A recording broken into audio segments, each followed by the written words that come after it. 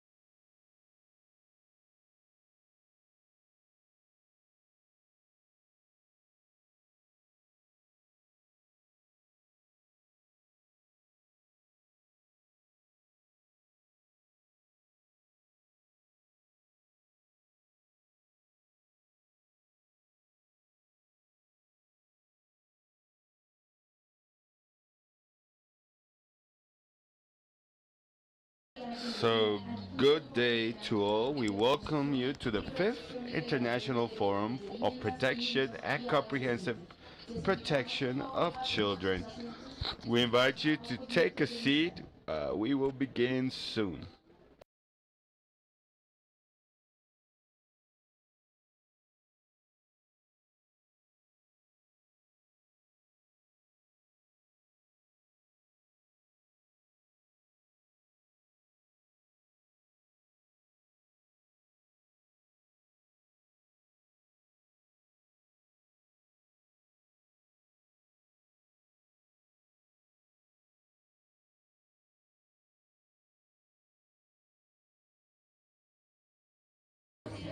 Good day to all. Welcome to the fifth International Forum for Promoting the Comprehensive Rights of Children.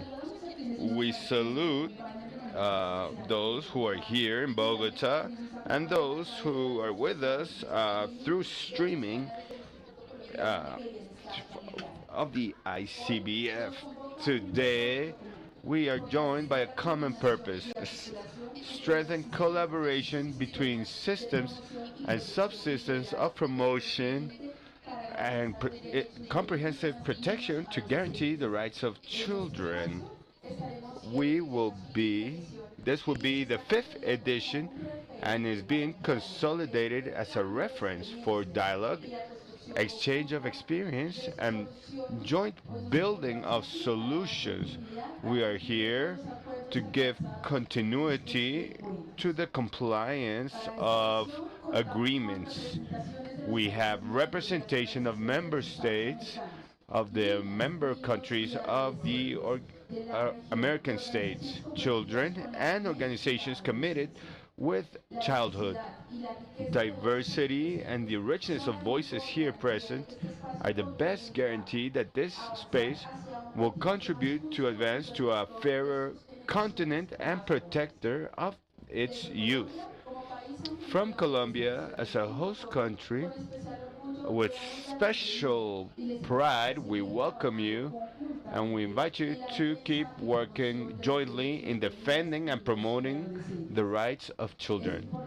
It is important to highlight because this is a space where children participate. It is prohibited to take photographs or record videos where they can be identified. So, we thank you for not taking their pictures. This is a protection space of children. That is why we need the joint permit to accomplish this protection measure so they are a reality. In the country of beauty, music, we inspire you to enjoy this space and join and listen and be aware of a presentation we're going to have today. We invite you to enjoy a cultural demonstration from the Batuta Foundation, who prepared with a lot of heart a repertoire that will fill with harmony and festive spirit this moment through their talented voices.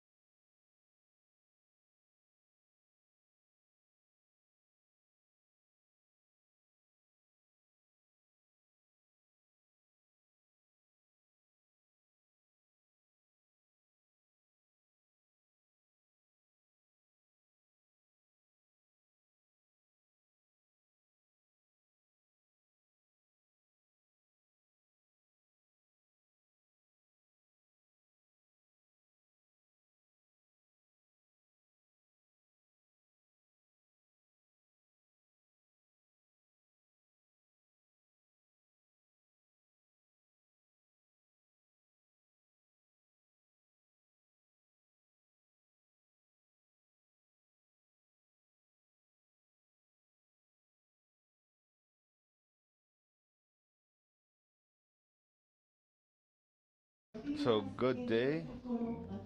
This is the Batuta Choir. We're very happy to be able to share the art we do every Wednesday with a very special group of young people. Next, we're going to have a Swahili song for peace and French. It's called Amani, singing for peace, for liberty in both languages. And then a song for peace in Vallenato from Colombia. Thank you.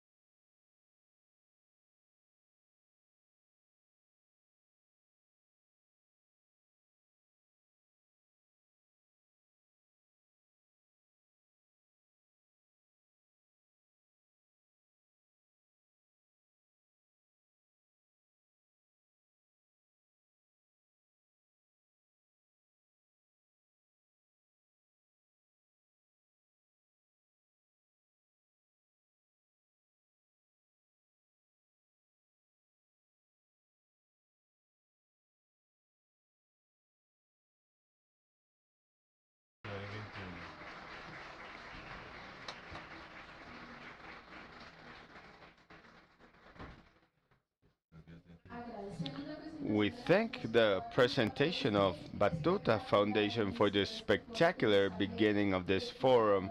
We're happy to hear your voices and messages from these songs, and that they represent the feeling that a lot of us here feel for children and what we want for their lives.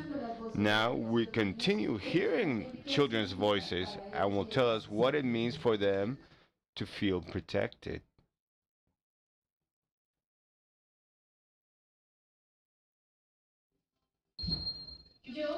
I feel protective when public institutions and civil society organizations open spaces where I can express myself with freedom and my voice matters. I feel protected when I can trust the adults around me and go to them to tell them if something worries me, makes me uncomfortable, or hurts me. I feel protective when my voice is taken into account in the decisions that affect me. I feel protected when I have a support network and authorities listen to me and protect me in case of a vulneration to my rights. I feel protected when I know I understand my rights.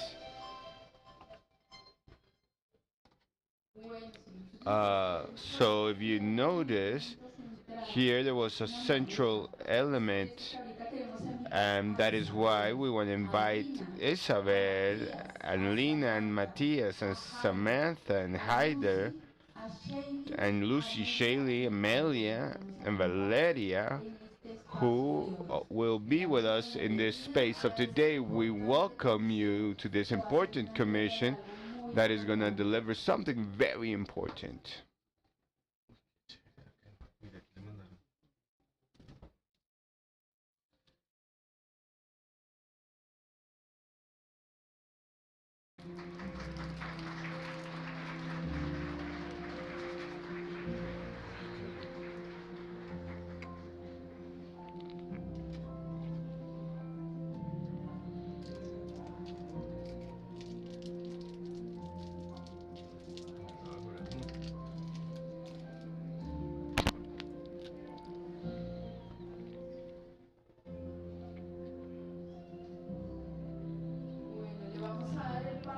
So we're going to give the floor to Valerie, who's going to tell us what this malejas mean.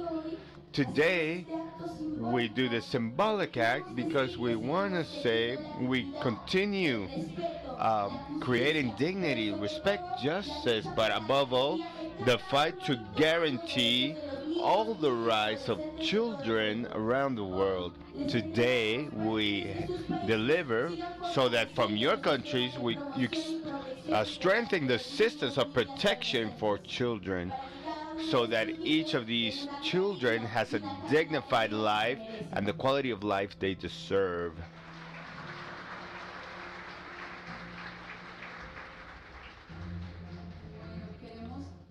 We want to invite Mauricio Cifuentes, so on the board we can start sewing this together um, with the girl that is accompanying him.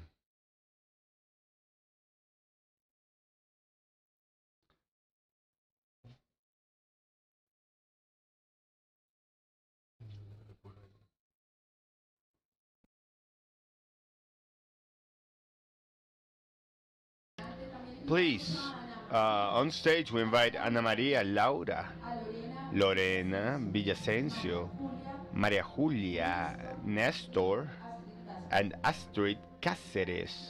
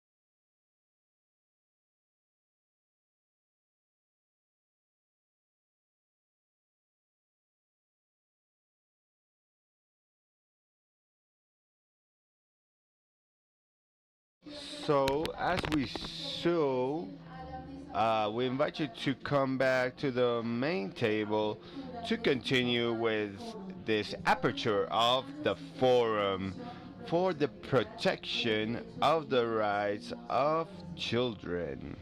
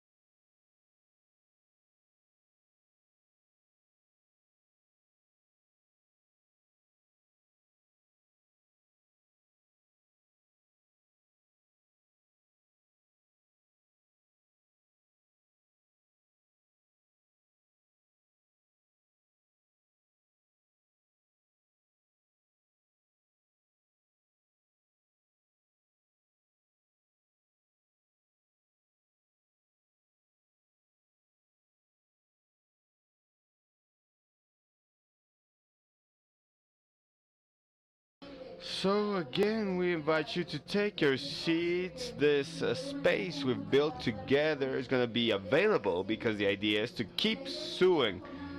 And the idea is that these 2 days we continue sewing together these work we do together in all of our continent. So we thank you for those who continue. Please take a seat, and we thank the presence of Isabel, Lina, Matias, Samantha, Heide, Lucy, uh, for Valeria, who delivered this great message, and also Valerie, who made a call to protect the rights of infancy.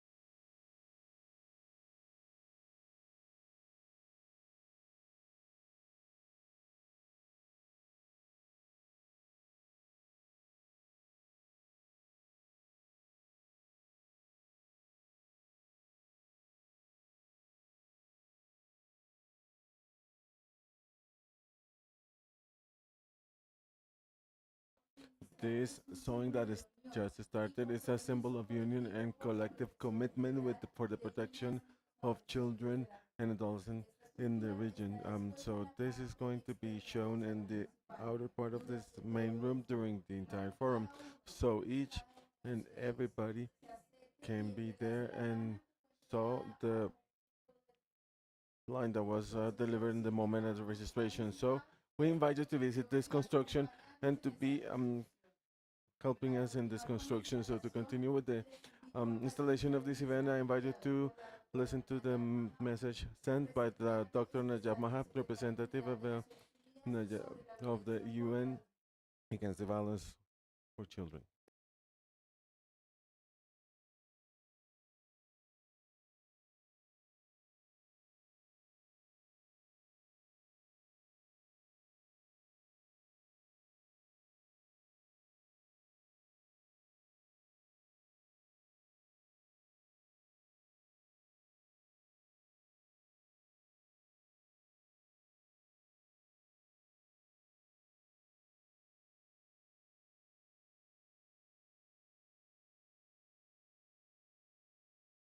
So we invite you to listen to the message of the representative of the General Secretary of Representative of UN.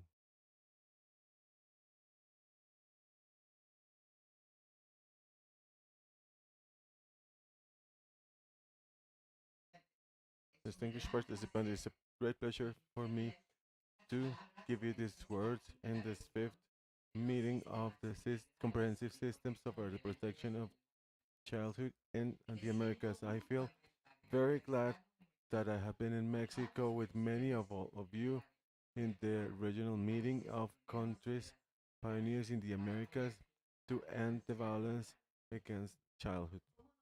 So, as in Mexico was said in a street from ECVF Colombia, this meeting is key to be together at the same time and on the right time to ensure the protection and the welfare of the childhood. Thanks to your commitment with the childhood, there were improvements, important improvements in the strengthening and the protection systems for children in the Americas. Distinguished participants, we know that it is essential to have a comprehensive approach and sustainable approach to prevent and answer to the violence against children that includes together with laws, policies, data, and services required in all of the social sectors, especially the social and family welfare, education, health, security, and justice, as well as sectors that are related to emergency situations and migration. So, we know that the protection systems for children should include the prevention, early detection, management of cases, response, preparation, and also we know that there are common challenges in these regions framed by poverty, inequity, social norms that tolerate violence, humanitarian emergencies, migration, and continuous increase of armed violence, and also challenges that are framed by the limited political power of those sectors, fragmented actions, lack of coordination at a national level and a local level, lim- limited financial and human resources, and we have to distinguish two participants to continue strengthening the protection systems for children and to get together. And at the same time, I want to state the following motivation questions. What do we understand as protection systems? We have the same comprehension of that question. And what sectors and stakeholders are part of the system for the protection at the national, provincial, and local levels? Are they clearly defined, or the roles of the people are defined in the sectors and roles that are part of it? We have the human resources and financial resources available, sustainable in time. Are there the systems for the protection prepared to answer to emergencies and crises? Do we have spaces and tools that are adequate to ensure the participation processes, including the communities, the civil society, and children and adolescents? Do we have data that we can trust with tools and standardized tools to monitor and evaluate our actions? We document and share the experiences from for the protection of violence, for to protect children against violence. Distinguished participants, I want to remind you that this is not an exam or a test. So through interchanging experiences, I would hope that at the end of these 2 days of work, we'll have concrete actions to strengthen the protection systems for childhood at a local, national, and regional levels. I conclude reaffirming my availability to continue collaborating closely with all of you. Thank you very much.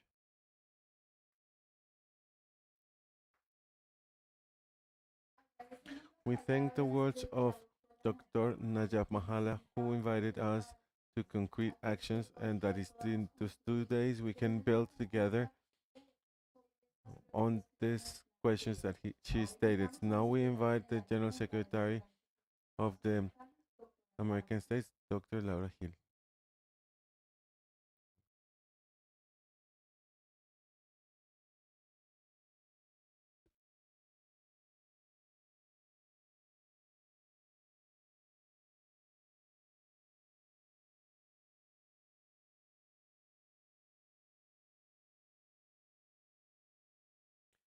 Good morning, everybody.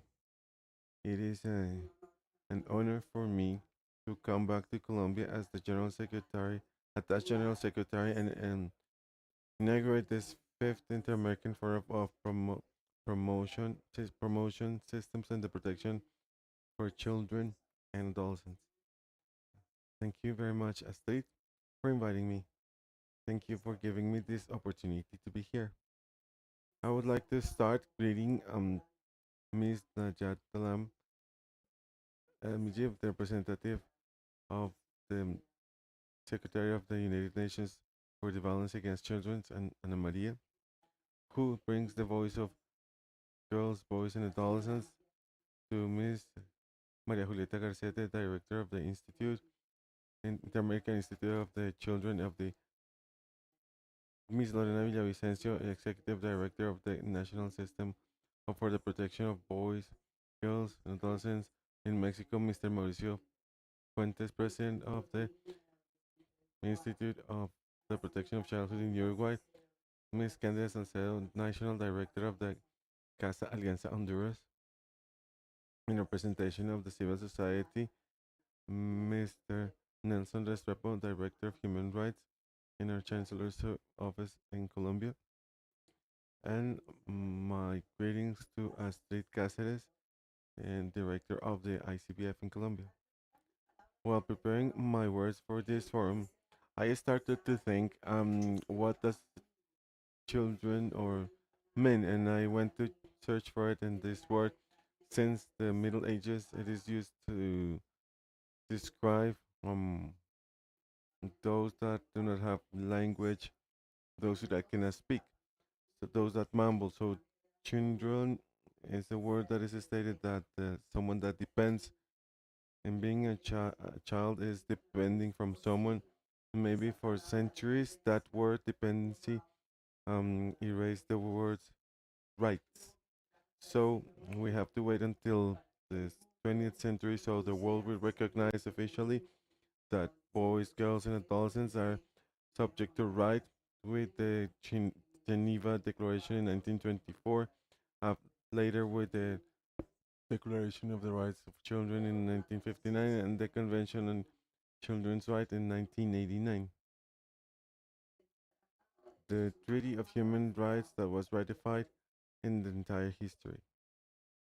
And this forum, it is part of this trajectory and call us to check how much we had advanced in the guarantee of children rights, and how much we have to still to go on. So it reminds us that childhood is not future only, but also it is being present. And I want to say some words here about how that when we talk about girls, we talk about them, and we don't talk about facts. And you, that are the experts in these topics, know more than me that the Convention of the Children's Right in Article 12 states the need to consult children and adolescents. And this is not only for my work or it's not a symbolism, it's not charity, it is an obligation and it is the construction. And children are capable, girls are capable, adolescents are capable, and we were able to see them in the municipal councils of young people in the climate changes at a global level, and we were able to see children take a voice that adults be that we get covered because we should be clear sometimes and many times and mostly what is related to in relation to climate change children overcame the voice of adults. So the problem is not related to capacity. Definitely, it is related to remote democracy. Children show blind points or blind spots that we have, and we have to listen to them. So, recognizing their voice and guaranteeing their rights, it's not, it shouldn't be a promise at a long term, but a responsibility that it should be immediate, and the regional agenda should locate them and right in the middle of our priorities, because from that it depends the legitimacy of our democracies and the solidity of our social tissue. And the Organization of the American States, we assume this commitment with seriousness. The General Secretary and the Inter-American Commission of Human Rights and Inter-American Institute of Children and Adolescents and all the organs or bodies of our system work together to join the member states in the consolidation of protection systems that should be robust and efficient. And this collective effort reflects a duty that should be taking care of the rights of childhood and adolescents are reality in the region. And no country should achieve that without this. Cooperation and multilateralism are indispensable tools, and sharing good practices and support each other in the construction of local capacities, we multiply our impact and we honor a basic principle, which is the dignity of each children and adolescent that transcends or goes beyond borders. And I want to conclude only with a condition, or well, with a reflection. The childhood is not the beneficiary of policies, but a changing agent, and ignoring their voices weakens our democracies and our decisions. Thank you very much.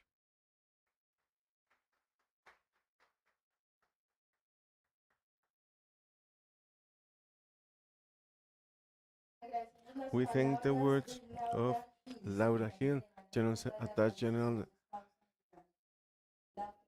Secretary of the Inter-American States. So she makes a reflection to listen to children, understands them, and changing agents in the systems. And I think this is going to be a great reflection that is going to be um, in the minds of everybody during these 2 days. So, Laura, we give the representation in this board. We have Ana Maria. Ana Maria is a great Colombian leader. Welcome, Ana Maria.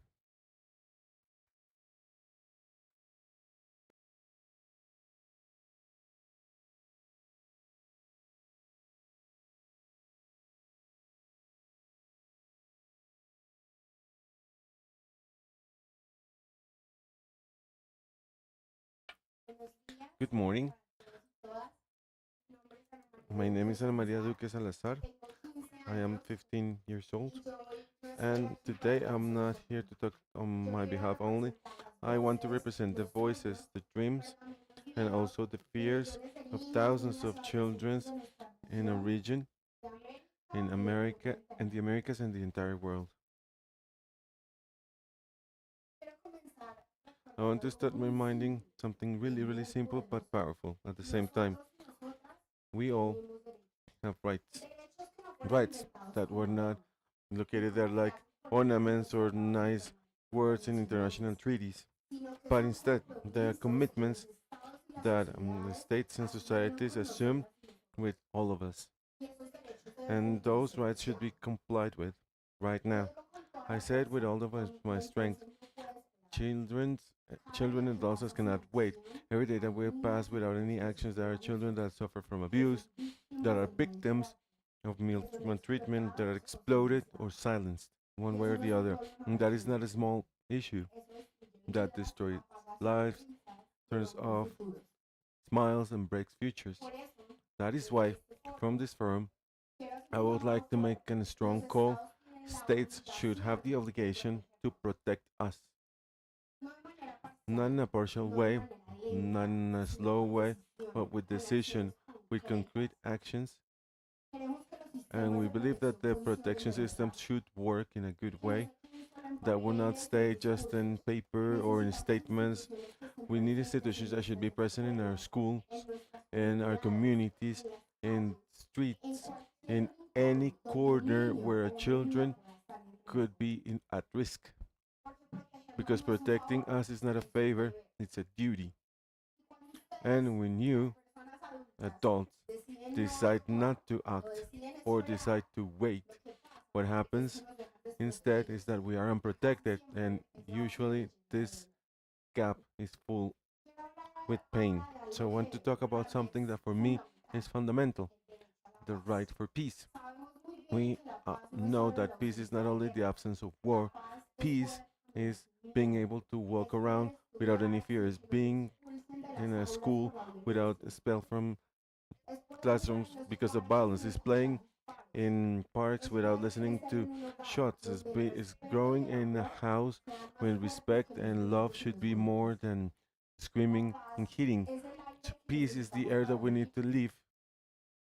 Without any peace, our rights are fragile. Without any peace, our lives feel unsafe. And without any peace, our dreams become nightmares. Today, I want to ask on behalf of those that are here that peace should become a priority, that it should be real, not in a word that is repeated constantly, in automatic. Because when there is peace, children blossom, and when there is a blossom, the entire society wins. But I want to emphasize that not all of the children in the world can talk from a safe place. There are girls and boys that don't have any voice because words silence them. I want to raise my voice on behalf of them because I think in girls and boys in Palestine that lost their families, their homes, their schools. And I think about those that grow in the middle of fear and destruction, those that can see the world closely, where the only thing that they should see is um, pens, colors, games, and notebooks. They deserve to live, they deserve to be protected, and deserve peace. And we cannot look aside. Every children that dies is an injury for the entire society. So that is why today, from this forum, I would like to express all of my solidarity to those children that suffer from the consequences of armed conflicts in Palestine and the entire places in the world in which wars destroy childhood. Dear adults, we all do not ask something impossible. We ask for something fair. We ask for those things that are written in the conventions, in the laws, and the commitments that you already signed. The only thing that is missing is that they should be complied with. There is not enough to listen to us. We need you to believe us, to take actions and turn our words into policies, in programs, in budgets, in realities that we can feel in our lives every day. because in my case, I want to inherit a world full of peace, not a world of fear. I want to grow in a planet in which the word protection should not be a promise, but instead a daily experience. I want to my generation to be recalled as the generation that suffered, but instead a generation that was able to dream and get their dreams complied. Today, with 15 years old, I'm not talking with fear. I'm talking with hope, but also demanding, because children have rights, and these rights should be complied with. Thank you.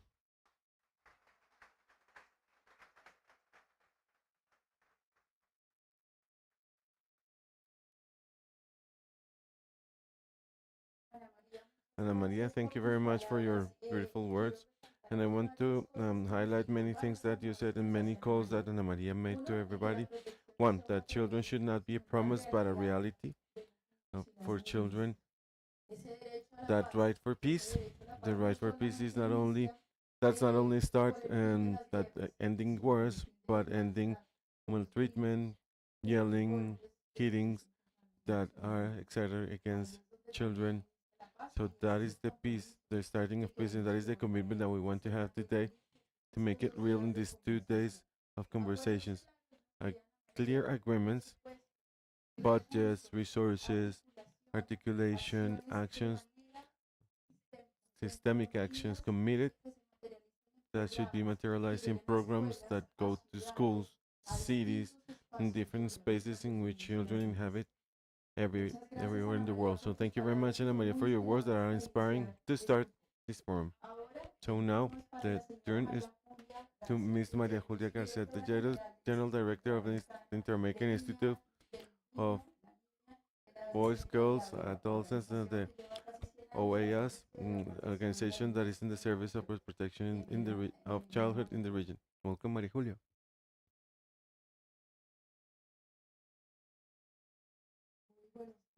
Good morning, everybody, especially to my colleagues in the table, Colombian authorities, and also representatives and from authorities from states that are present here, above of them Barbados, Chile, Costa Rica, El Salvador, Mexico, Panama, Paraguay, and Uruguay.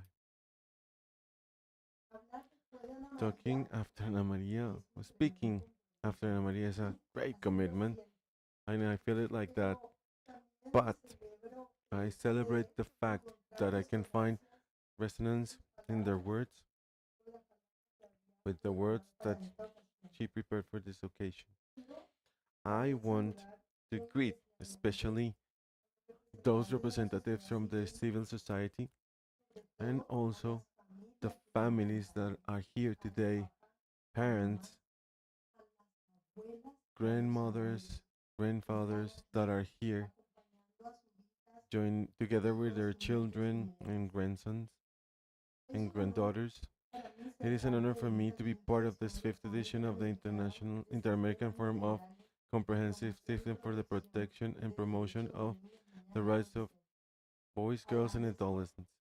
I thank from my heart and especially to Colombia for open the opportunity to this or to shelter this encounter, because this encounter gathers experts, leaders from the big nation, but also those that are experts in childhood and adolescents, that are those children and their families, exchanging and thinking and proposing guidelines for improvement on the promotion and the protection of the rights of them in our region. It's a great challenge that join us here during these 2 days. The path for the preparation of this forum has been an opportunity to navigate together states, civil society, multilateral or bodies, challenges to sustain this exchange instance, intergenerational and horizontal and participative space, defining what are the topics that we want to focused on there was a wide consultation to children and adolescents, and also and those civil organizations and states agreeing and important topics: access to justice, protection against any type of abuse, dimension, and the community levels, and the promotion of peace. These topics are fundamental in during this time to guarantee that children and adolescents can be developed in a safe and healthy environment, as Ana Maria said, to blossom with their capacities and reach the greatest potential available. In our continent, we rely with brilliant humanists that started with from their thoughts and practice the basis for example, Orlando Farnsworth, a sociologist and philosopher, that this year, 2025, was born in 100 years ago, gave us a flow of knowledge in social sciences, particularly a concept that is related to join us to understand the human part, which is the senti thinking. The past Friday, we commemorated 104 years of Paulo Freire, and that gave us the basis of popular education and alphabetization, solidarity, and releasing basis that was taken from UNESCO as a universal method for learning. Humberto Maturana, biologist and philosopher, that left the definition of life as autopoiesis, and he's 91 years old, said that loving is allowing the other to appear, that the main focus and living together or coexisting is listening to each other be to do things together with the mutual respect. I can quote many other people from this big country that gave us values and thoughts rooted in the deepest sense of human part. But I mention these three because for me they are pillars that nourish my vision and my greatest dream so that America receives the protection and participation of children in the world. So what I want to leave with you with these opening remarks is that truly these 2 days of the forum, adults can transmit hope and make it contagious our will to live, so that children, young people, and grandparents celebrate with joy this meaning of thinking and feeling together, how making love, we can make it our daily life, our routine, how can with mutual respect we can get together to have better horizons for children in our continent, with the certainty that all of this really collaborates to world peace. So thank you very much.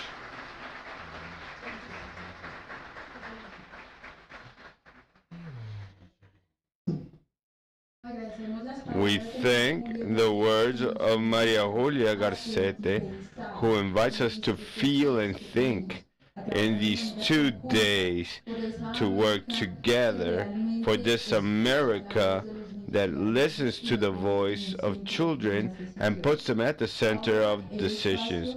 Now the space is for Lorena Villavicencio Ayala, Executive Director for the System of Protection of Children from Mexico.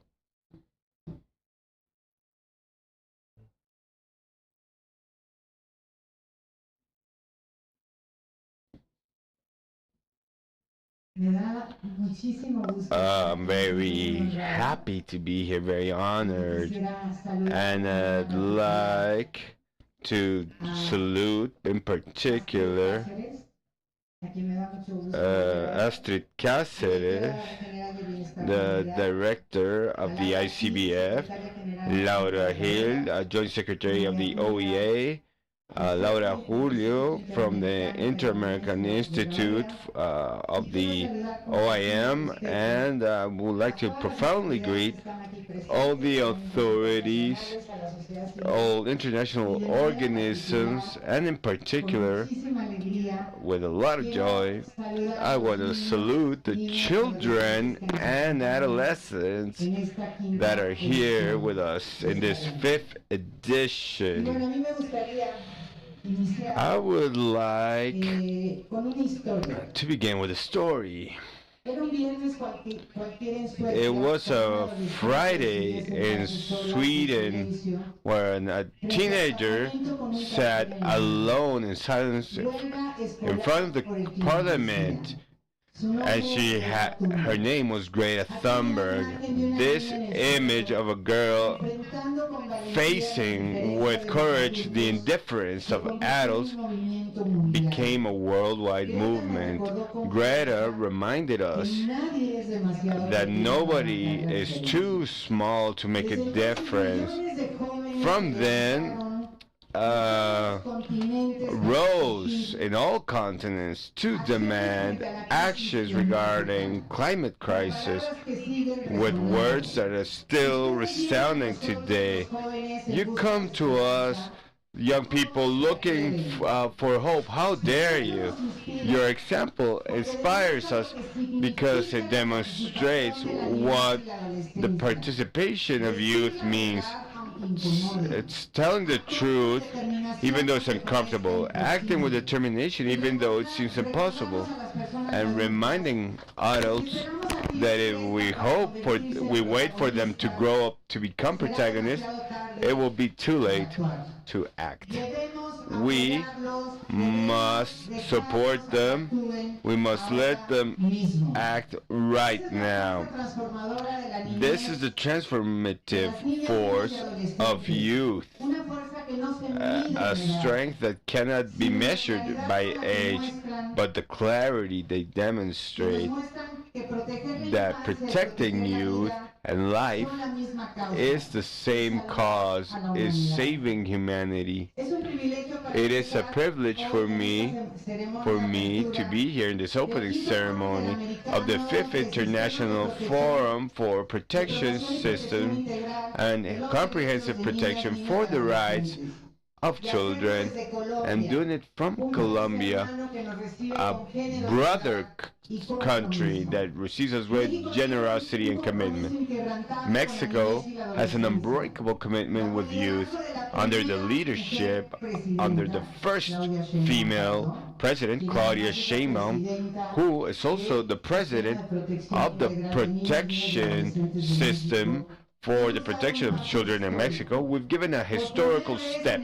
For the first time in the development plan of the country, it is established as a priority the Republic for Children. This means guaranteeing essential services, preventing all forms of violence, and ensuring environments where they can grow freely and safely and happily, and growing and exercising completely their rights.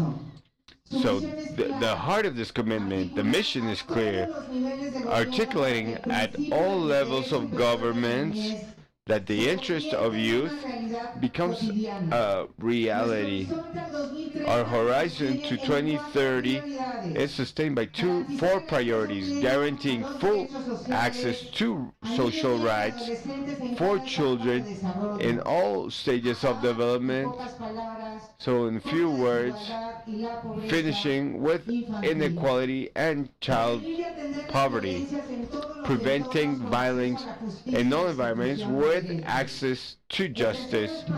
Third, protecting entirely those who have suffered multiple discrimination and exclusion. And fourth, very important, is ensuring the executive participation of children in all policies that affect them. I want to particularly salute the five youth that come from the Mexican delegation and are part of the council, where we want to clearly state that we want them to be the face, the voice, and the great protagonist of SIPPINNA. I don't want to overextend myself, but I want to tell you that for us, it is fundamental. We don't want our participation to be something symbolic. We want children and that their voice is translated into policy, concrete actions to transform public power. Mexico in 2017, we had this, and we see how this space has evolved with international organisms and the active participation of children. We think we gotta continue and we must go beyond, establish concrete actions of collaboration with articulation between systems, commitments that transform lives. Mexico reiterates its conviction in favor of multilateralism and multi-actors that are the path for an inclusive future without leaving nobody behind. I am happy to see today the delegations of children that will participate actively in all the spaces of this forum. I would like to close with an urgent call, like the leader of Colombia did, and taking the example that she also raised the voice against Gaza, where more than 50,000 youth have been assassinated or displaced. The youth in Gaza is facing unimaginable horrors, explosive weapons, hunger, loss of families. It's urgent, as urgent ceasefire and sustained. I would like to ask that this forum amplifies and joins these voices that are going around the whole world, and let's not leave alone the children of Gaza, because justice and peace and life are bigger than any of us, and all children deserve to grow, dream, and fully live their rights. And that is why we demand that they comply with the interest of youth around the whole world over any economical or political interest, because the children must come first. Thank you very much.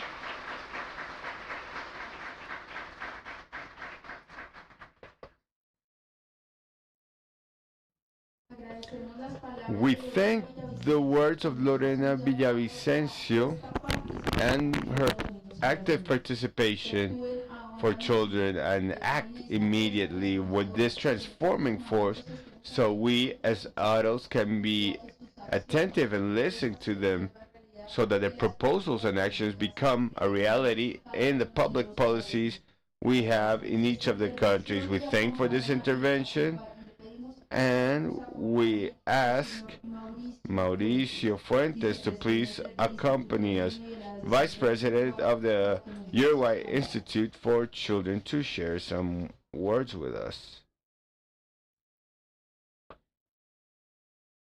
Good day to all. A pleasure to be here today in this event.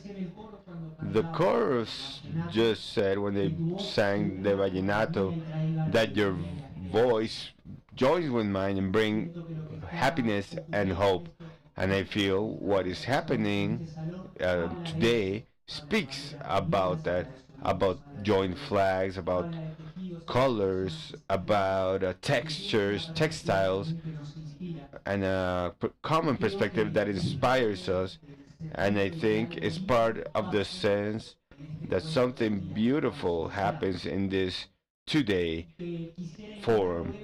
I would like to inaugurate briefly with five um, comments. First, I want to thank the hosts here in Colombia, the ICBF, the whole country for its warmth, hospitality. Second, I'd like to thank the commission of this forum that prepared this forum, because these 2 days are the result of a long process of work that is condensated today in the possibility of sharing and working together, but has depended on a lot of meetings and work to be able to condense all this work we'll be sharing today and tomorrow. I'd like to thank institutions, the states, organisms. We know our efforts we did, the difficulties we face, but also the commitment we have to guarantee and the protection of rights of our communities, of our people. I'd like to thank international organisms that support us here with the OAS, CIDH. We know these are alliances that if we can work together, it is more possible to reach our objectives. Fourth place, I'd like to thank civil society, which I'm part of. I'm proud to work with communities because a lot of times these go beyond horizons and show us the direction we have to go into, and they show the mistakes we make, because they also accompany projects and public policy from execution improvement proposals. And finally and foremost, thank the children here today and around the world, because precisely they show where we have to walk to. These different actors that gathered today surely to show us the strength and power in this space. And I think from there we must be able to position ourselves with a certainty, the certainty that the four subjects we've selected today are part of the same. The right to peace cannot be obtained without communities. This cannot happen without access to justice and without access to protection. When there's a situation of vulneration of rights, there should be access to peace. And if there's no access to peace, there's no possibility to living in peace in our communities. For all this to work, we need systems that are rooted on people in territories. I understand these four thematics, even though they're different. It's impossible to think about them separately. So I have the conviction, the certainty, that everything we work in these 2 days will have a profound meaning as we can integrate it. And I'd like to share an intuition. Yesterday, some of us participating in the forum, we visited the planetarium here in Bogota, and part of what they presented in the planetarium was a travel of Apollo 11 to the moon. I thought how that ship took off with a huge rocket, and as it advanced, it left parts behind. They were necessary in a part of the trip, but maybe later there would be a load. So when they got to the moon, the final objective, what was left was very little of what began. I think that part of the fertility of these 2 days of work may have to do with this, so we can leave our weights behind and just remain with the essential. And the essential, as Ana Maria said, rights are not a pretty declaration or pretty words like I'm saying, but they are another thing. And as we can leave those things behind and focus on the essential, we can say that these 2 days were useful. As Shate said in her first declaration, this is not a test. The test is in our territories, and from this conviction, we must find the essential to protect and promote the rights in our communities. And I want to invite you to live these 2 days of forum. Thank you very much. Thank you, Mauricio, for your intervention. Here, we want to highlight especially this summons of Mauricio to let go of those things that makes us continue facing difficulties. So building systems that are practical and can really reach the lives of children. We must remain with the essential. Thank you, Mauricio. And with systems rooted on people, children that are here today, but also in our countries. So now we will listen to Mrs. Candida Salcedo. She's the National Director of the Alliance. Good day, distinguished members of the board, the states, and special guests, above all, children that are the reason why we're here.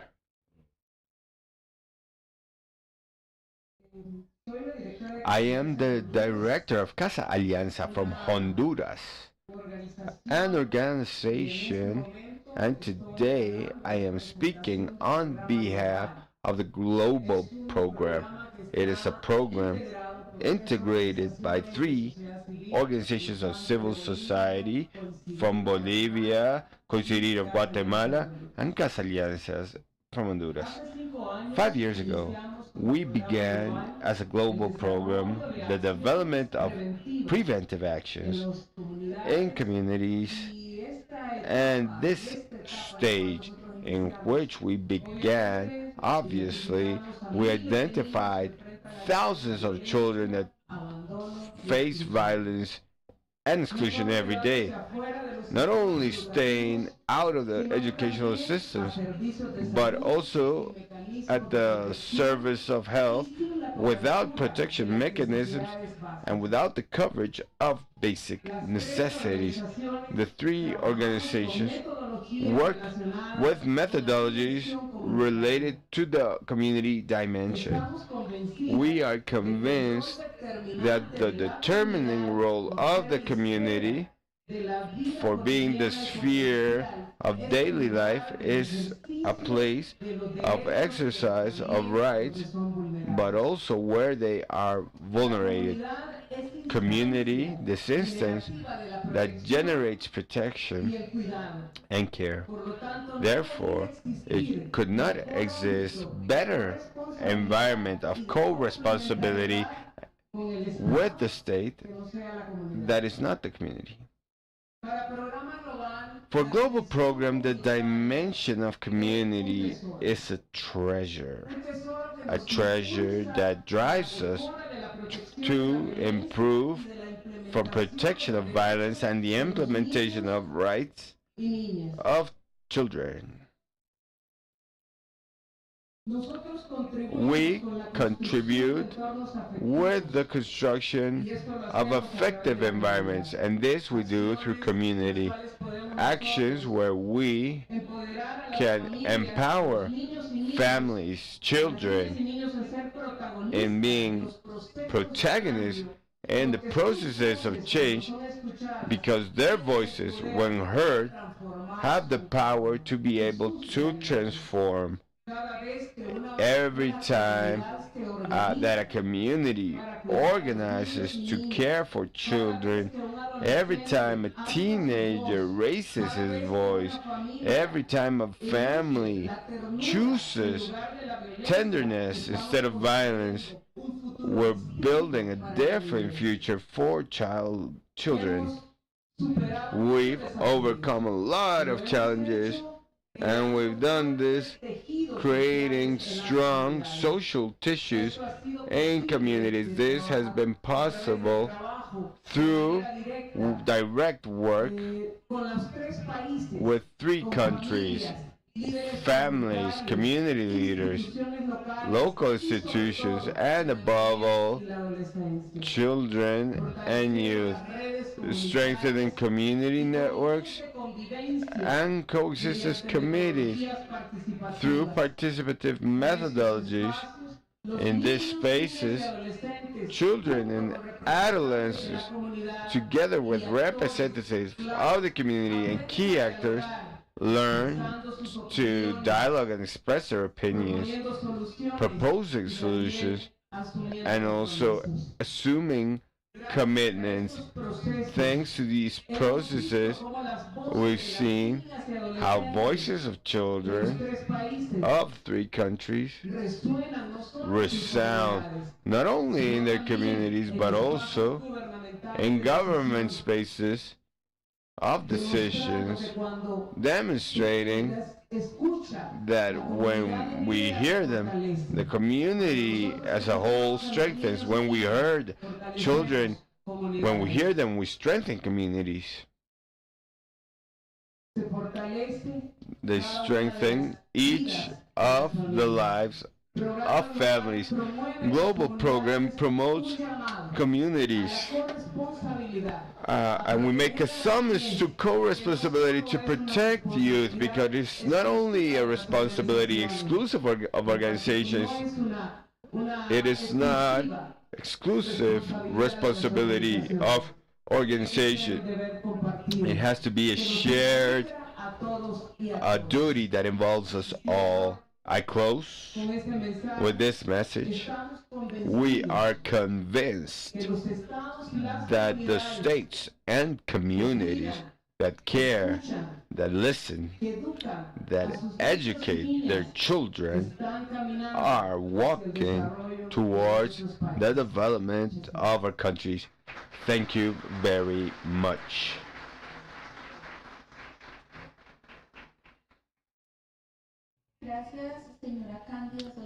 Thank you, Candida, Director of Casa Alianza Honduras.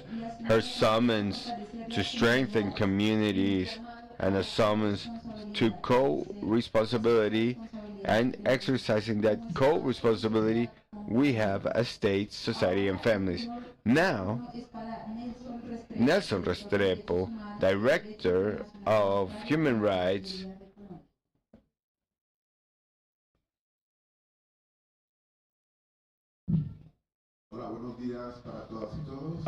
Good day to all.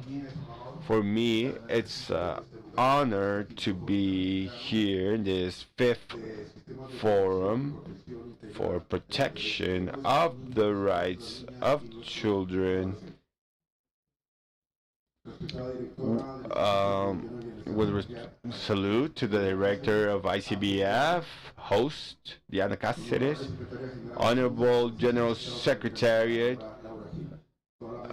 all the board, and all assistants. In reality, I'd like to give three quick thank yous.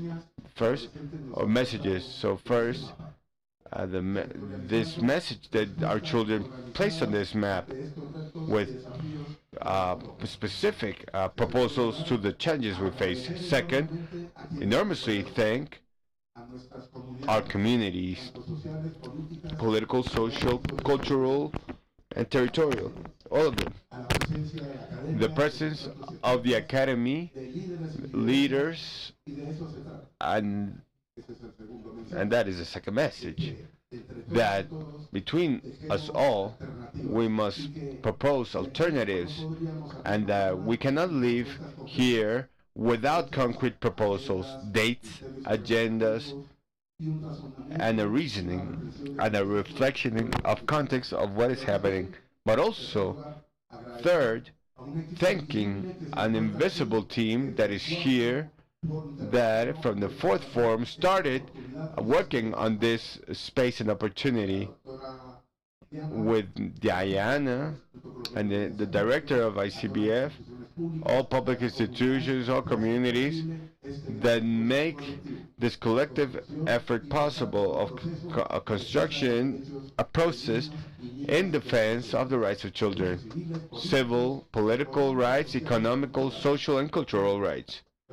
But also the message of our Chancellor, Yolanda Villavicencio, who is with our President, who leads the process of the government of change. Here, we meet different part of this group of agents of change, and we also lead a process of humanitarian diplomacy to defend the interests of humanity and the planet. Yes, of course. And also, it is important for us to welcome respectfully all delegations that are here and are part of the story to change a lot of the things that are happening real time.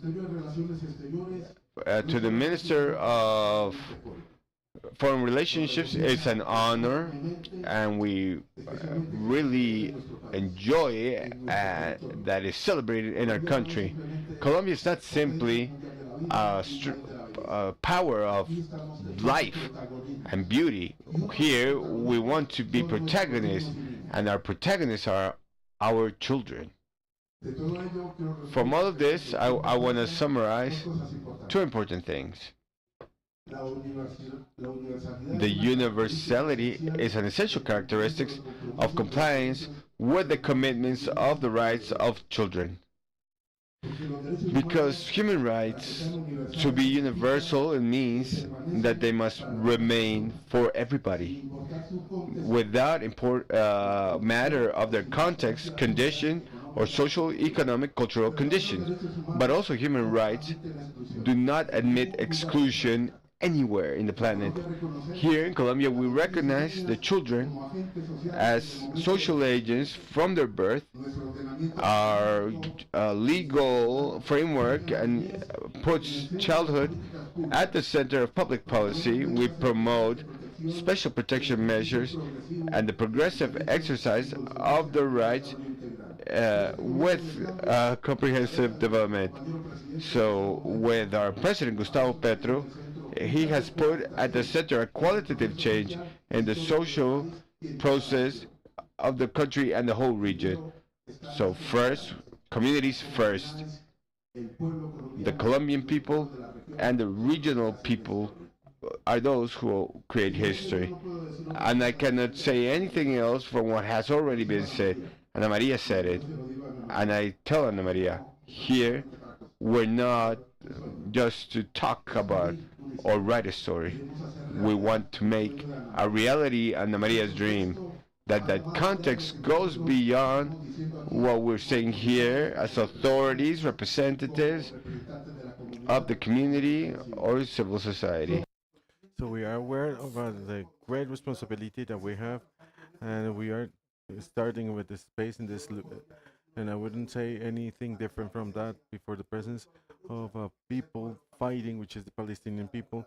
We have the flag and we have the ambassador here, and we are all committed not only with the Palestinian people but also, which is not a war, it is a genocide, and it is a genocide that is telling different authorities in the corners of the country, in every corner of in the world.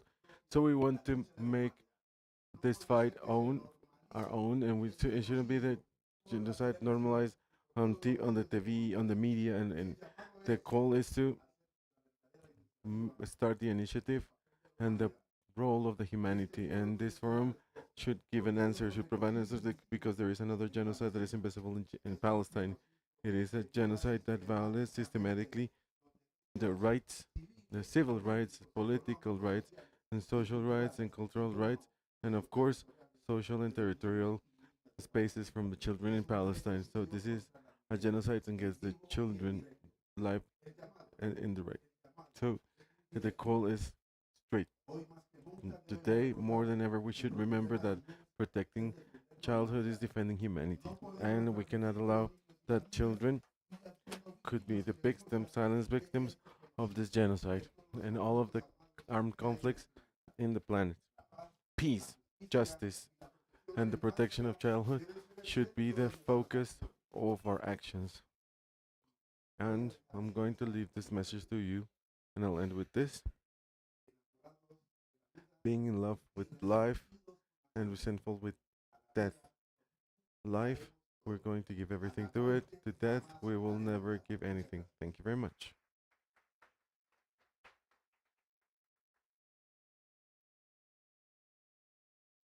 Thank you very much, Dr. Nelson Restrepo, the Director of Human Rights and International Humanitarian Rights in the Chancellorship of Colombia. Words, the reaction to genocide that is committed against the Palestinian people. This is one of the goals that we and institutions of the state are committed to work with, because we cannot um, take aside the reality of children that are on the other side of the world, but we also have a cruel situation and complex situation. So now, to close this installation of this space, we welcome Astrid Cáceres, Director of the National Colombian Welfare Institute.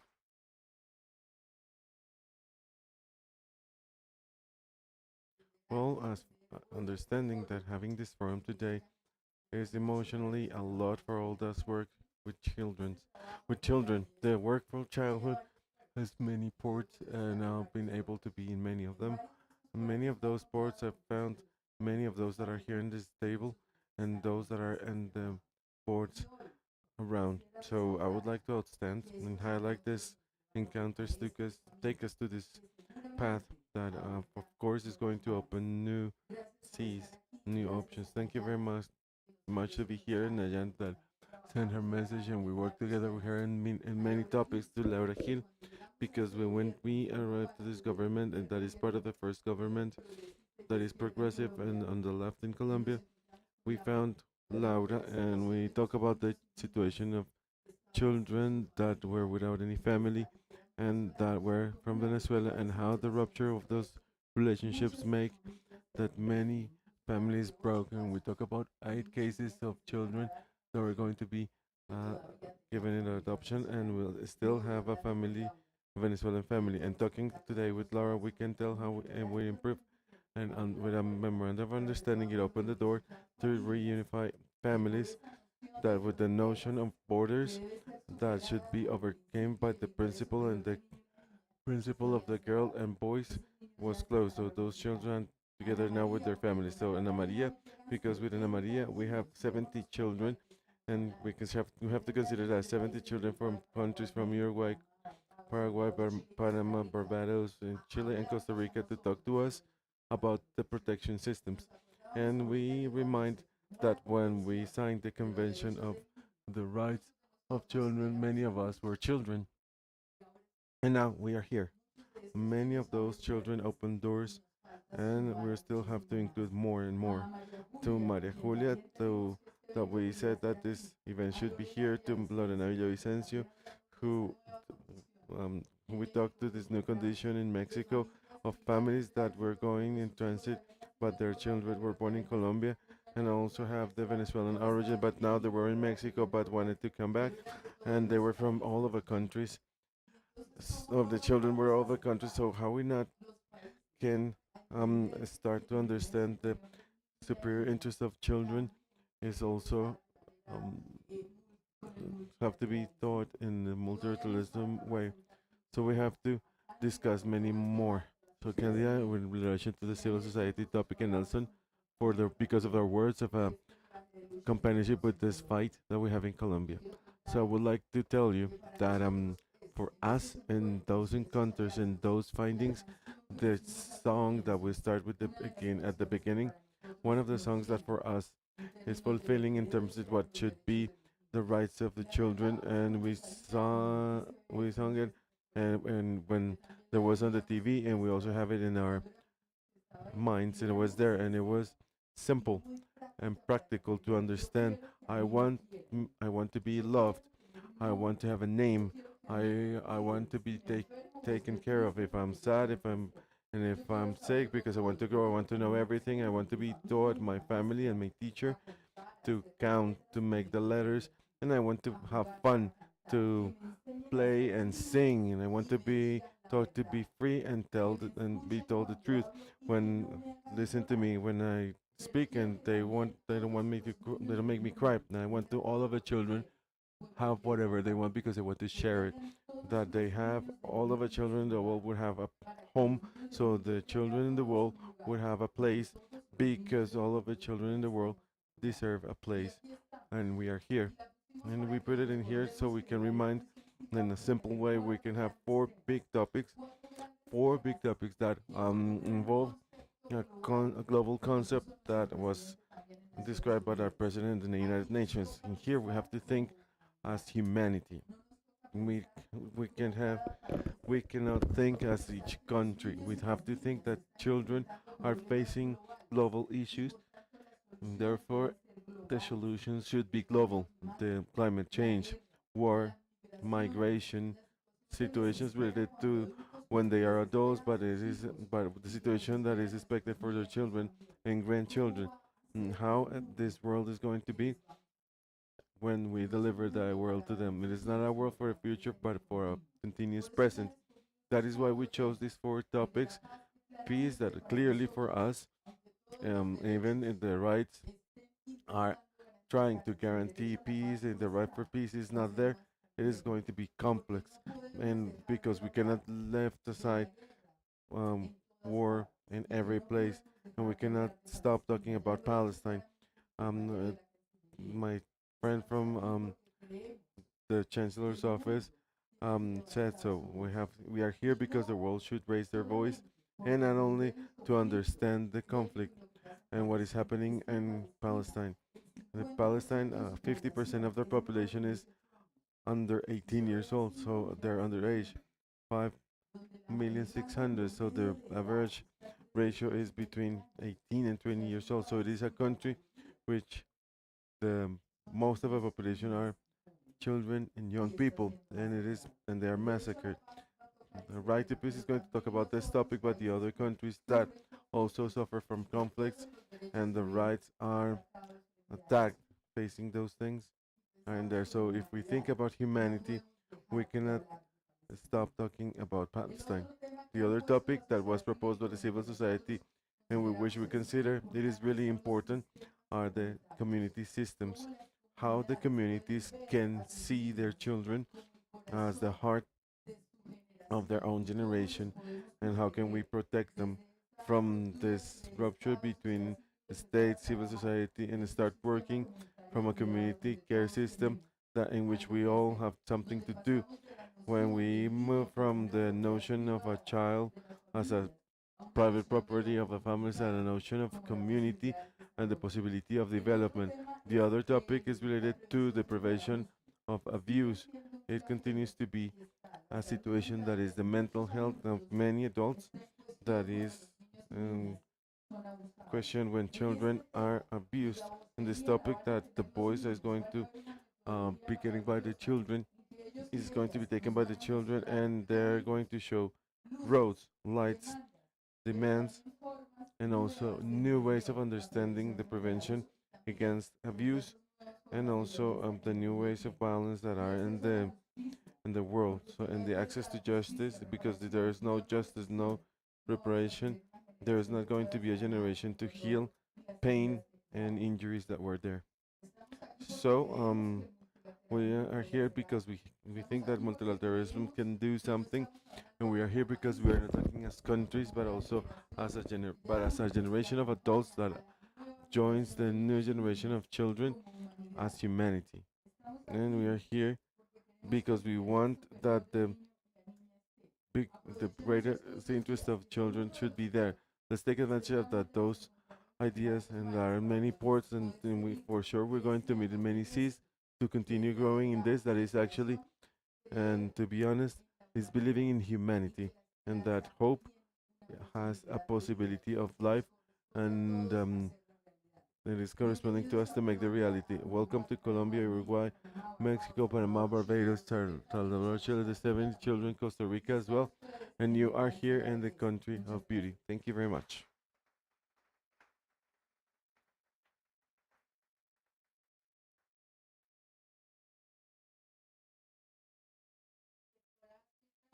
Director Astrid Cáceres, thank you very much for your words.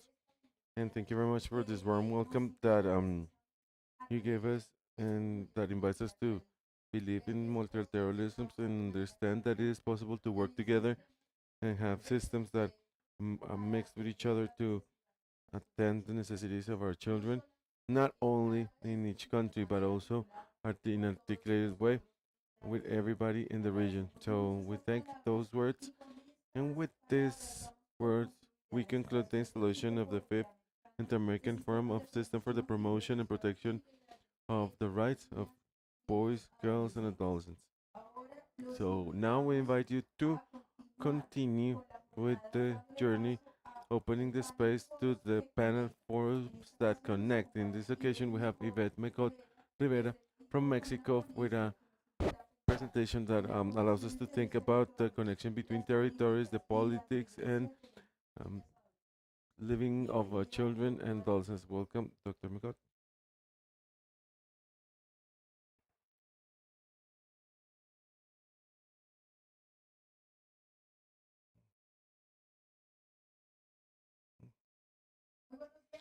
Good morning, everybody. How are you doing, boys and girls? Great. It is great to listen to your voice. And also, it was a great moment in which we are together with these great emparedas. So I'm glad to be here. Thank you very much. We have to greet the authorities, but it is important to listen to their voices. And for me, of course, it is a great honor. And also, I'm not going to read, but the director of the Institute, CBF, Astrid Cáceres, thank you very much for being present here. And I want to congratulate all of the organization that it implies. And I had to, um, in the state of Nuevo León, to have the encounter. We were the main office in the Mexican state, in the state. It was the fourth forum, and the time that it was a great, it was a lot of stress, but as the way you see me now, I was there, like in the same situation, stressful and nervous, and of course, in 2 years, as an you will be a little bit better in another space. And thank you very much for this organization in this process. Well, now starting with this presentation. Actually, I have 15 minutes. I'm not going to be used of time, but actually, what I think is more important is that what implies about the peace in adolescence.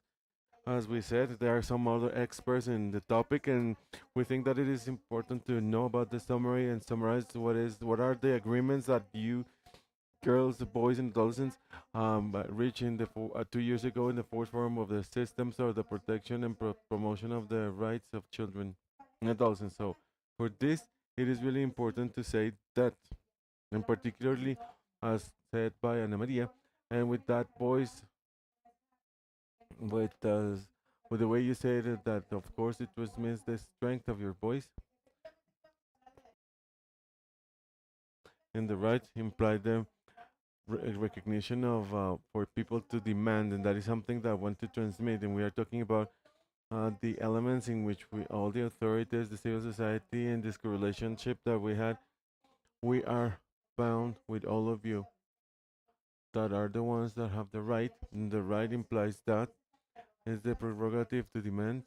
And based on that, I would like to um, send, and it was important to greet the listen to licensee Doria Balam in Nuevo León State and the government of the state. Thank you very much for the invitation, and I think it is important to be clear now that we're going to see the presentation. If you know that the topics that were concerned in the 2 years ago was focused on the rights, on the general rights that you understand that is education, how it is held, how it is participation, and it is important to consider the turn and deepness on the topics that you are proposing for this forum. So it is, of course, we should pay attention to the importance that you young people are giving to it in the name, and have a vision of their rights in spaces like this ones. Not only like this, but also in the decision making of different countries that we are here in the nation states that we are here.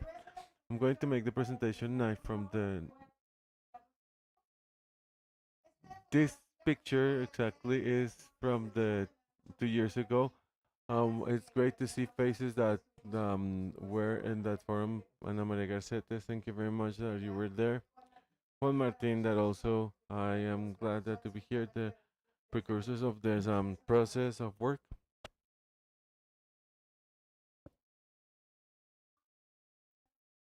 Of course, I was told the translation. Sorry, I will speak a little bit slower. This picture, of course, it's from 2 years ago that we were there working. Move on, please. Next one. And of course, these are the four topics that I can say that children and adolescents wanted to put on the table. But these are the topics that the children and adolescents understood as the priorities to be developed, and also to generate agreements and actions, specific actions that we should consider during 2 years, and of course, facing or trying to get a response from this forum.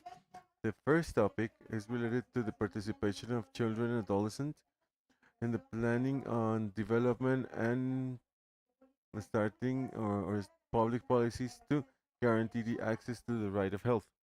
In general topics, the first topic would be exactly the generation of mechanisms to respect and guarantee the access to the right of health of children and adolescents. The second one was the participation in planning, development, and of course, public policies to guarantee the access to the right of education.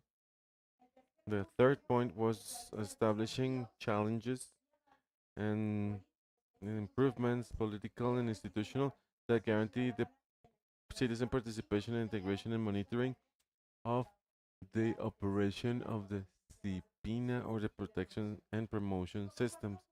And fourth, the participation of children and adolescents in the planning, development, and implementation of public policies to guarantee the access to the right to the positive raising. So I think it is important that we observe exactly the turning of topics in which children and adolescents are concerned about.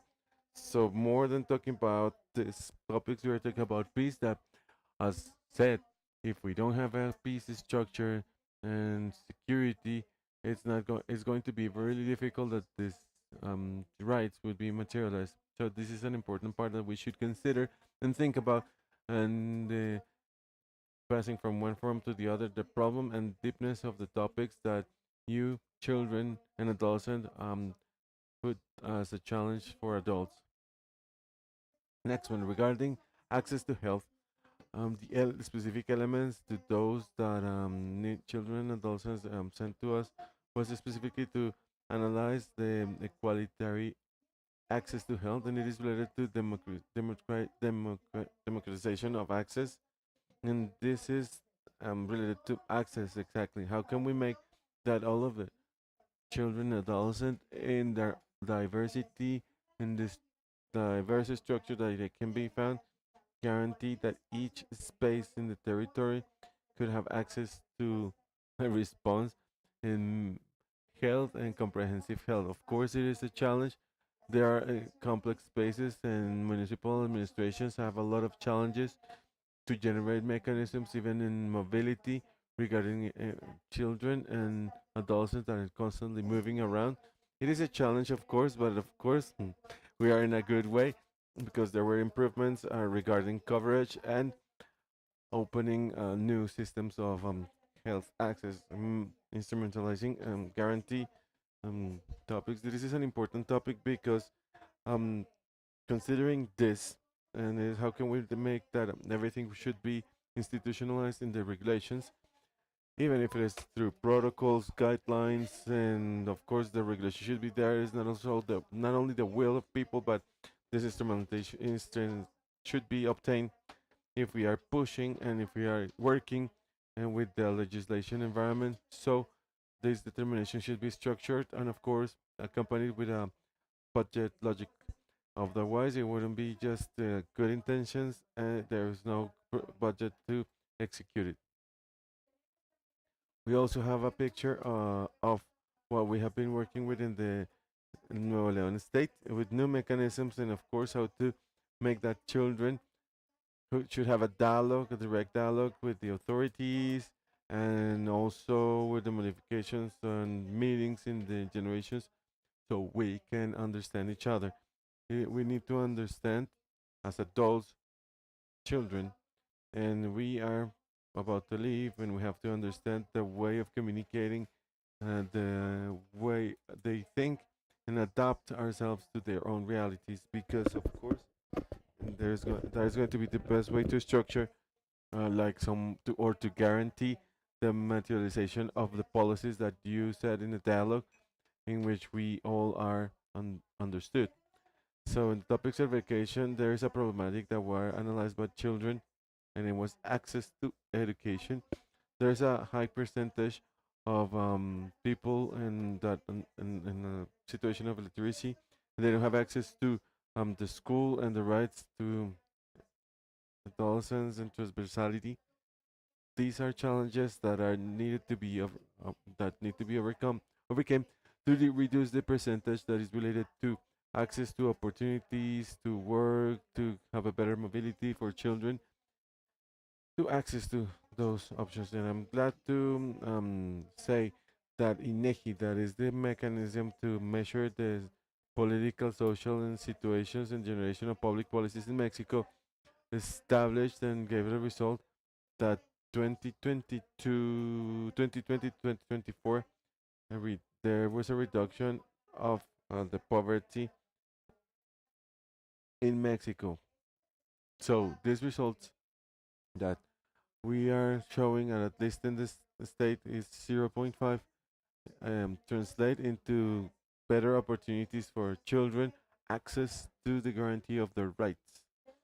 We also have, on the other hand, programs for the prevention and that, for example, harassment that limits the access to education. That this education that is relating this environment are also socialization environments, and for that reason, it's really really important to prevent and eradicate all the mechanisms. I mean, all of the actions that generate violence, even if between pairs or in institutions, for children, facing children. This topic, this is a picture that we have from um, a project that was really, really important. And we are starting in the state of Nuevo León, in which Mariana, that is our representative at the council in the state, joined many young people from different structures, from different environments in Nuevo León to start a new petition and deliver petitions to the authorities and the secretaries of government so we can understand health, mental health. And this is a topic that actually is really important for children, adolescents, and we are not analyzing the important need that they have to be listened to. And on these petitions, fortunately, we achieved that all the universities that are in the state are going to provide human resources to reach the spaces and provide a comprehensive and direct attention. We also have, on the other hand, the topic related to participation, citizenship, and monitoring. And in this case, we prioritize the strategies that allow the civil society for children and adolescents to participate in the generation of public policies.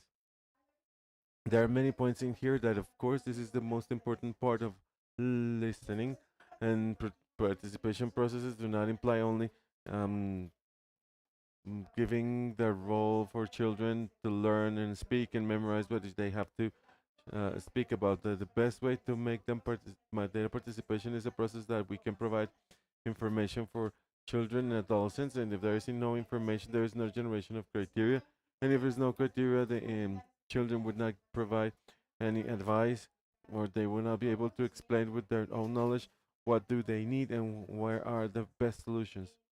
In the state of Nuevo León, the Secretariat of Citizen Participation this year took a public audience started by the commission that we have in Nuevo León, and there was a petition like in relation to the from the five secretaries and that are related in topics in social rights. And this plan exactly what was in a public audience. We have to there should be a follow up and should be compared because they are binding agreements in which we as authorities agree with the infant with the children and adolescents. And the next one. And we also have the topic related to the participation of children and the positive raising. And this is an important topic because in the end, children is from the that is determined by 0, and those children from age 0 and 6 years old is the one of the most important stages related to development neuroplasticity that is there and between the first years of life is incredible. The mechanisms and the way it is a structure where there is a protection of rights that modifies or changes the perspective of a child and the positive raising, and not only for the current generations but also for cultural change in the way we are educated.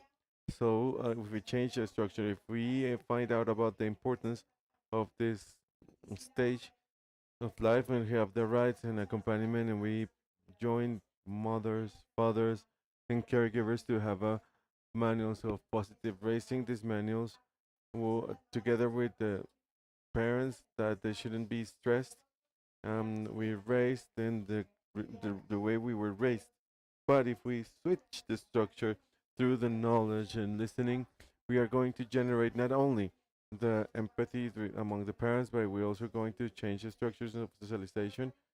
Also, this cultural change is going to take us to have childhood and adolescence that should have a guarantee of positive raising, and what is related to is to guarantee the rights of health and accompaniment and being with there and boost all of the systems, starting from, of course, the empathetic and the commission. Now, these are some pictures that we have from meetings that we held with children and adolescents in these 2 years, and believing that this Mexican state and the executive national secretary is here, all that we've worked within the state and the other states of the republic in Mexico is worked in a logic of coordination. If there is no coordination, the systems don't work. We need to structure ourselves in function of the faculties each government have, but understanding there is only one strategy of protection for the rights of children. We have this structure through the National Secretariat that guides us, and then we materialize with the needs through the states and with the needs of every state and according to their budget. Next. I already went over time. I said I wouldn't, but a bit of photographs of what we went through 2 years ago. I repeat, feel at ease because the stress of being organizing an event is incredible. But it all happens and everything turns out fine because we're here now, happy, proud to be able to explain that so that this happens so good. We can explain what we did 2 years ago, what were the commitments, and then we do a retrospective analysis where we can look towards the future. Thank you for the space. and I hope it was interesting for you. Thank you very much.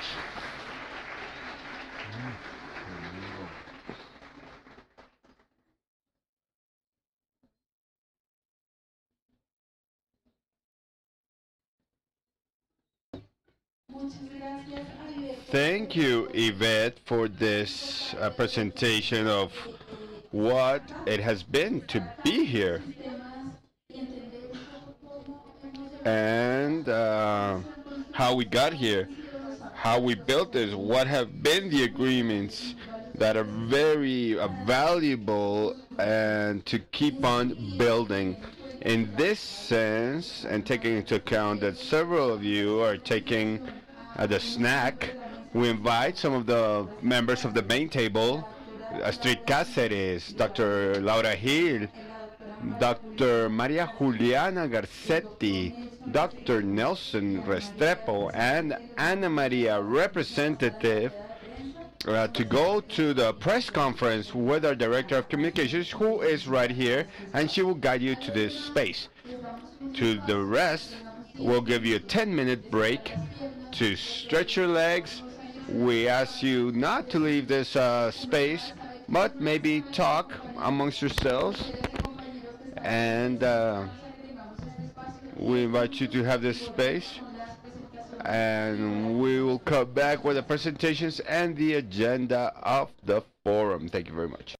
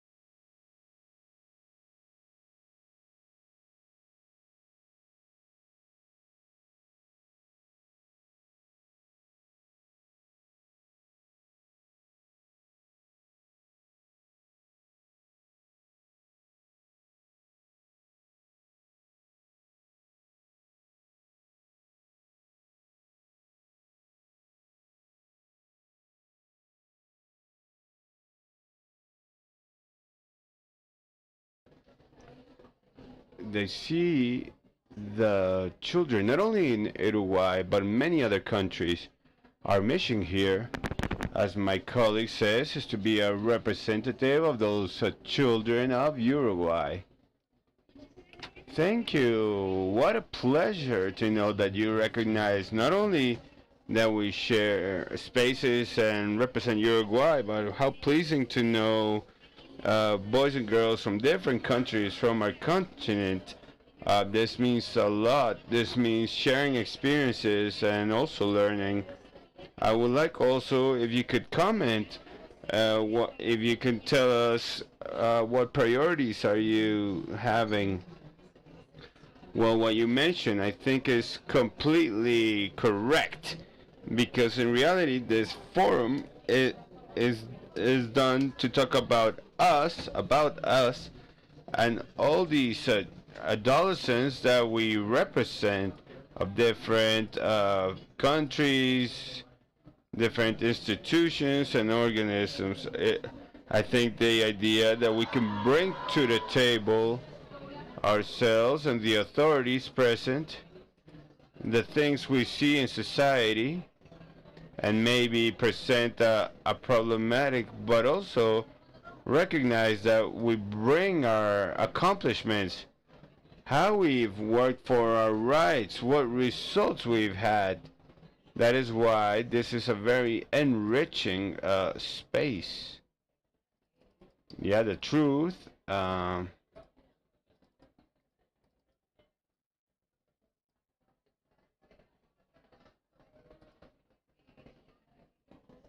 The truth is, I think, is supremely important. What the adults had said, because sometimes uh, we are not listened to children and adolescents. So I think it's great that we have authorities here to represent us. Great. And I think something you mentioned a lot and is reflected a lot is that the best specialist to talk about things that involve us is ourselves, is young people. And I think this is quite clear. And I think the authorities are quite open. And we've heard them for a long time. And now it's their turn to listen to us.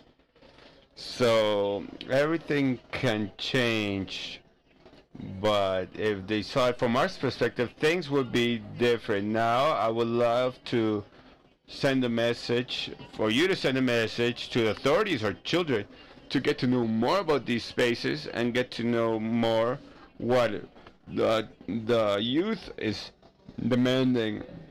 I think the best message we can give is one of unity, working as a team, because what we're living in this fifth forum is the fact of exchanging problematics and accomplishments. So I consider that the best message is that of commitment and unity. Also giving our opinions, but also listening to others. And that is how we build a better world, a better childhood, a better childhood, working together and respecting each other.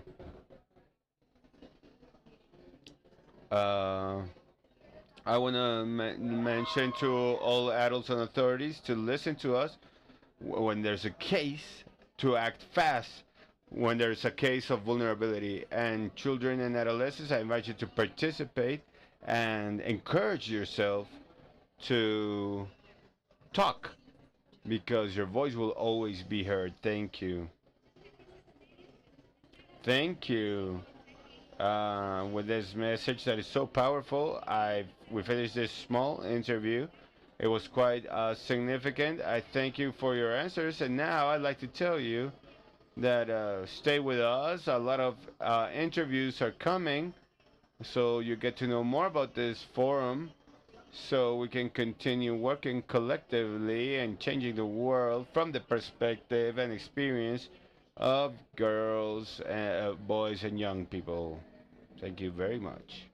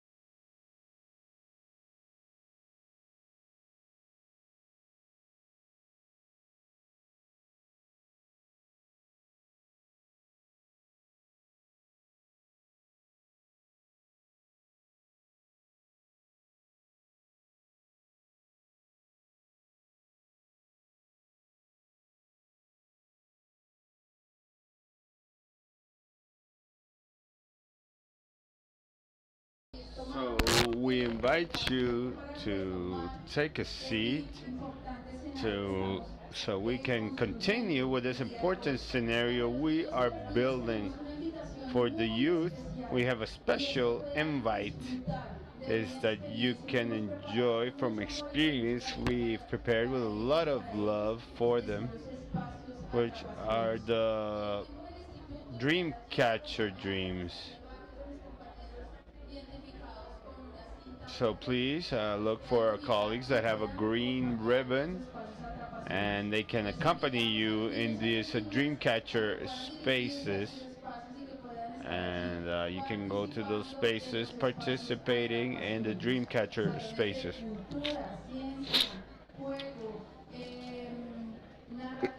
Get to know about culture, different spaces, games, spaces that are thought of for by them for them. So please find some of our colleagues and go to those spaces.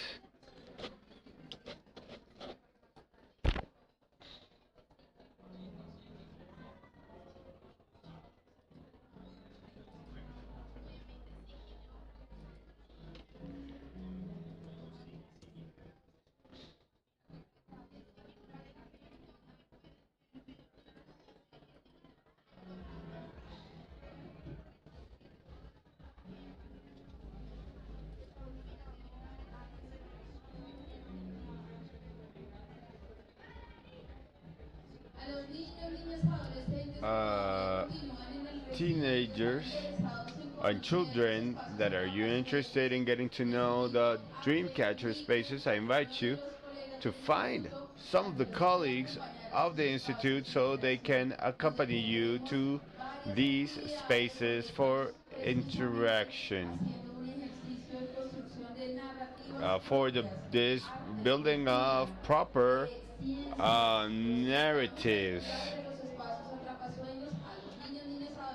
um, that are so we invite the children in the space.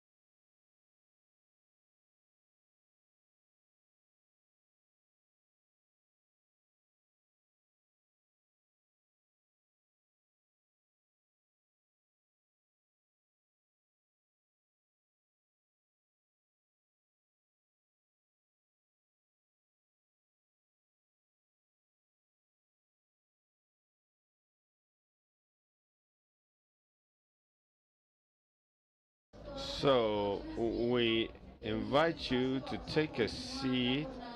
We're going to continue. Welcome everybody, those who got here. And let's continue with this fifth forum of the rights of children. We invite you all to take a seat. Bye bien.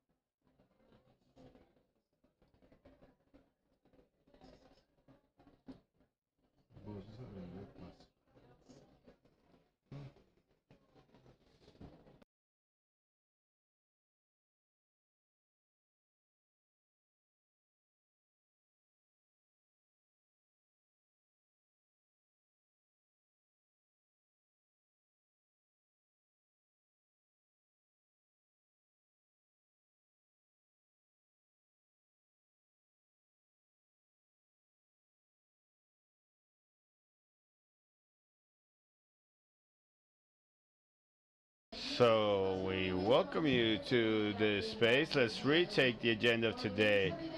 So we reiterate, if there are children in this space that want to get to know the experiences of the Dreamcatcher spaces, we invite you. These are spaces designed with science, art, and culture. We invite you to participate. You can find some of our colleagues who will be ready to direct you to these spaces. So we invite you, everybody in the space, to please have a seat, and we will begin again the agenda.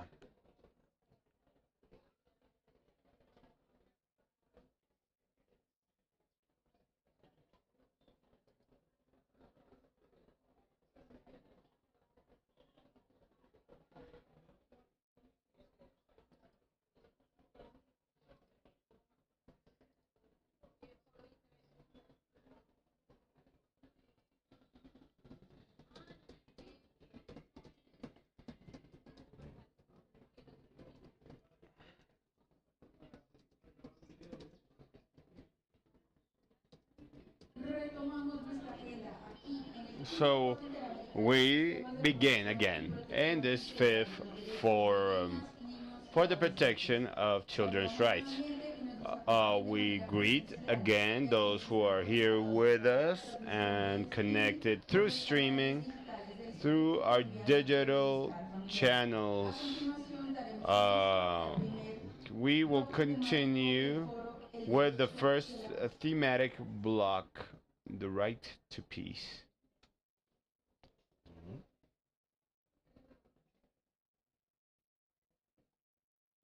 ¿Cuál?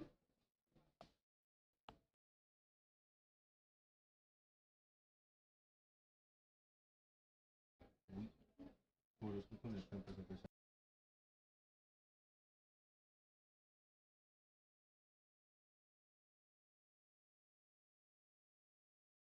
We invite our central table, Dr. Laura Hill, Ana Maria, representative of children, Maria Juliana Garcete, Lorena Villavicencio, Mauricio Fuentes, Candia Sauceda, Nelson Restrepo, and Dr. Astrid Cáceres. We invite you to the table to begin this first panel. Hay que ver cambios.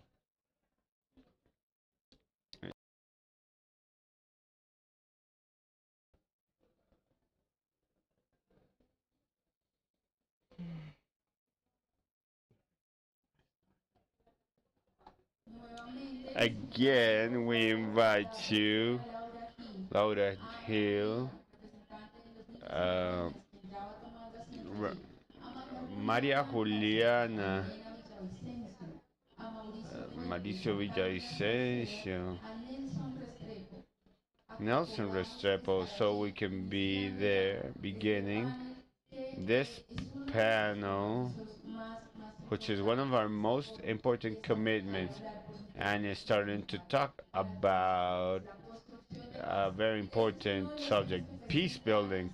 This was central in the opening of this event, where we coincide as countries of the region and we have big challenges for the construction of peace. Ana Maria mentioned the importance of building environments free of violence for children. Nayar made an emphasis in talking in an articulated manner and on time. And we will continue working together in these spaces. And we thank you for taking your seats in this table. And we greet you again. And those who are connected through streaming, through the digital channels of family welfare. We will begin the first thematic block of the forum, Right to Peace. Throughout this forum, we've heard how peace is built from the youngest voices. We invite you to see the video Voices Talking About Peace, a powerful audiovisual piece that reflects the hopes and dreams of children that are hoping for the building of a more peaceful world.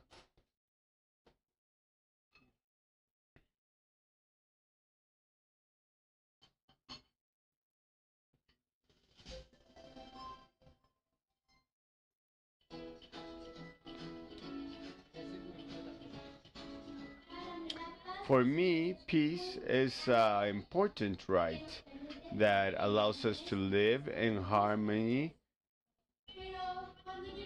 But when war gets here, all these elements are taken away: your family, friends, health, and now we live with fear. No child should learn to live amongst bombs or be quiet because of fear. If we protect peace, we also protect the integrity of our children. For me, having peace is to be heard and that my rights are respected. For me, peace is guaranteeing our rights, that our children can have fun, can have access to education, health, that we can go out to the streets without being in danger, having safety, and be able to express ourselves as we want. Peace is being able to sleep without fear of gunshots. Peace for me is that we are all in community, we respect each other, and that we're heard and respected, and we can continue to study and fulfill our dreams. For me, it's important because without it, we don't have war. Peace allows me to grow safe. Peace is a right of children to live and have freedom. Peace is not a luxury, it is the base to guarantee all human rights like living in family, access to health, education, and many more. We must recognize that when we defend peace, we defend each child. Peace is being able to play along. Here we have some valuable words as an introduction for this space that is for children. Well, and peace is being able to play in healthy environments, protecting the environments, being able to go to school, being happy, being able to smile and have the right to play, as any other right that is important for children. Now, we will find out about the testimony of Jose Tarache, which was a victim of forced recruitment, and now he bets on protections of rights of children and peace. We thank all of those that are part of this space now. We remind you a little bit of what we have been doing and analyzing and shared by the children. They share messages of peace, they share messages of love, they want to go to school. Okay, they want the streets to be safe and the construction of peace to be in all the places in the world. We made a reflection this morning about what is happening in Palestine and how they are making violence of the right to peace for children. So we accompany, well, we make this call for the construction of peace to continue and that we have more tools to build peace since this call that many of the members made during the opening of this space should be for the construction of peace, the construction of those environments that should be protective, and so everybody with the actions and responsibilities that we have from our work, we are committed to build peace for children, and that is why we invite you all to be part of this first panel. This panel in the framework of the fifth Inter-American Forum of Promotion and Comprehensive Promotion and Protection of Systems for the Rights of Children and Adolescents. And we invite you to continue with this space and that we will be able to build this exercise in a collective way, that we will be able to have all the elements allowing to say, well, how are we going to understand between countries to build peace? How are we going to understand the situations and assist the situations that are present in the country? So, considering that this is not a problem from a country, unfortunately, in our region, the countries are related to conflict situations, and of course, it implies continue working and building or creating program processes and strategies that allow us to exactly work with all of the topics and the construction of peace. We welcome you to this space, and we invite all of those that are part of this space, and we remind that for children and adolescents we have a space that is called Spaces, Dreamcatcher Spaces, which is a joint bet to have spaces in which children can enjoy the creation of their own narrative, science, art, and different activities. So if there is any child that hasn't received the information from this Dreamcatcher spaces, we could have that space. Now, in this moment, we're going to start with this exercise. We're going to start with this presentation in this panel, and we're going to talk about what is the construction of peace. That is why, as I was saying before, we are going to have an important testimony, the testimony of Jose Tarache, and we are going to have it at the end of his presentation that we're going to start in this space. Now he's going to share. And we also welcome everybody that is in here. And we are going to invite to start this conversation panel. So in this panel, we will have Laura Gil, General Secretary of the OAS, George Delima, Coordinator of Monitoring, and as main specialist of the Directory of the OAS, Raul of Maki, Ambassador of Palestine, Stephanie Alejandra, representative of Boys, Girls, and Adolescents of El Salvador, Rosaria Correa, member of the Committee of Rights of Children of the United Nations, and Astrid Elena Cáceres, the General Director of the ICBF. Well, thank you very much, everybody that are here and that are part of this panel. So for us, particularly for the team that started in this government, peace is one of the fundamental rights, and we have called this action plan for everything that we start with childhood and how to a generation grows for peace. And if we don't achieve that, our children and adolescents in all of the countries grow in a generation for peace, well, the cycles of violence will, of course, repeat. We want to cut this violent circles, and that is why the Generation for Peace grows. And that is our flag in all of what we work and in all of our territories. For me, it's an honor to present our panelists that are Laura Gil, which is the attached um, General Secretary of the OAS, that is going to join us here to find out, to show that how the peace scenario in the countries is happening, and particularly in the members of the OAS. Also, we have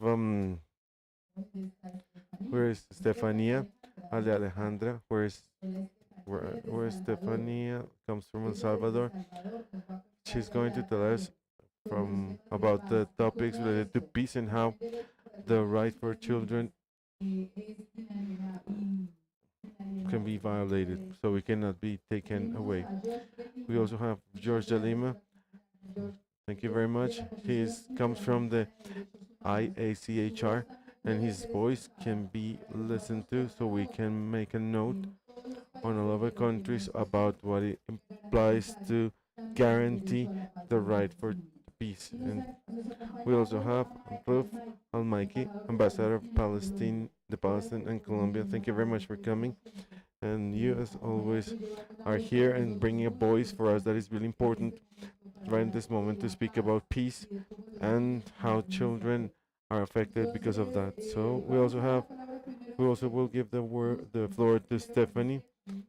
Stephanie Alejandra. How would you prefer to be called?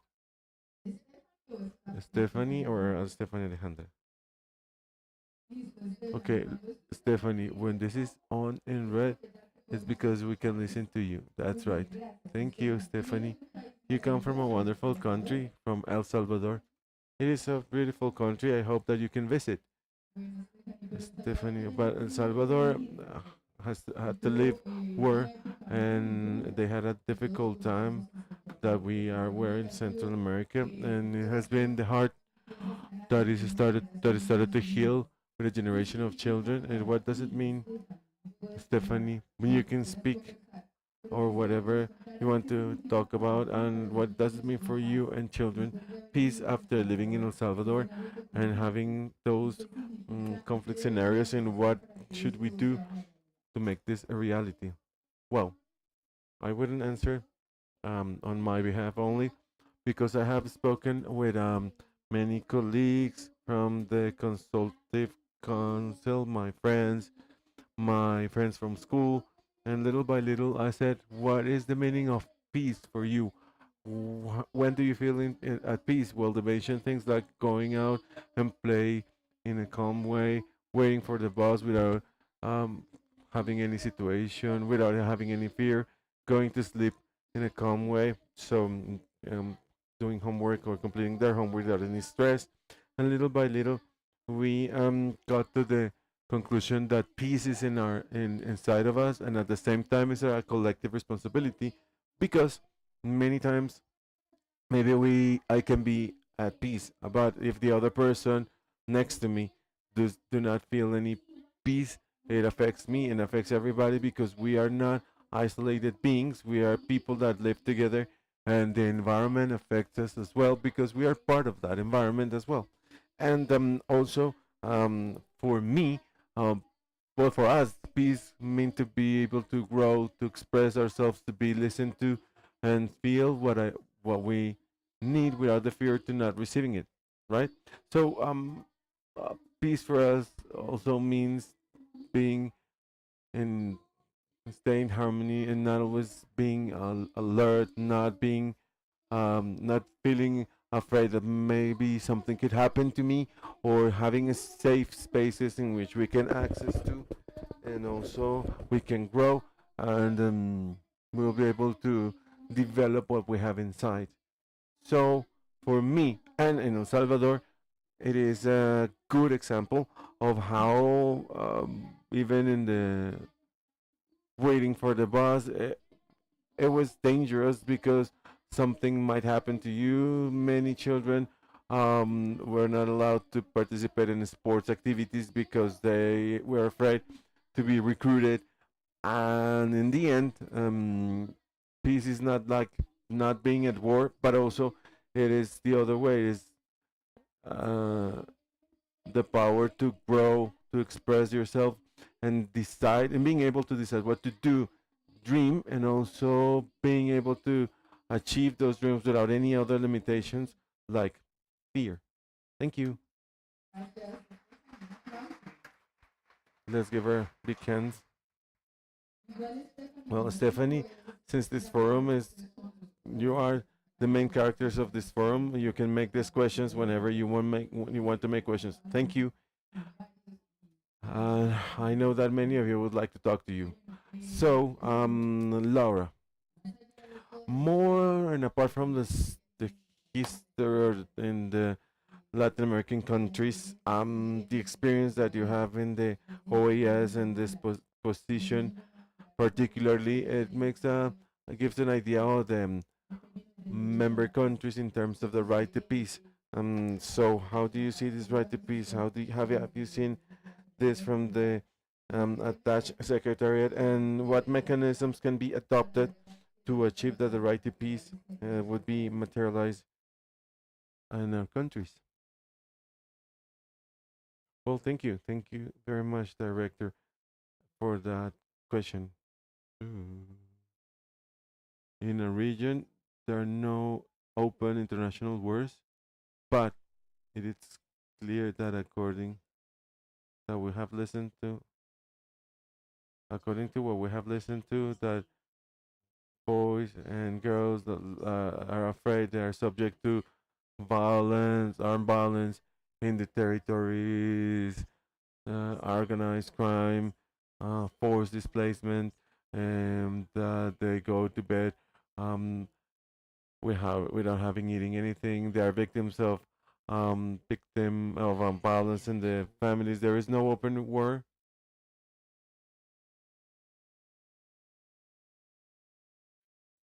More. Okay.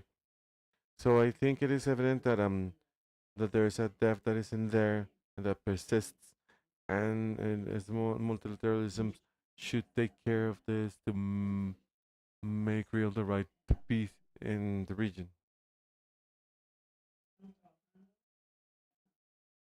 We are working to develop standards and American standards, and we want to establish them. We have the um, IACHR that has a relationship with the leadership, and we are here and joining. Thank you, George, for coming here. And this is the Inter-American Commission of Women. We have also the Institute of Inter-American Institute of Girls, Boys, and Adolescents. And I think that actually it has been in this moment in multilateralism, it is so undervalued, and we are representing the OAS. All of us know that we have to do many things and many more things, and that we have to bring a renewed commitment so children and adolescents that are going to be the citizens in the future would believe in us. So the only thing that I can tell you to all the people that are sitting here is I did what I could since from the media. I did what I could as a vice minister. I did the best as an ambassador of Colombia, and I would do the best for you as a attached general secretary. Thank you. Thank you, Laura. One important thing that um, our general attached secretary of the OES that she's going to have a advisory and consultative committee, and it's important to let you know about this news. Thank you, and I forgot to tell you about the most important thing. I think that we have to practice what you preach and listen to all of you. Um, yeah, it confronts me with the commitment, and the commitment that I have is participation. I've always believed all of my life in inclusion, and the more voices are our democracies are going to be stronger. So I requested help for the direction of the Inter-American Institute of the Girls, Boys, and Adolescents, and the street as a director of the ICBF and as participant in this forum and an advisor committee for my office for the General Attached Secretariat of Girls, Boys, and Adolescents, and allowing me to bring the voice to the high directors of the OAS. I commit with you.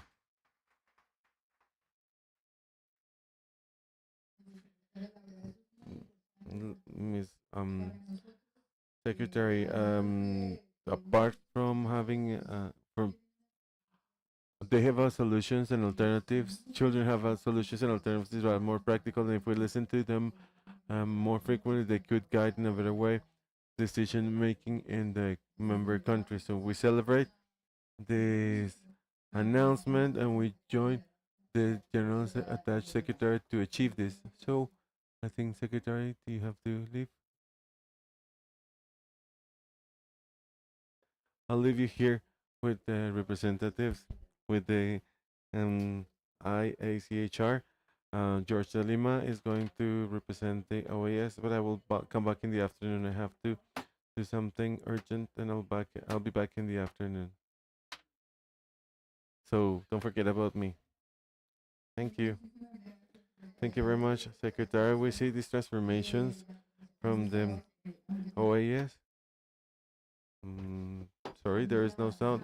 That allows us to continue or move forward with the guarantee of rights of children.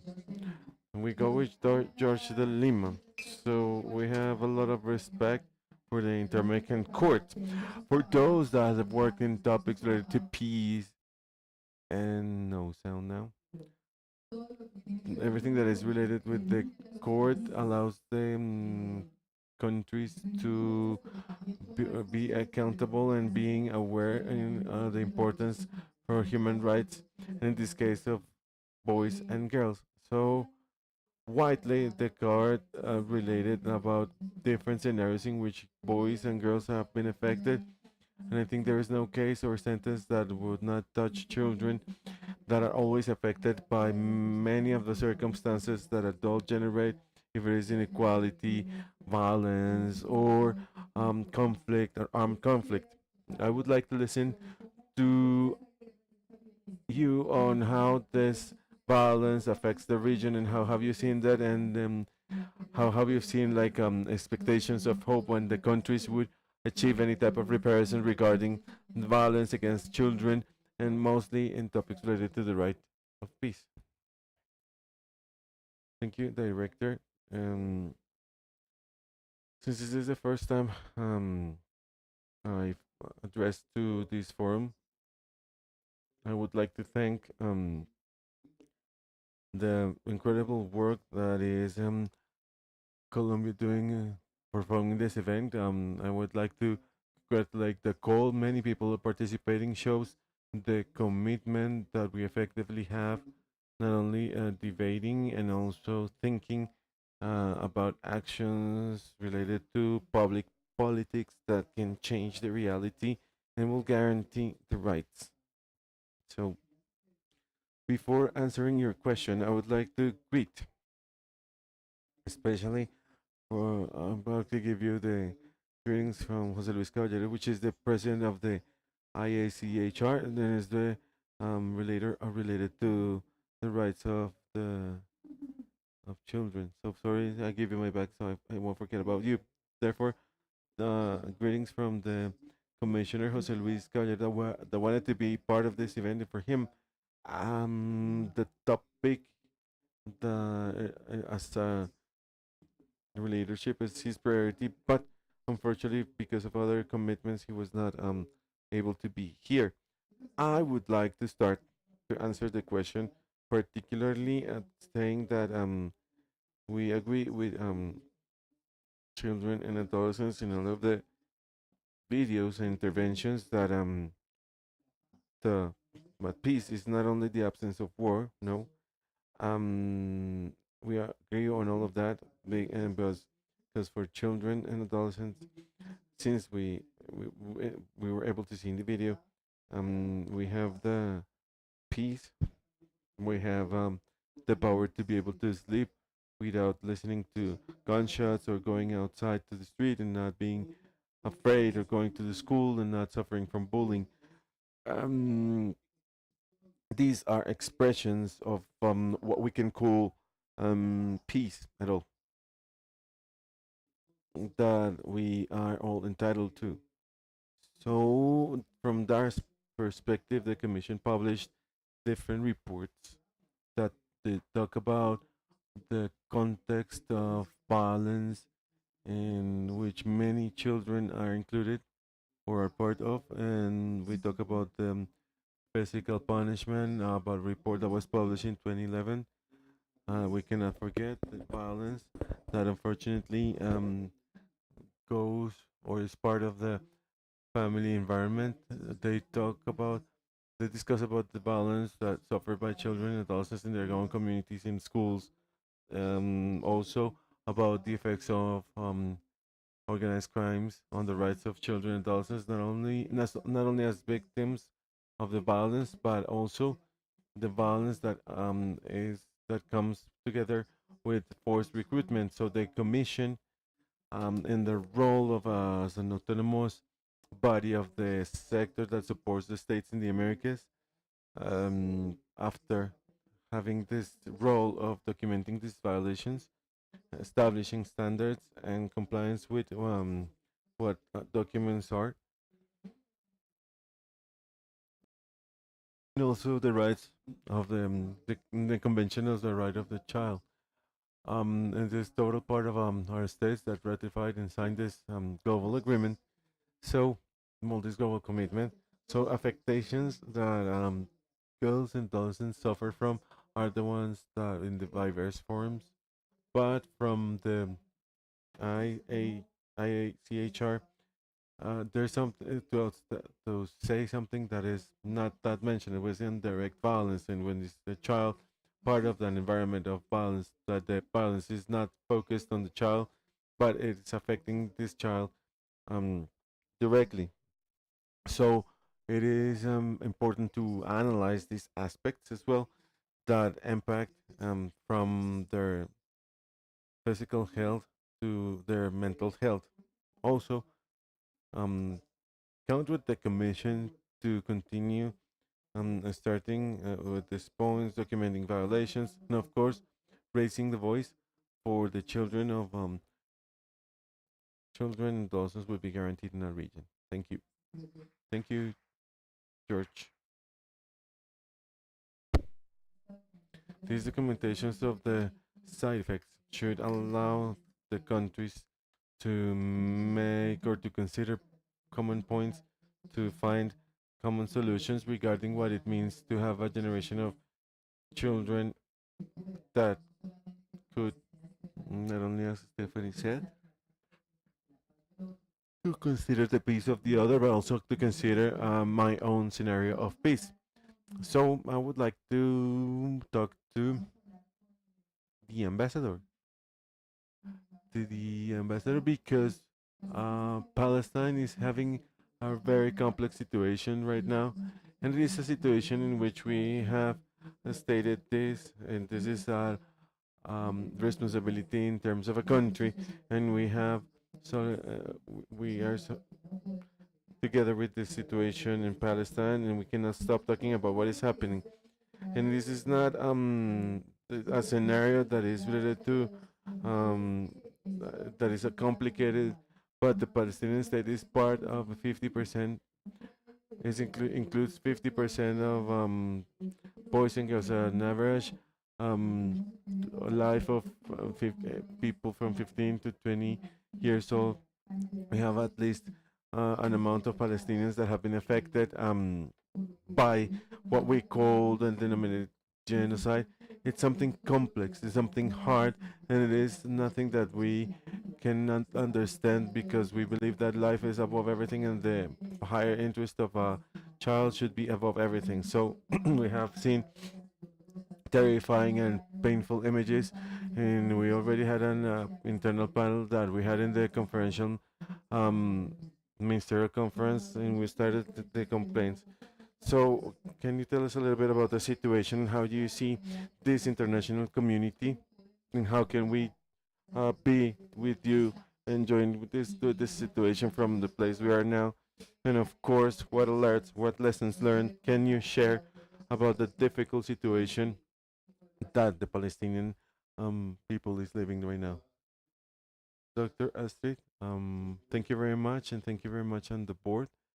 I would like that the Palestine is represented by a child, of course, a child brought from the city, a child that suffered from genocide during many. It was not possible, and to bring someone from Gaza Strip and take them from there, even if it was a small number of children, to at least try to alleviate the situation of childhood and adolescents and Gaza Strip that is suffering from this genocide, as we mentioned it, and we have for 2 years. Some Latin American countries managed to bring some children, like Mexico or Chile, and maybe soon we can be able to bring together a limited number of children from from Palestine to tell us about what they suffer or what they have suffered. And Gaza Strip, from about more than 19 years, there is a total blockage on Gaza Strip, and children that are born and grow and are killed in Gaza Strip that do not know any other world apart from that place, the refugee camps that were obliged to live in, displaced from years and decades in very in bad conditions. There is a buzzing from 19 years old about those drones that fly around or go around in the in Gaza Strip. I don't want to talk about what the children are suffering. That it is important to consider too, and also killings. We know that there are at least 20,000 children that have been killed. 20,000 children that have been innocent children that have been killed. 40,000 that have been orphaned, that are orphans. 40,000 injured and 4,000 children with amputated limbs. Even some of them had surgeries without any anesthesia because of the lack of medicine, medical staff, hospitals that have been destroyed. We are talking about 670,000 children, students that haven't been able to go to the regular classes from about 2 years ago. Children and adolescents, men, women, and also men have the right to live. 2 million of them. We are talking about a population of 2,300,000 people. 2 million of them have been displaced from their own places, and 10% of the population in the Gaza Strip have been between killings and injured. So, So the child that grows and is born in the Gaza Strip, he grows up hearing the sound of a drone that is flying over Gaza 24 hours a day. Imagine that mental torture, psychological, that the child has to carry out his whole life knowing that in any moment a bomb, a missile can drop on him. What more psychological torture than this? These children that have lost their homes are sleeping, uh, not even in tents because Israel has not allowed tents. They're sleeping on beaches. They've lost their parents, their schoolmates, their neighbors, friends, and have lost their humanity by trying to seeking objects, to walking themselves to find food for their families because or their parent father has been murdered or there's no adults left.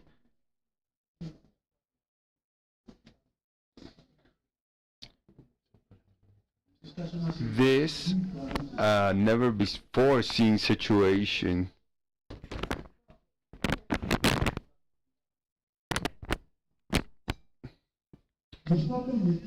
This has been allowed.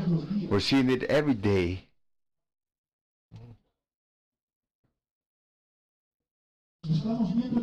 Every day we see this, and the world does not act.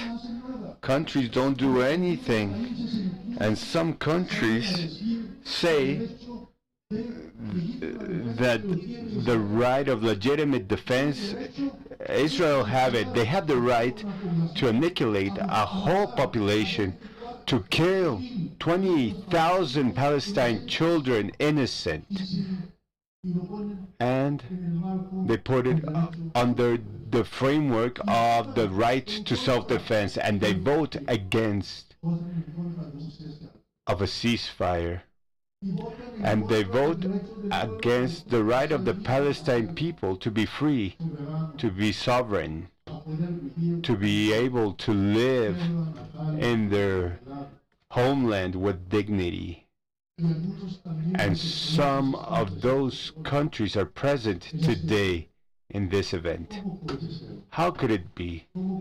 How could it be that the international community allows one country to decide the future of all these children? This is the call we make to all of you, representatives of the government, of civil society, of those involved in preserving peace, human rights. Also, Palestine children are human, and they also have a right to live as children, the right to play, the right to education, the right to medicine, to be treated also as children. Because why do the children of Palestine have to suffer so much? Why? This is the question that the Palestine children make to the world. When the president of Israel says is that in the Gaza Strip there are no innocent, when some rabbis say is that Palestine children will grow to be terrorists, and that's why we have to eliminate them. And the world tolerates this.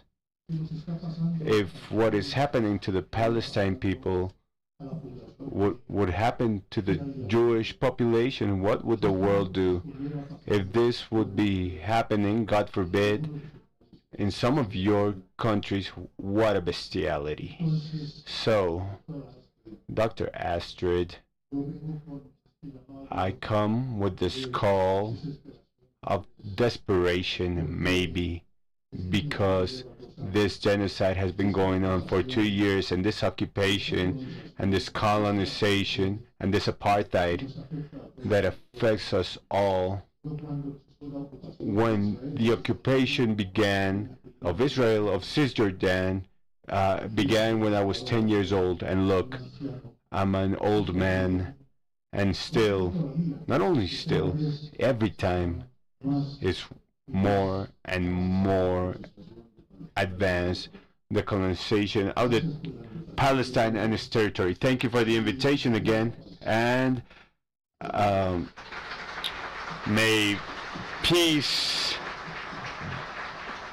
be amongst us, among us. Que viva la paz.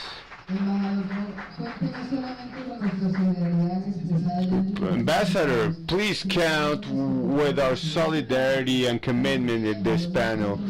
We've put this panel and subject as the host country in this 5th forum of childhood. For us, without your voice and without your denouncement, this reflection will not be complete, because before our eyes we're seeing horrors, and we want that more and more to have a collective denouncement, to not bombard indiscriminately children and not be called terrorists for children.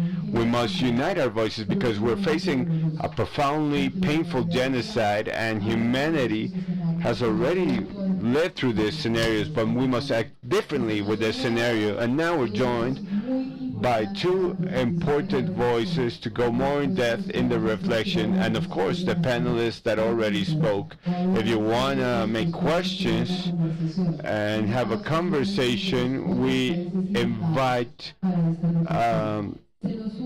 you for this reflection. We have Adolfo Perez, a Nobel Peace Prize, who is connected to talk about this subject. For me, Adolfo, it is truly an honor to have you among us in this fifth forum and in this panel that we especially thought to reflect on this damage that we believe maybe one day humanity can repair. We see it before our eyes that peace does not become the first asset for children. Thank you for being with us. The floor is yours. Thank you. I'm with you from Buenos Aires. And I'm happy to be in this encounter where you're exchanging reflections, not only about the Latin American continent, but my colleague that just talked about Palestine, we're also very worried, and we're worried. Here, you can see it behind me, it says Free Palestine, one of my drawings. But we have to talk about peace. What is peace? Because sometimes the absence of the conflict is the definition, but peace has nothing to do with the absence of conflict. I have tried to get close to a certain degree of comprehension of peace. First of all, Benito Juarez, that great fighter for the Mexican people, said that peace begins with respect to others. And this respect to others is what we deserve from each other. And peace is a permanent dynamic of relationships between the person and the peoples. We must take into account that nobody can give that which he does not have. If we don't have peace ourselves, we cannot share it. And that is why we work a lot on disarming armed conscience. This is fundamental. Today, governors, leaders talk about that they want peace, but they are not acting in accordance. And through fighting, we're never going to conquer peace. This dynamic of relationship, mutual respect, coexistence. We talk about children and adolescents. It is quite general, but we have to make it particular, the situation of children in different countries, different realities. And I know some of you obviously know others. The children of indigenous peoples, girls, boys, very particular, even though there's protocols, declarations, we're lacking instruments, judicial, legal instruments, social instruments, educational. We are here with the media that are violent. Children receive this and they receive violence from the media. They teach everything that is negative, as if violence was the path to get a better life, but this is not true. But when we talk about Palestine, it hurts us a lot what is happening with the genocide. We permanently denounce from of the government of Israel, but also of the complicity of United States responsible also for this genocide. A lot of governments are responsible because they say they're not interested in what Israel is doing, but they help them economically and with weapons. There's a hypocrisy. So if we do not disarm the armed conscience, there will be no solution to this problem. And for this, we need the rebellion of the awareness or conscience of the world. Many voices are raised day to day. For example, the flotilla that wants to get to Gaza and is not allowed by the Israeli troops that bombard what United States is doing in the Caribbean against Venezuela. And we can continue. But how do we build peace? Peace is not given away. Peace is built.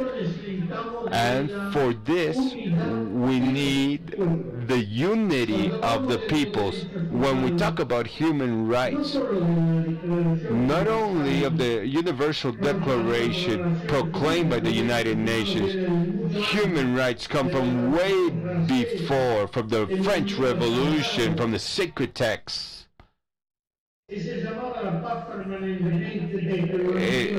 The sacred text permanently of many religions, but all rivers go to the sea. They indicate the path to be followed. Unity, tolerance, humility, of understanding each other. The Buddhists talk about compassion. I've talked a lot with the Dalai Lama, a friend, with Desmond Tutu, to see the path we can walk. And we talk about children, but what can we leave children when we have total violence of the media? Education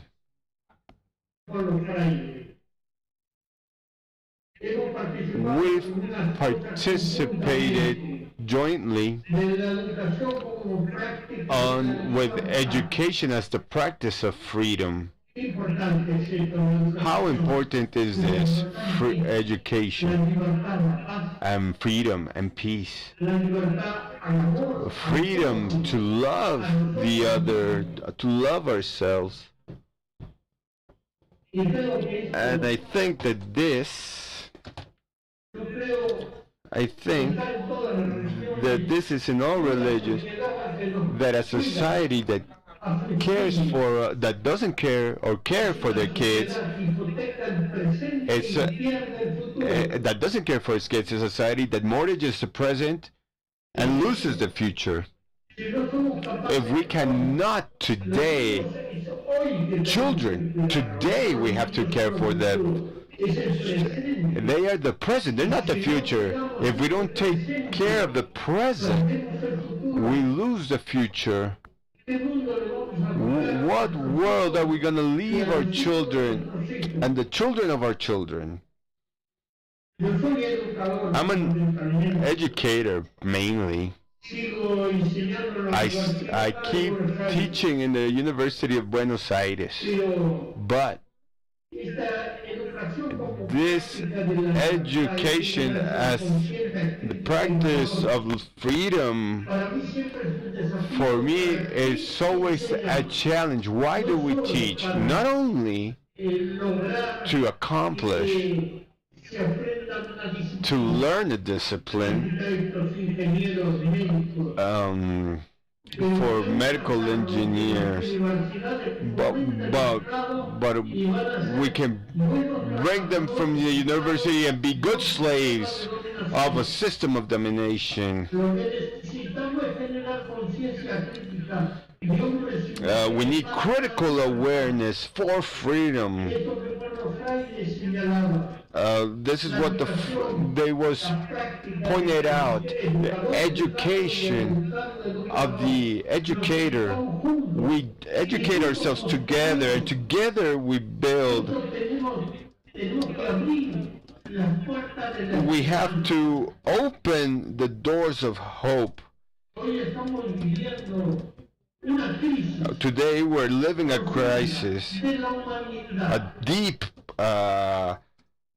crisis of humanity. There's many discourses. The word is not just because.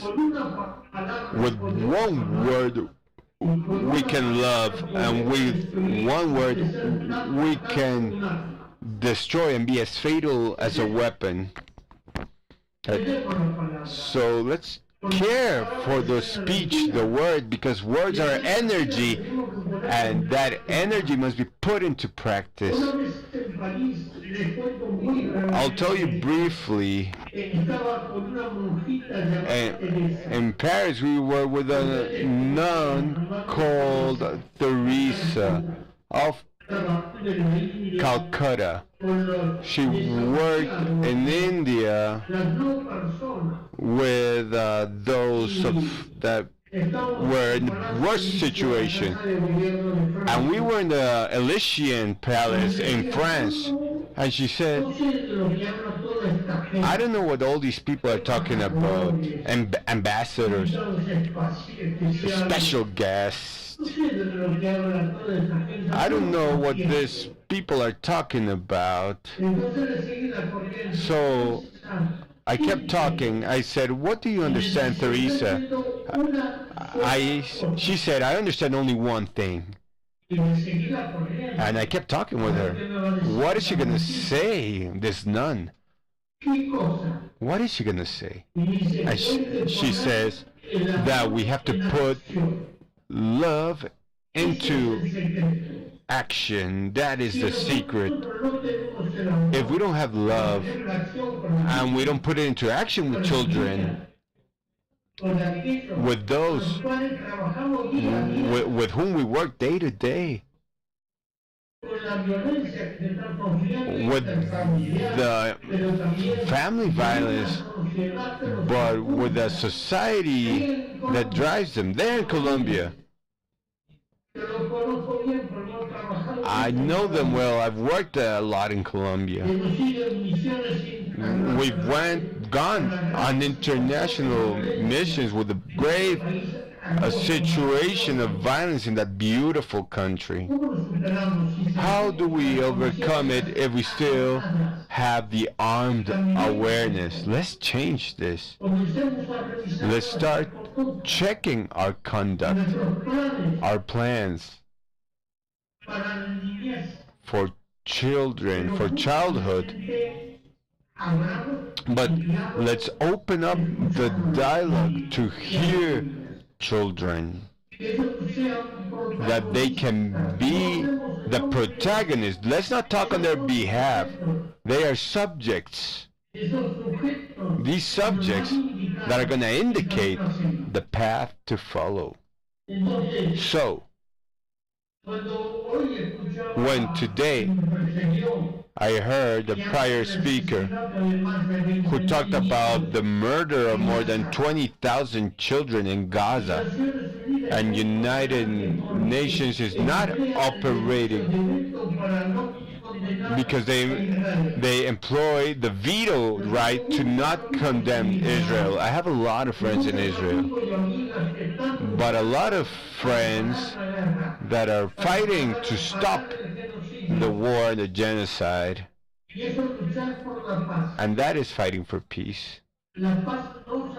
Peace is not given away, it's built. and this construction must be collective. But we must keep alive hope. We must be the force of hope to transform this reality into reality. We're not in the best moment to speak about peace. We are the pediatric hospital of Baghdad have been destroyed. These children are victims of policies, political interests. They are direct victims. Today they are in Gaza. Today they are victims in Latin America. Let's try to have the rebelliousness of the conscience to change, and that the rebels of conscience. This is the transformation. We need a new code of conduct for humanity to revise all the policies of fundamental rights. Let's revise our conduct as educators.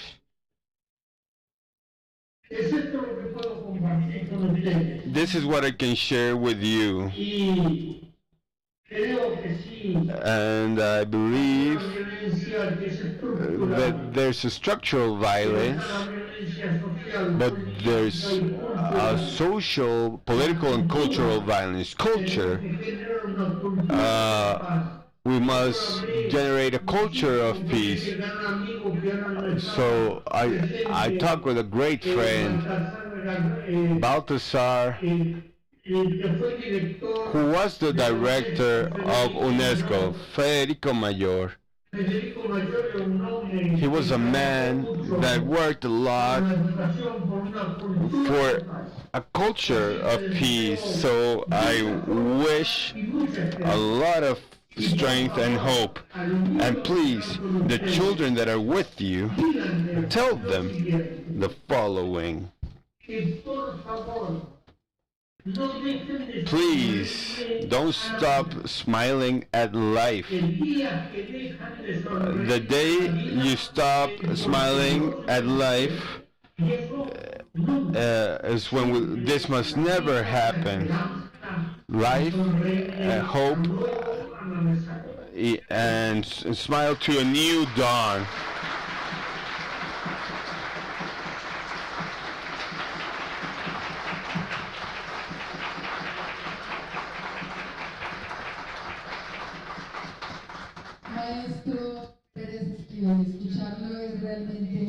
Master, hearing you is very moving.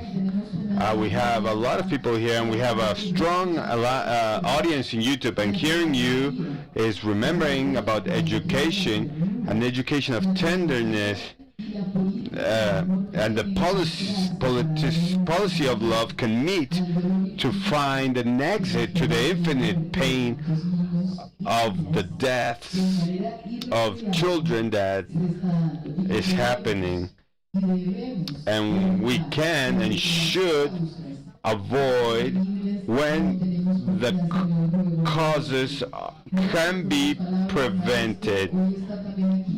We also have a colleague here of the Children's Committee, and two essential things. Peace is built, is not given by anybody, is built, is not given away, and only working together as humanity is how we can give a new hope to children. And your message of not losing your smile for the 70 children here present and those at the workshop, they must be part of life itself. Those here today committed to children, we know that hope is what is going to help us understand that the generation we're living is about the future. So let's go and give the floor to Rosaria Isabel Correa. She is from Panama and member of the committee. We want you to talk in the same sense about peace and what is the role of the committee to accomplish unity for peace. Maestro, please stay with us before closing the panel. Hello?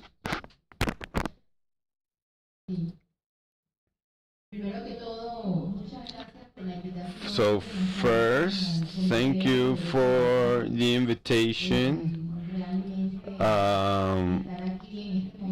Being here in such a critical moment is very important. As you know, we should be celebrating more sessions, but because of the liquidity crisis we have, these were not celebrated. But even though we offer efforts on our president to make our voice be heard of all the members that are very worried about the current situation, in the sense that the Convention of the Rights of Children is the most signed treaty by states, where states have committed in this principle that is mandatory for all, and and it's for civil society and family and children. So the situation is quite critical because it does not allow us to work as we need. It is a committee that is in charge of three protocols, and we were asking that the committee, but unfortunately we didn't have it. But given the circumstances, we cannot meet to debate on such an important topic right now. I want to begin greeting the children, not only that participate in this fifth Inter-American Forum of Protection Systems, but to all children of our region and the world, and also give a message in the sense that peace should be with all of them and all the adults here that are listening to us, and for the world. The ambassador of Palestine has mentioned that 20,000 children have died, but we must also remember that there are 5 million children that have died in the last years in the hands of organized crime, structural violence, diverse situations, armed conflict in different regions because of war. Because of the lack of respect and the freedom of religion, as the Mr. Alonso Perez point out, passes actually that being able to live peacefully implies the respect to the others, respect, and that is what is the construction of international right of human rights. That, in my personal opinion, I consider it is a crisis that is really important that we have to pay attention to, since the treaties of international rights, we haven't been able to achieve what we have today. That the generation grows for peace, and when I listen to girls like Ana Maria, like Stephanie, like Daniela, like many others that I talked to during this past 2 years, and that have been part of a committee of the humans of children's rights, and I feel really proud of this generation that were born without any convention, that actually formed or raised, studying, making thesis, fighting with some other generations, with an intergenerational dialogue at that moment, to be able to include our convention is in all of our legislations in Latin America. And despite the 35 or 36 years that we've been working with that, we still fight for that. Thanks to God, we have new generations, and this generation grows for peace. Despite all of those things, we still have conflicts. We still have organized crime. There are still situations that actually seems that we haven't moved forward. So we have to see one side of light on one side of darkness, as the master Alpha Perez said, and hope. We all need to have hope. Sometimes we are not that happy when it is difficult, and there are difficulties. We see that many people are against moving forward with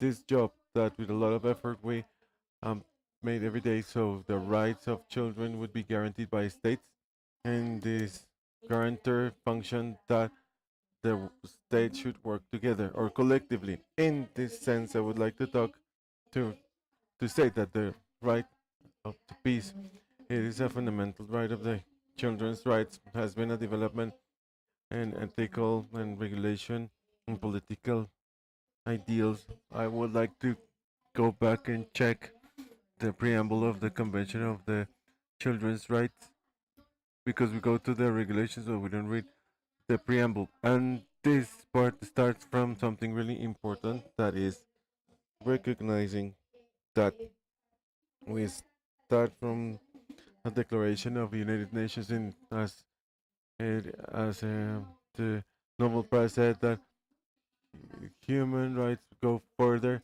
and we can say Bartolome Las Casas, we can mention them in the past, and I have a short time to have historical references, but the preamble of that convention says that we started from the principles that are described in this nation's um, letter, and this peace, justice, and the world, and they are based in the recognition of the dignity of rights and cannot be affected or violated of all of the members of the human family. So, in this regard, children and adolescents that not before this convention were not people, but if they were under the light of a right that studying it, um, it was not that recognized as civil rights, but it was a denial from the society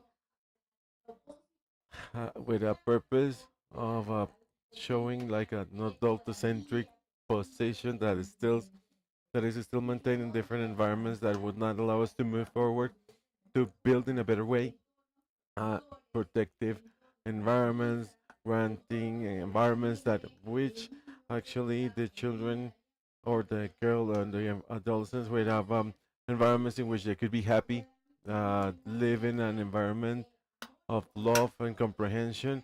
It is described in the preamble. Love and comprehension is in the preamble of this document. So I wanted to draw your attention to this, because in many paragraphs there is this, it talks about peace, but it is also true that we forget that to check this international right and see that the Article 41 of the Convention points out the importance that children are subject to all of the rights in all of the convention, not only in the conventions of the children's rights, but all of the conventions. And in this regard, we we check and review this convention on human rights, and we can see those three pillars: peace and safety, development, and human rights. And we make them transversal, the four pillars of the high interest of the children, the right to life, development, survival, the right to participate, and super important, the right to not discrimination. And how can we do that? Because having a peaceful coexisting, it links with the need that since they are small or little, these children should be educated in this instruction of democracy and human rights, that should we should be respected in our differences, and all of the differences that we have regarding sex, race, color, among any others, religions. So when we talk about peace for the effects of this convention that is so important and rich in learning and the 26 observations or remarks that you already gave and we were fed during this legal stances in the Interamerican system and vice versa. The committee interiorized them when we applied the ones from the individual communications that we are using the legal stances in the Interamerican system because these systems are holistic. That is the right and the power to integrate regulations and legal actions to move forward. So without that, we will be lost. And I also have to say that peace as an asset, it's related intrinsically with justice. And I'm a believer that there shouldn't be peace without any justice. We have to work in that education and that pedagogical guidance on human rights to have a peaceful coexistence. But when we don't respect the others' rights, and in there we are human beings, and these are situations that are going to happen. So we need justice. In that regard, this rights of children, there is a general observation number 27. I belong to this work group that has the title The Right to Access to Justice and Effective Resources. We use that terminology because it includes the five regions of the world. We understand that for our region has been, and for me,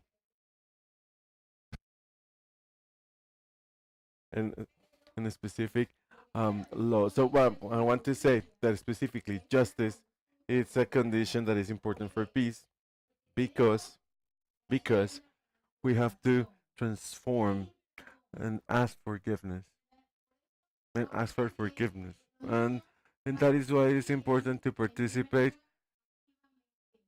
to make children to participate actively so they can learn this family healthy coexistence and what we can see in the schools bullying, school violence, and we have to teach them, introduce school mediation and peaceful coexistence. We have to recognize restoration justice, and we need them then to be. We have to punish violence, but it is not enough because we need to move forward and we need to repair links, recognize damages, transform relationships, and guarantee the not repetition. Peace and justice is in risk of being a superficial planning. It is absolutely important. And as an attorney with a single word, forgiveness, we have solved a case. Only just with only the word forgiveness, it's we can solve a case. We have to recognize that in our region, that is the one that I know the most in our countries. There is the problem regarding structural violence that comes from the way that we have been educated. We were all educated under physical punishment during many generations, and we are fighting against that, and we cannot achieve to get to take that violence and physical punishment. And unfortunately, it brings us that the child, girl, or boy get used to maltreatment. So we cannot demand, as Master says, we cannot give what you don't have. If you don't learn to grow under a good treatment, how can I demand adults that grew with this type of situation that actually they can transform their classrooms? We have to work really, really hard so we can make this transformation. And if our society and our cultures and our countries and our members, our children, helps us to recognize that there is an structural violence, and we all adults should recognize that, and we have to recognize that it is easy to go back in the past. And we have adult centrism, and we have to achieve that we can go away from impunity and build the environment that could be peace environment.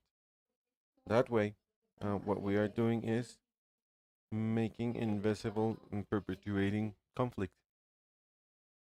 Another aspect that we like to discuss is the importance of strengthening the education for peace, and this should be an approach of social justice because we confuse justice and tribunals and the justice that should be given under this effective justice that we deny to recognize to the children because we talk about access to justice, but for me this is not enough. It is not only accessing to this, but it's also it guarantees that girls and boys, especially those that have been victims of crime, to have a proper defense, to have a fair process, and also to have due reparations. But on the other hand, that the restitution of rights, universal rights, in a comprehensive way would not depend this um, legal process, and we still have a lot to understand and to do to understand this. And positive raising that the children were describing, it's important to outline it all the time because sometimes they question, well, in many times what they want is that we stop to discipline children, and that is not true. For that reason, we need to educate this generation and parents that are passing through a relationship of parents, and when they leave the person on their own, um, and they don't apply discipline because they don't know how to discipline children without any physical punishment. And we have to start strongly with this positive raising policies, and if we leave them alone, what happens is what is happening in many countries in the world, that children are growing without any order or any direction or any discipline, and that is not the intention of the convention. Children should require, of course, this accompaniment from adults in an environment that is loving, caring, and happiness, so they can grow, of course, happy. And if I discipline a child and I educate them with this positive raising, I am there building peace, um, making a child that would know how to have a dialogue with their colleagues or their mates in the classroom. So we know that many children have that chance, of course, and I can tell that they should value that, but they face other children that didn't have those realities, and there is a conflict. That is why it is important to, when we have the conflict, when there is a conflict, there should be a working justice. And I don't talk about justice in tribunals, but other ways that can be included in there, and what we will achieve that would effectively consider that there should be memory because it is not only about for, mm, forgetting or leaving aside violations. It is having a memory of all of a process of transitional justice that we had in this country like this, and I think um, your warmth and to receive us, and it is important to discover the truth and being able to repair, to ask forgiveness. That is actually something that means expressing love. I don't know if I have a little more time of my 10 minutes already finished. The thing is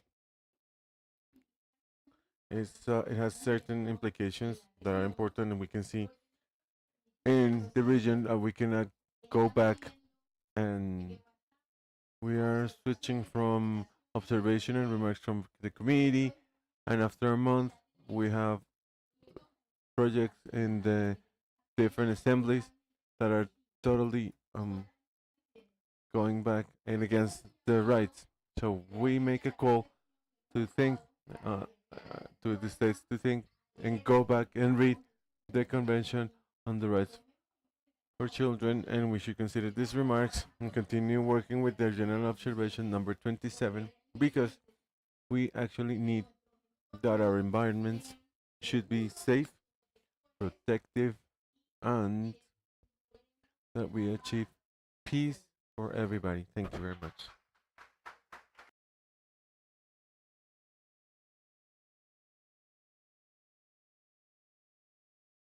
Thank you very much, Rosaria, for your reflections, and I think they were focused on justice. And I want to collect like many of these points that we have discussed from everybody that intervened. I don't know if Stefania from El Salvador have seen something that we should discuss. And before I speak, and what you've heard, what things would you outstand or highlight? Well, I would like to discuss again when we talk about the children in Palestine and call you to be aware, make the change because it is an internal change. But we should not split it like this is a country that is isolated. We are thousands of miles away, but it doesn't mean that they are an isolated case. We are another case, or there are some other problems. No, this is something that is internal, something we should change from our own, trying to seek that change and the call to open spaces for children and adolescents. Like today, I have been here because, as Ana Maria said, it is not only like, well, thank you very much for inviting me. It is because we have to be here. Since we are not only the future, but we are also living now. There are things that are happening to us. We are sometimes um, violent, violated by many things, but I consider something that was really nice that was said by Mother Teresa. We have to put love in action. It is not only saying that I love children, I love girls and boys, and I listen to them. It's not only a picture that it should transcend, it then we have to make an action, a real change. And also, I would like to talk that and apologizing and forgiveness should be a decision from the other person. And therefore, forgiveness brings repent, and repent brings a change. And I decide to change and would not do things that I ask forgiveness for. But the thing is that we have to make the change on us and then share that with all of the countries. And it is not an isolated case. We are united countries. We are humans that deserve dignity, and we need to grow and comply and achieve our goals and dreams. Thank you. Great, Stefania. That was awesome. So I'm not going to repeat what she said, but there are three things that are really important to highlight here. Now that love is an action, and loving action is not linked to intimate actions, but also to politics, to pedagogy, to solidarity, to decision making that we have to take every day during all of our environments. It should be the domestic one, family, but also it should be decision making, the Assembly of the United Nations or the Committee of Children's Rights, when we have the remark 27 in which they are working and we celebrate, because this remark and the power of multilateralism should be focused on this word that we said we are humans. And even if we have borders, we have to be joined with the guarantee of the rights to children. So unfortunately, the convention, it's not an universal um, convention. There are some countries that didn't sign the convention, and that is the minimum thing, that we should have a collective agreement that above all, our generation, our children, our little ones that are growing should have a better world. And greet this violence, this scenario, sorry. And peace is not the absence of conflict. The conflict is part of the nature of human nature. It is always going to be there, but the armed conscience that Master Esquivel said is that they make this call that we should unarm, armed conscience and solve conflicts should generate peace, not running away from conflict. It is not a sacred holy marmalade and everybody is happy, and so how to solve them without killing each other, without um, uh, fighting against each other with the gun or the word should end up others' life. They are absolutely valuable. Understand that everybody is valuable for the entire humanity. My peace is the other's peace. If I have peace, the others will have peace, of course. And that is why this is the call to not to still pay attention to the pain of others, and without passing from others or passing through our conscience what is happening in Palestine, in this humanity condition that joins us together. Peace is not a gift, it's something to be built. There is no great multilateral body that is going to give you peace. You have to build peace and build it in a collective way. Peace is made with social justice, and justice passes through memory, reparation, and of course, not repetition. And we also added in our context truth, justice, and reparation, and not repetition, to be able to speak not on behalf of them, as Maestro Esquivel said, but with them.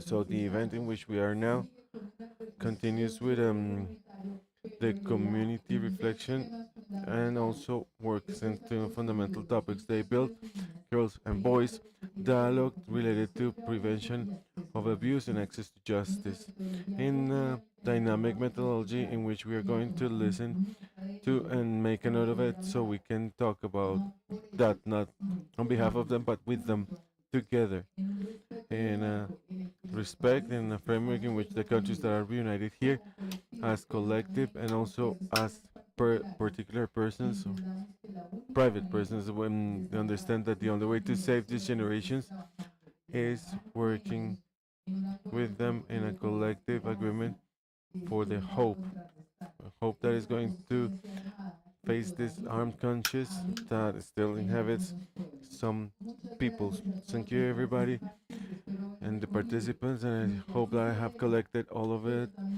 all of that is living, what's left here, and what is included in this path that involves everybody here. Thank you very much.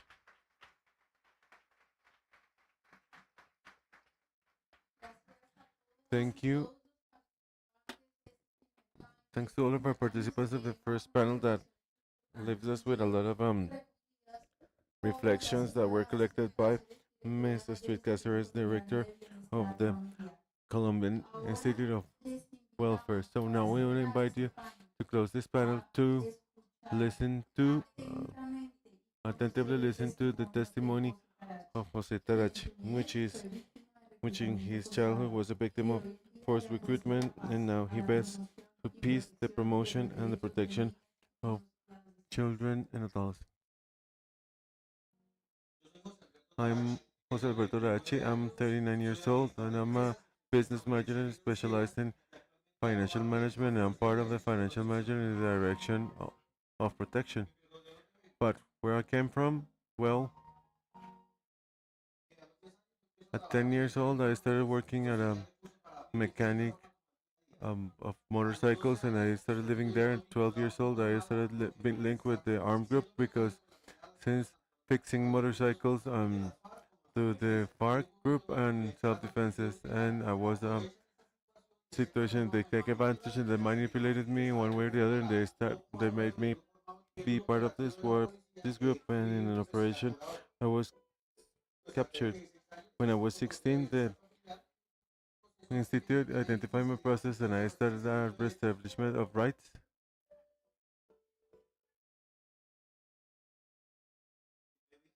And I was located in ICBF in a transitory place. It was really hard because I find some other children that have the same characteristics, and I start listening to their characteristics and their situation. I found out that these children have a difficult situation too. And I take advantage of the opportunity from the ICBF to access some rights that in the end I was not aware of as a citizen or as a Colombian one. I have.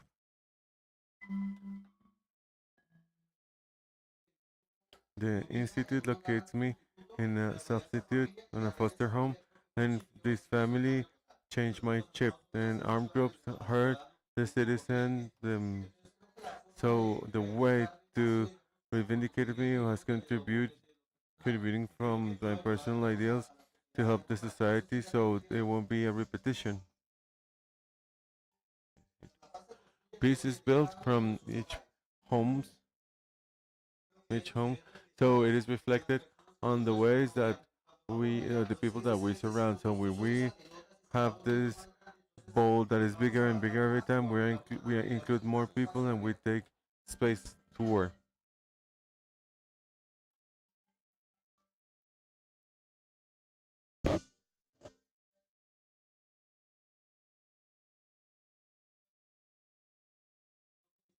And I believe that if all the Colombians bet on peace, we're going to achieve it because we're the ones that are giving more for the country and building the country. The word is peace.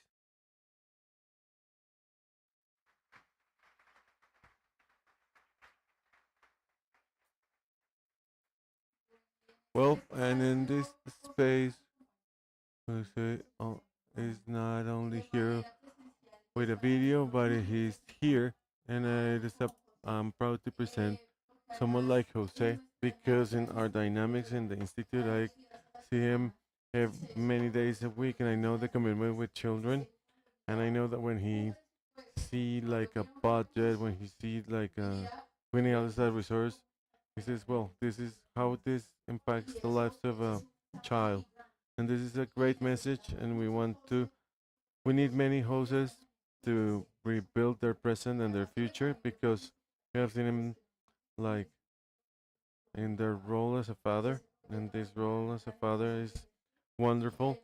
And see um his little girl running around. Well, so I give the floor to Jose Tarachi that is especially brought here.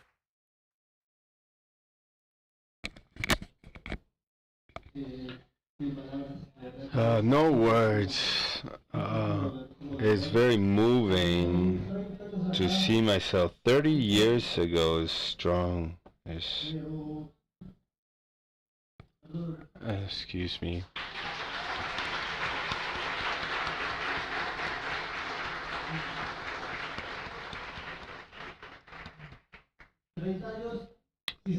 30 years, and we still see children that are victims of the armed conflict. 20 years, I said, children are the future of Colombia, of the world. My generation somehow I lost a lot of my colleagues from school, my classmates. They died in the conflict. Today, the responsibility is ours, of each one of us here, so that in 30 years, we're not talking about a process of a Jose, or about these children that are here, that have the courage to stop this critical situation so violent that we're seeing in the world. It's Palestine, it's Venezuela, it's Salvador, where children are suffering at a worldwide level. So the responsibility of us, this project, I put my face here, not so it repeats itself. I told my story 30 years later, so that we create awareness. I know all of us here are contributing to peace with a grain of sand. I'm very thankful with the ICBF, the coalition all institutions that are betting from their corners of the country to build peace, to build a well-being, a better future for all children here, and especially children in the regions, because from the privilege of the city, we don't know how these children out there are being cannon fodder, how they're suffering. So there's a lot of easy praise. The ICBF has been able to get there with culture, sport, education. These are the most powerful weapons to take the children away from war. These children are very brave. 30 years ago, I said it in the video, I didn't know my rights. I didn't know I had a right. I didn't know because of the destiny of life. I ended up in the armed conflict. Fortunately, I made it out alive, but not like my colleagues. A lot of the bodies were not picked up. So the invitation is not to lose hope, but the responsibility is everybody's. Behind every action, we're going to impact the lives of children, and we're building peace, and we are with the generation of peace. Thank you very much.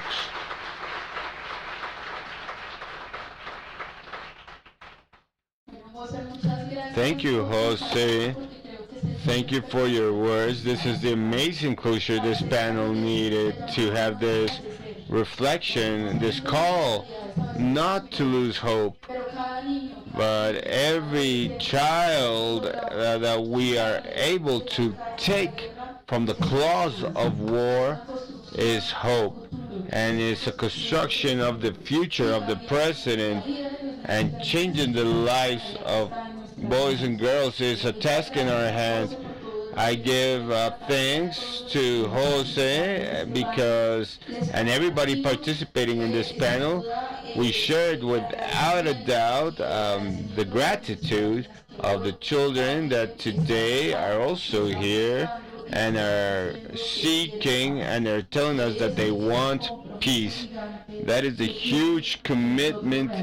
They want that we as citizens and we make have a world full of peace, that they can enjoy parks, their schools, the different scenarios where their life must happen with peace and tranquility. Now, we invite you in the closure of this space. You can have a presence up front for the official photo, and then go to lunch, which will be served on floor 13 of the 17, floor 17 of the hotel. We thank you for your company, and we invite you for the photo. Thank you. We will come back at 2:30 p.m. Please be on time to be able to move forwards, and our colleagues from other countries can enjoy the city. Thank you very much.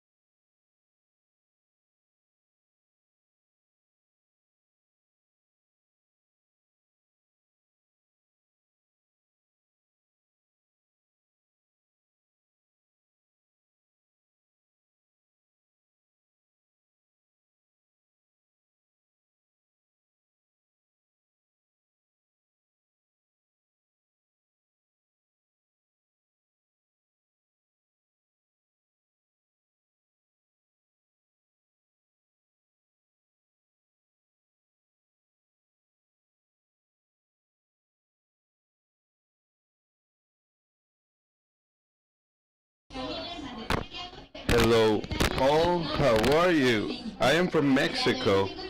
Today we are in Bogota, Colombia, in the fifth forum, and I have the marvelous honor to be with and both participants and marvelous children, especially in the area of defense of rights. This is going to be a brief interview, so I'd love for you to be very sincere. For you, in your vision as children, young people, what do you consider that this participation is important in this forum? I consider it's very important. Um, we can get to know our rights and also know how to differentiate the different types of abuse, etc. Thank you. This subject of abuse, why do you consider it is important to have this type of participation? I consider it's important so that adults can listen to us, so we can find solutions to these problems, and so that all of us can identify what is abuse and mistreatment. And that is why these forums are so important. Now, as one of the important subjects we have is peace. For you, what is peace? For me, peace is being tranquil, at ease, having a space, being yourself in your own space. Oh, that's very important. For me, peace is very important. Being happy, at ease. We're here in this space, and we're not only teenagers. It's important to grow up with a very good mental health. This means being together as a team, and here is where you enter as pioneers to promote the rights of boys, girls, and adolescents. So please leave a message for adolescents to motivate them, and they find out about these forms. I have a phrase which is protecting is not only an act of compassion, it's a duty of all of us. Also, taking care of us is an obligation we must all fulfill. All must protect childhood and the adolescence of Mexico. Daya, what is your important message? Is that we must be happy, children must be happy to be able to have a good mental health, to be able to study, to go to school happy. And that is true. Finally, even though we have different reality, all of us work so we have a happy childhood in all the world, as it was commented in other presentations. Well, this forum will keep going ahead, and we'll have more presentations. Thank you. From Bogota, Colombia.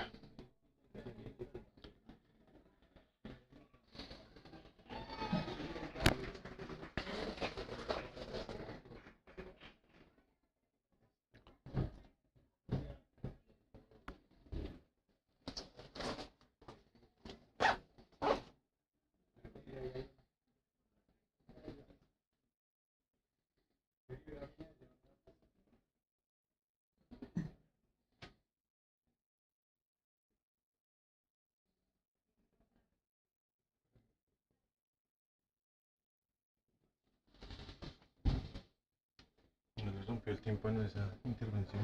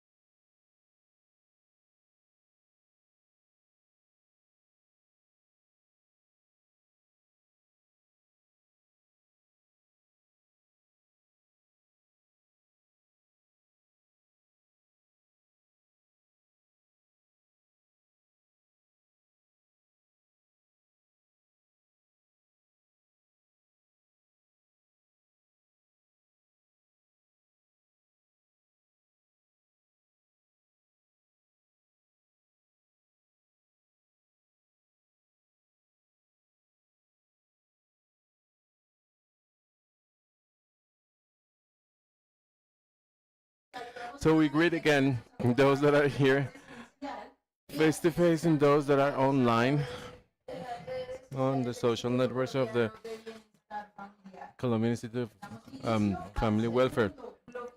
So we start with the second topics block of the forum called Community Care Systems. So we'll have parallel spaces in the Emerald room. We will be in with the children's in the Maguare workshop led by the Ministry of Culture. In this room we will start with a moment that is going to be so special.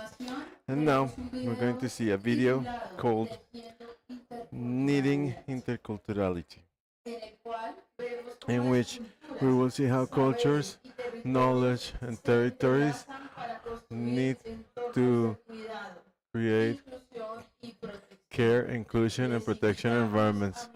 So we invite you to watch this video with your heart really open. Community strengthening grows from the Family Welfare Institute. We believe in this bed, and we supported more than 110 families in the country. Thanks to needing interculturality, the capacities of more than 30,000 families were eight, and with 144 proposals included from them. It started from there's ideal and knowledge. The human talent to join these processes is fundamental. That is why we strengthen our presence, linking the family welfare to more than 2,800 professionals that join 43,000 families, getting there to their homes and community spaces. We are family, we are a community, providing assistance and advice to the communities and central zones, and assisting from the contact zone. We are with connected families.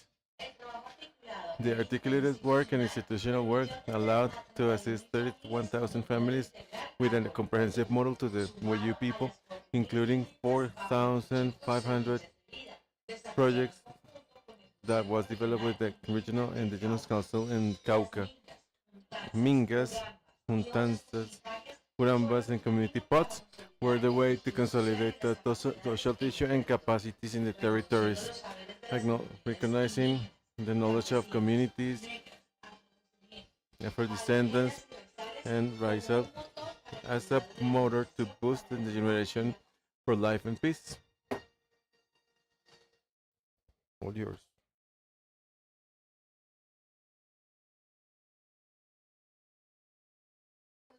Okay, thank you very, very much to the team of Knitting Interculturality that came here to bet, working with the communities and concert and work and build and work with the communities in this space.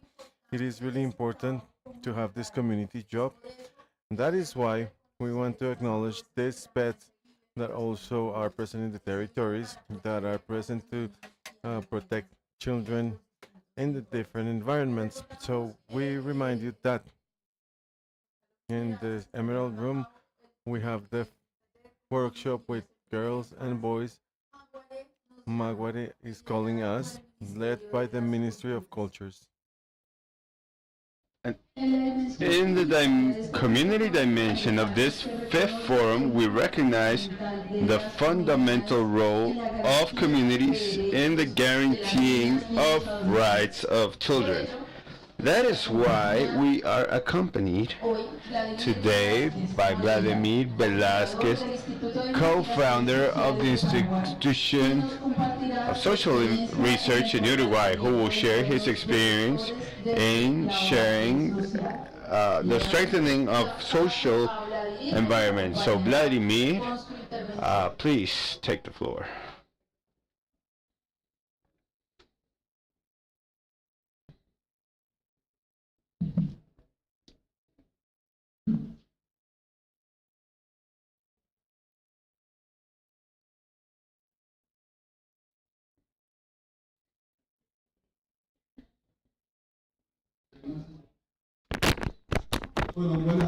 So, good afternoon.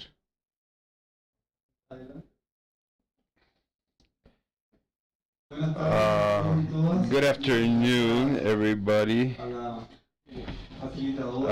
Thank you for your introduction. Thank you, everybody. Institutions that are behind the event. I want I want to hear. We're gonna adjust myself to time because we have. I'm losing sound. Sorry. The idea is that this space lasts more than 20 minutes, and I want to give you maybe 10 minutes for questions. Look, the people from the organization told me you can write your questions down, that somebody's going to pick them up, and then we can maybe answer 3 or 4 questions. So there is more interaction. I am sure that this is not going to be new for any of you, because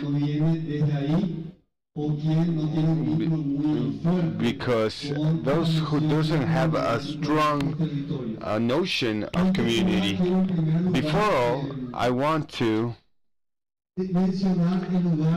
mention I come here to learn some reflections that we've had from several organizations, particularly in I refer to Guatemala, Bolivia, Honduras, who are coordinating the program, a group of people that were working on how we can think better the community dimension when we talk about from discipline. So this is about a dialogue between 2 big dimensions, the institutional universe, where those systems are built from, and the community dimension that has a whole history and definition.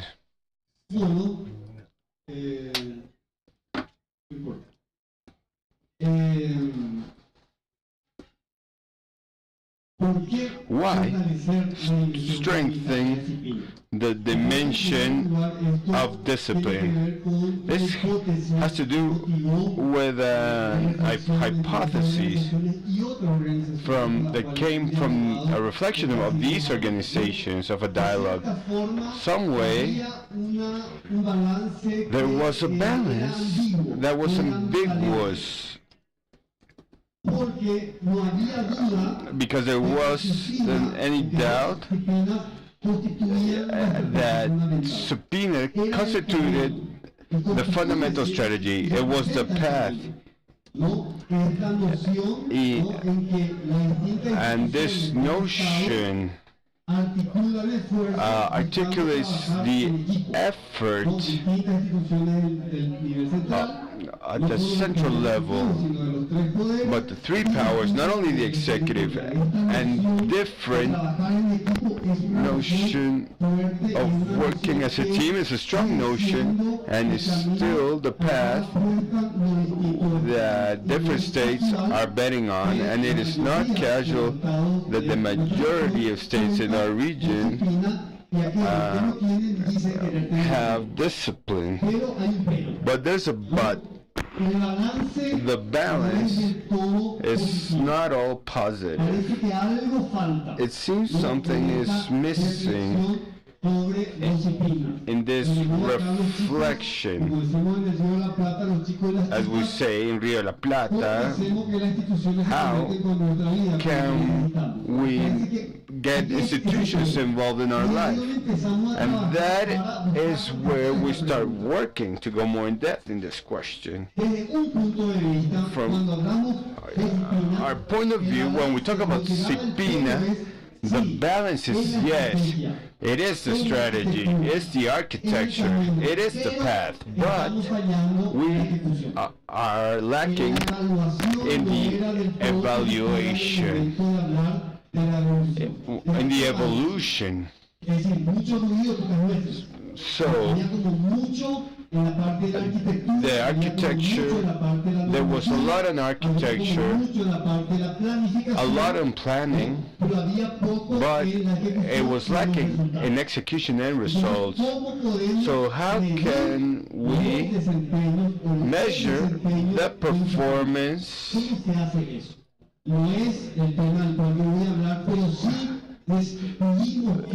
But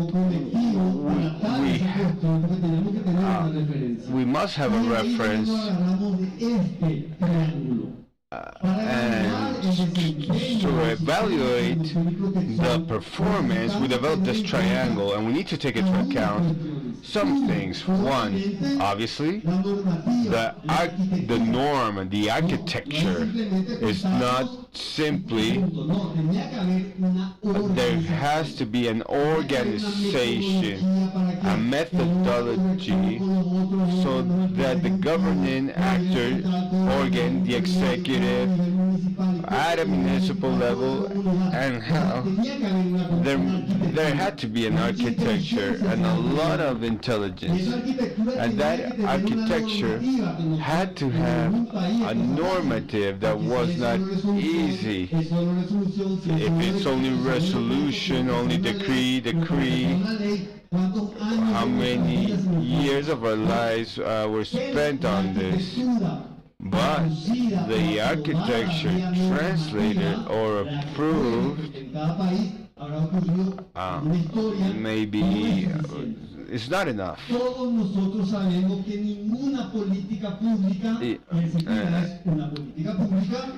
And SIPPINNA is a public policy.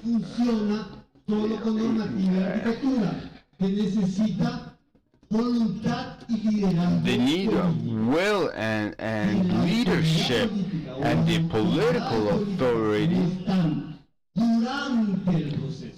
they're not during the process. Public policy starts Creo que eso, después de 30 años, failing. promulgado la convención, So, nuestras constituciones, nuestras leyes, in our creo laws, que algo de eso sabemos. something of this we might know, but No es suficiente el liderazgo it's político. not even Se necesita enough. capacidad de gestión. It needs a Muchas de nuestras capacity instituciones hasta tienen of poder execution, político.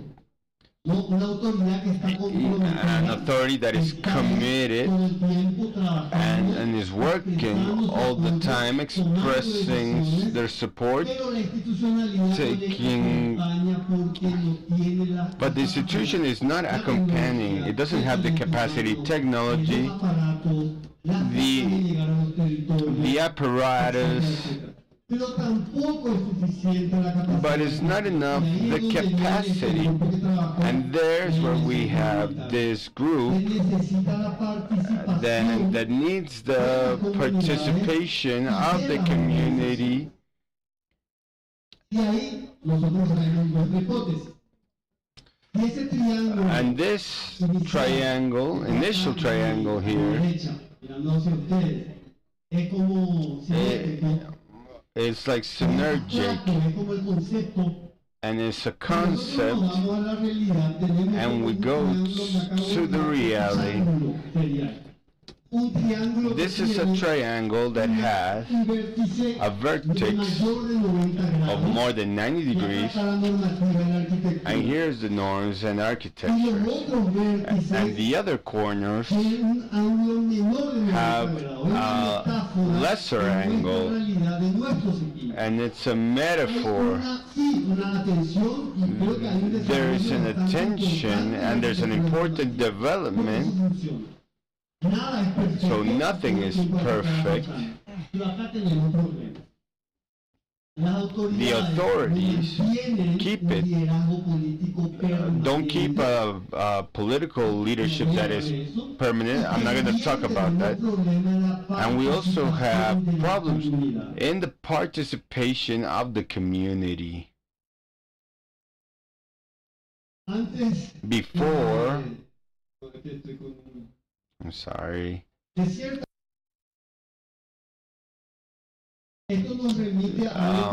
This brings us back to what organizations say to see if we are able to connect.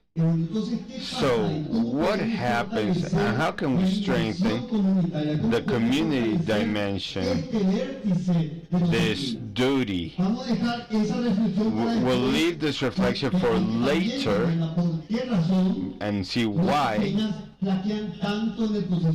there's so many deficiencies in the political process.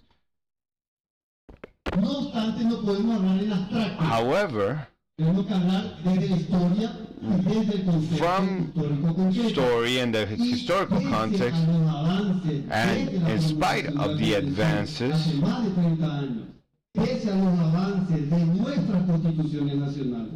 of our normativity, there's still important problems. So there's still a prevalence, or the main paradigm is among us.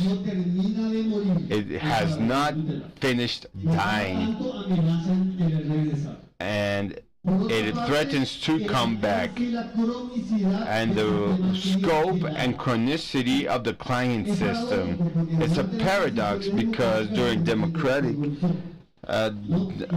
decisions, there's a permanent tension between citizens and clientele. There's some actors that said when there's clientele, there's no citizenship. So there are different ways of relating that generate tension and confront each other. And when the institutions don't work, they appeal to the client system. es la debilidad de la descentralización. Another part is the weakness of decentralization, serious problems of decentralization, Arrastran muchas deficiencias de gestión. and they have a lot of deficiencies. So, what can we ask if it's only 3 people? It's not only that the municipality,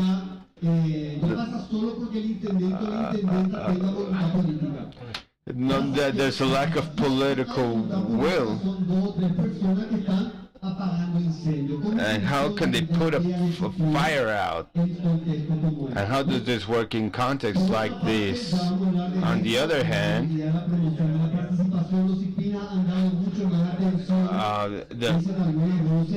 some voices have paid more attention to normative affairs. And we cannot forget we're in a moment of expansion of authoritarian governments and movements and governments that go against the rights. And they're creating movements backwards in policies. They're taking a step backwards. And then we also have traditional practices. We haven't lost them. But adultcentrism, chauvinism, all of this is still there.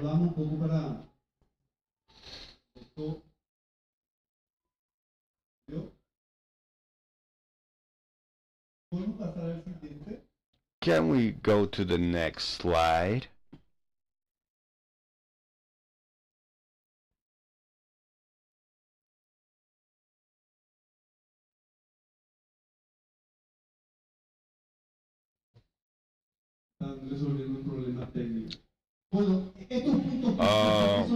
These critical points are important because right now we are in a historical process where these components have participated in a prevalent manner, and in some cases they have intensified. Okay, I'm going to advance anyways. Let's go to the concept of community to advance. If I start from the hypothesis that I need political leadership, capacity of management, I have the architecture, what happens with the participation of communities?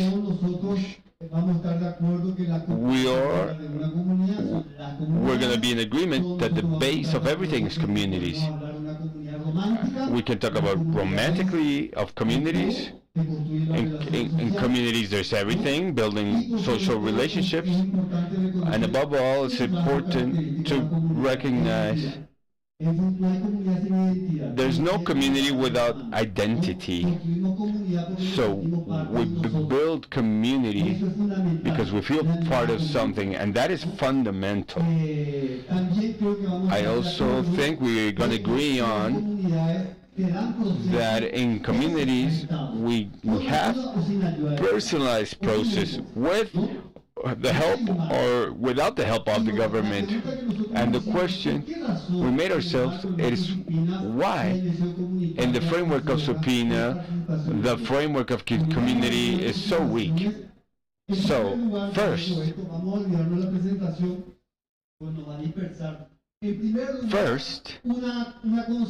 a consideration is the following. It has created a lot of tension on the participation mechanism. What does this mean? The provincial council, the municipal is fundamental. We need formal participation mechanisms. So these are established by law. Male or female of any age can go listen. We need formal mechanisms of participation. Institutionality must offer these mechanisms, and as an architecture it does. The question is that these mechanisms do not extinguish the citizen participation or community processes. They are part in governments that have a lot of life. But no, they have their own life. So the first question, or the first big challenge, is going out of the scheme of the formal mechanism of participation, not forgetting it, and go to the communities to recognize what are the processes of participation, community participation, that should be intensified. And I think I go up to here. It doesn't matter. It's part of the show. First, it's important because those who are directing institutions, they know the informal mechanisms, and not necessarily are they thinking about community processes. And sometimes it happens, those that are thinking about community processes by part of the institutions are not linked to those who think in SIPPINNA, because these are like two different universes, and this creates an internal problem in the institution, because in the institution there's like a separation between community and institutionality. This happens a lot in ministries and secretariats, and this is a problem that I see ministers, vice ministers, directors of institutes, and there's a problem they must resolve. How do we accomplish that the promoter in territory working with people should be sitting at some moment with that person who's thinking on the childhood of that country, and should be thinking and is thinking in the macro policies of the architectures. So that is a challenge of institutions. And in last instance, what does this mean? That institutions assume that they have a problem. Our triangle is not working. We need to strengthen the participation of communities. We need that those that are thinking of architecture sit down to think with promoters, to have a dialogue. It's not only that. It is not only that. It is not enough. We need to understand the logics of participation. And I'm here with boys and girls, and if I don't adapt my language to them, maybe I won't be able to communicate. Um, and that is something that is really complex and challenging in territories like ours that have linguistic diversity and ethnic diversity, age diversity, and religious diversity. Diversity is the core characteristic. So in here, it is important to analyze and see how the main level and the intermediate level and the local level talk to territories, trying to understand the participation idea, trying to find on one hand that the SIPPINNA that today is an abstract entity could be understood at a community level, and at the same time the institutionality could understand the SIPPINNA. So it implies that we were discussing about how to okay to think out of the participation processes and think in the general way, and start thinking about the SIPPINNAs need to understand the citizen participation and community participation. Particularly, SIPPINNA has the big challenge, and other challenges have to adopt the perspective of childhood and adolescence, and that has a lot of complexity. Okay, so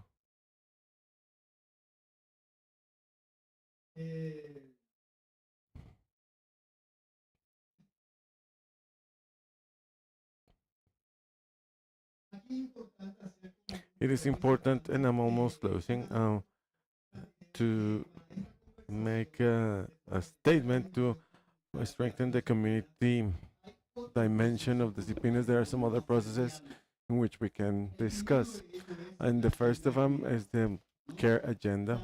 Maybe this is one of the most important agendas that come to renew the conversations, but it is the care agenda that we can make a lot of synergy and collaboration in terms of how to recognize community care processes, how to recognize the way in the communities take care of their children, and how from that acknowledgement establish public policies at a local level, intermediate or national, that boost to strengthen those mechanisms to make them work.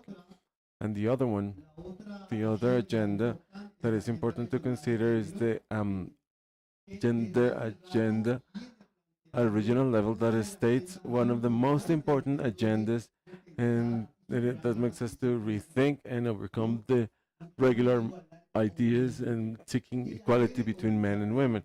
So it should start from the early childhood.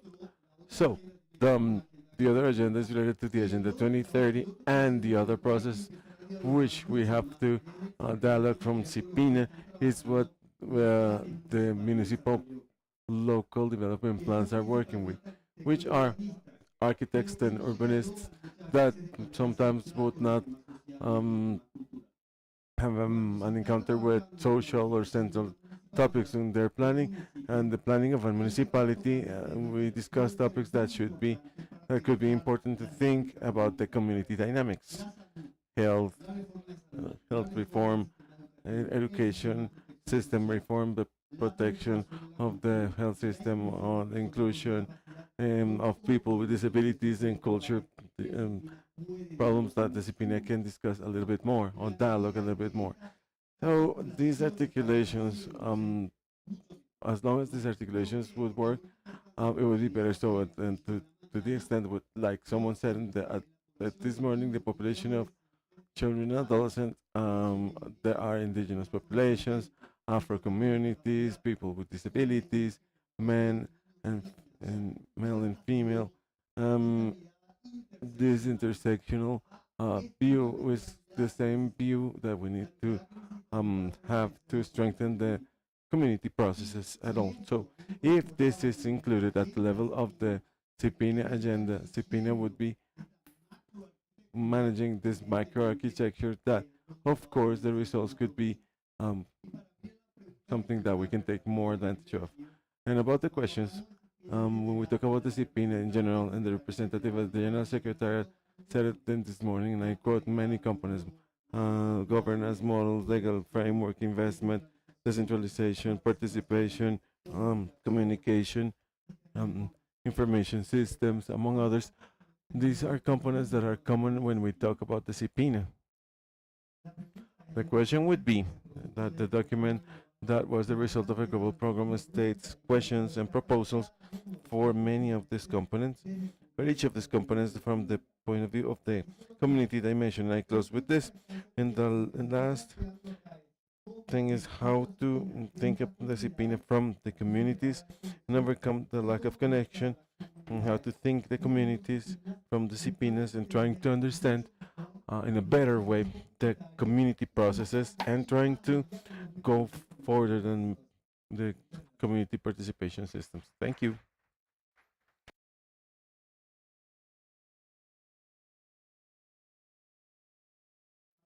Well, Marta is telling me that if there is um, someone that would like to ask a question in written, there are some a few minutes for that. So, if anyone would like to do so.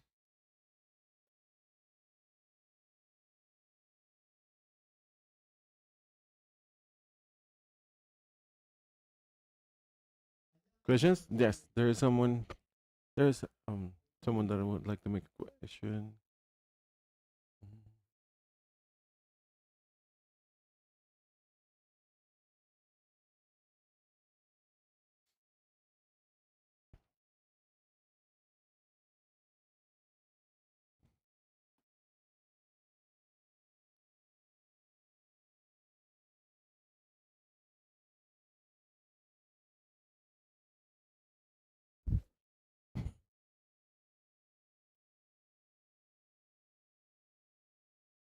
Thank you very much. One of the main problems while implementing protection systems that we've forgotten during this year is the operators and health, education, health, police, and that are resistant to change and articulate systemically. And I think that that is one of the resistance to problems that we have in Latin America. That is one of the most difficult things.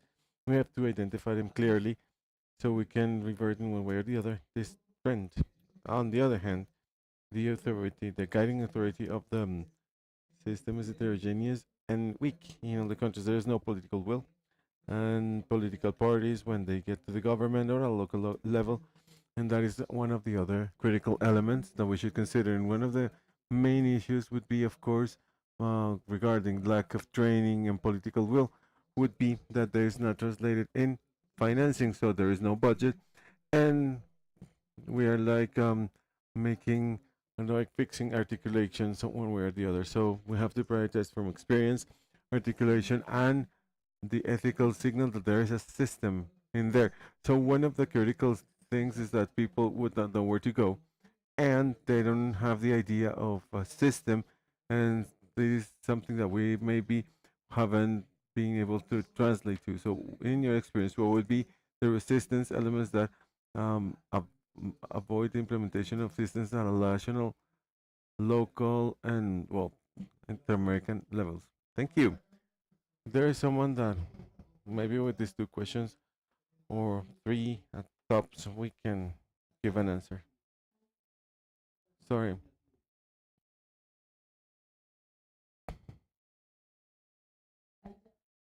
There.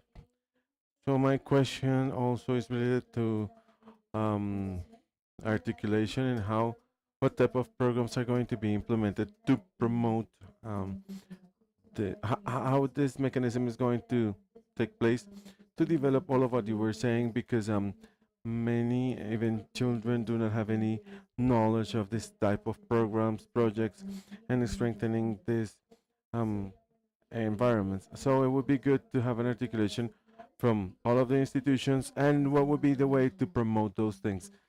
And well, that was my question. Thank you.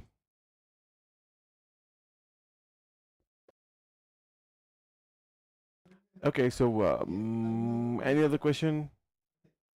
Okay, well, that's it. Well,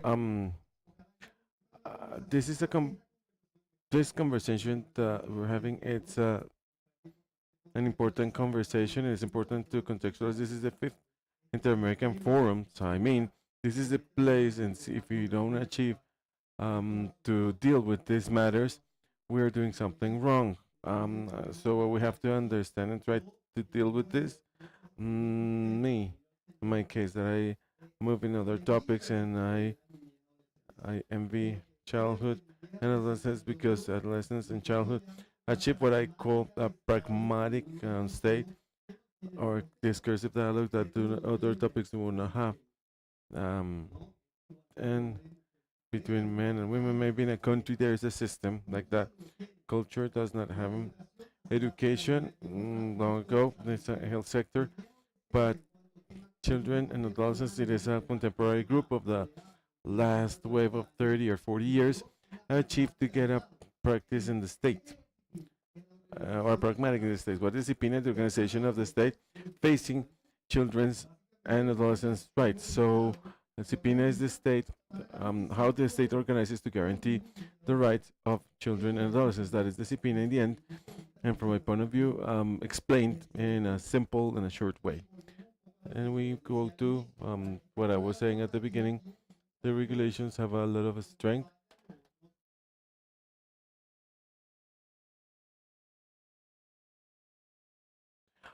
So the main ones are political ones and the cultural one. So we have a political problem that the politics join this discourse, but it's not accompanying the execution of this discourse. It is going round and round and weakening this idea. So for the SIPPINA, how to measure it and improve the conditions in the society. If I take a look how long ago, 10, 15 years or more than that. And one is of the, because of the situation of children 15 or 10 years ago, and the situation improved or got worse, and we should do that in the end. So that would be the type of conversation to bring to the SIPPINNA forum, how the countries move forward with this, and according to the development indicators and indicators for children and adolescents. So there is a political problem, and also we need a little bit of inclusion in the politics. It was when it seems that for me, the intervention of the secretary at the beginning says how the UN is joining the facts during the process execution of the SIPPINNA regulation, because SIPPINNA, if does not have the accompaniment, the political accompaniment, because the articulation between the guidance institution of education and children and adolescents health and the guiding institution of indigenous politics would be solved firstly at a political level. So articulation should be done politically. At the same time, it is made technically and operatively. So articulation is fundamental.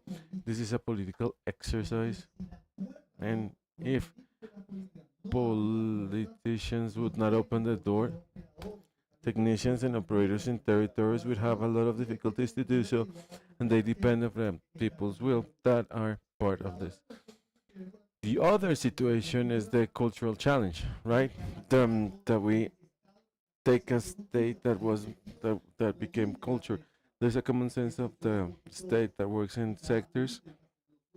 And they tend to do their own in an operation level. The hierarchical state and the people follow instructions of the regulation or the organizational culture or and the immediate person. So about your question, I think in fact this program, this global program, harmonizes or produces the document because there is an interest of have that idea how to the human rights IACHR, the community idea of the CPIN. So how to evaluate the how many of children and adolescents know about CPIN, and talking about taking down to the population of children and adolescents what is a CPIN, how does it work, why is there, what they should do in case if I'm an organization of children, how can I be related to the CPIN. So that is interesting and important to evaluate what has been done, and I started to think and the communication and put with organization of children the sense or the idea of CPINA, because in my country, and I close with this, at a municipal level there are a lot of issues. CPINA is there in this in the discourse in their guiding institution, and the certain institutions at a central level and at a municipal level there are a lot of issues. So in this in a country that is not unitary with the federal states are stronger, and talking about territories, in the territorial states there are a lot of difficulties. So I think that we should mostly to pay attention to that. So I have to conclude here, and thank you. Thank you very much, Vladimir, for your intervention, and now we will invite you to continue in the scenario. Thank you very much for your intervention. And I didn't give you a bad look. So we want to continue with this agenda in the forum. Thinking about that, Vladimir brought us to many elements that are really important to acknowledge. And maybe I saw different faces when he said the articulation with health and education, and many said, yes, right, the difficulty in municipalities, yeah, for us in the municipalities also. So those are factors that we are going to find that makes us think and say, well, what are we going to do, because we have like the same difficulties. Seems that we're not that different from each other, and we have a lot of matters that we have to discuss, and there are some fundamental elements that we have to continue working this agenda during 2 days to generate those formats of participation of the communities, which is a fundamental element to think and rethink in those community processes on how they are part of those formats in the care agenda that also, as the Colombian government has been important to talk about this topic and start this conversation around the care agenda, the regional gender agenda. Also, when we have systems, we also have to talk about this gender agenda. What are the main challenges that we have in there? And maybe all we all agree with that. The inclusion of people with disabilities, it has been, and for the government has been a challenge to move forward in the inclusion of people with disabilities, acknowledging that life in communities is one of the main elements for the development of people with disabilities, and then sometimes barriers are centralized in our systems that do not understand what a disability is. So thank you very much, Vladimir, for your interventions, sharing this valuable experience, and we invite you to continue with this exercise.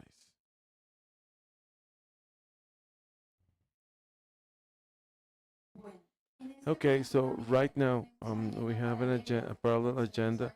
As you know, we had these spaces for um, boys and girls, and we have in the dream catcher, and they are participating in art and culture, and we have the National Center of Historical Memory with a pod Ubuntu, and we also have the activity City and Childhood Sing for the rights of children, and the science cells room. We have own narratives, and we have talking about our dream community and talking for from World Vision and Save the Children. And in here we are going to continue with a panel that is really important: communities that protect. And the way we saw it with the interculturality, that is an absolute good element that we should have. And these communities that protect are fundamental. And also in the interventions in the mornings, we saw how communities become this protection environments, and we have to rethink about these communities and in this space, and to harmonize and start with the harmonization of this space. We have two representatives, one of the UDI community and the KAMSA community. Please go ahead.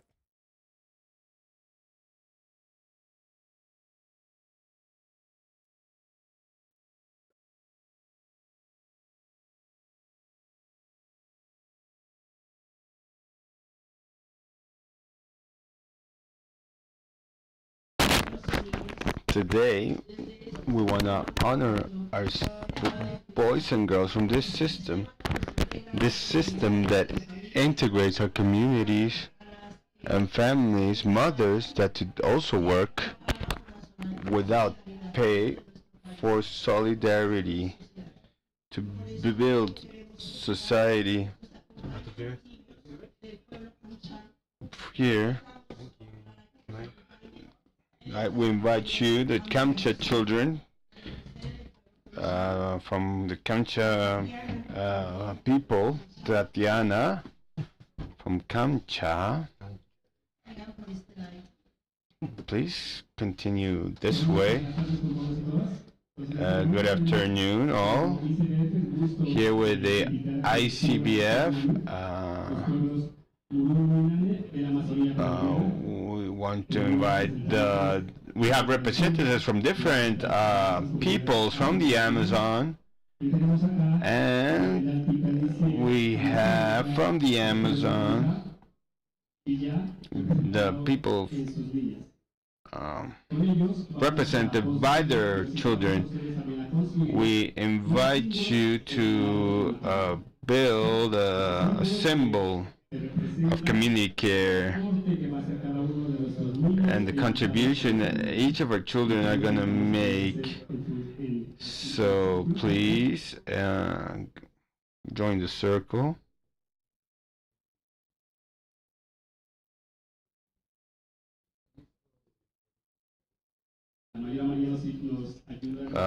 Can you help us so that everybody has in their hands a chumbe? Maria Jose, Tatiana, Armando, Belen, Samantha.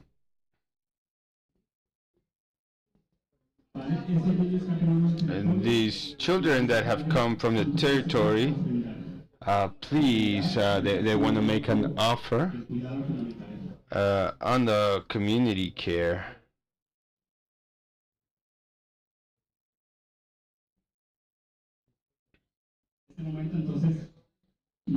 Right now, Maria Concepcion is gonna make her offer from her cosmovision, from her cultural identity as a member of the Camusa indigenous people from Putumayo.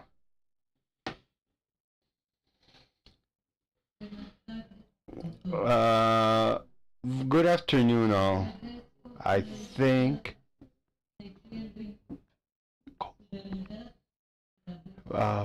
for having invited us. I am very grateful.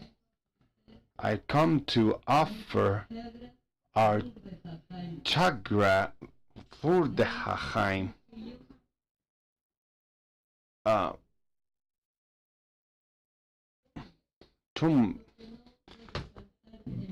What cannot miss in your gardens, beans that sustain us for food.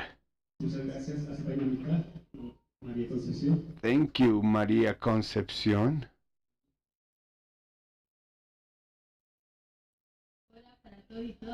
Hello, all. I am Maria Perea Vallecilla. We offer our culture, our Afro culture.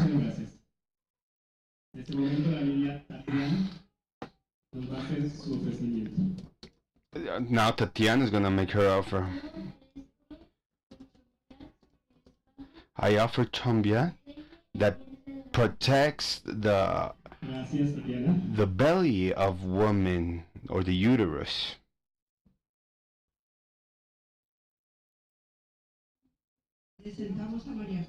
We introduce Maria Jose that also offers from her perspective medicine.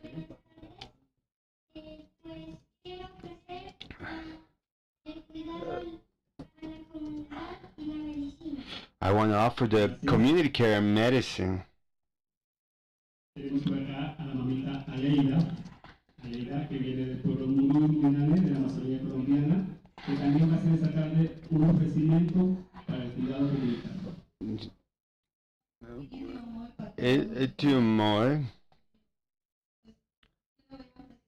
Here I'm going to offer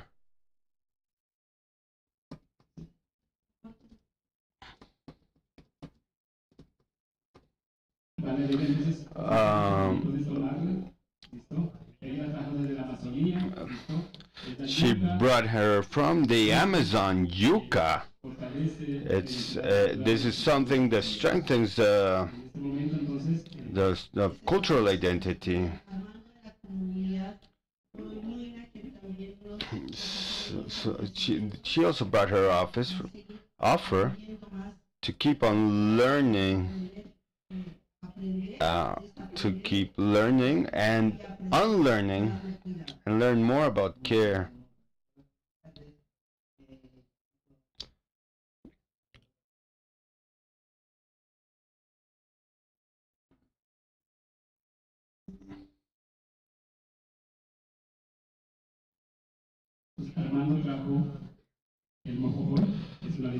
He brought mojojoy. It's a typical food from the Amazon, and I want to share it with all of you this afternoon.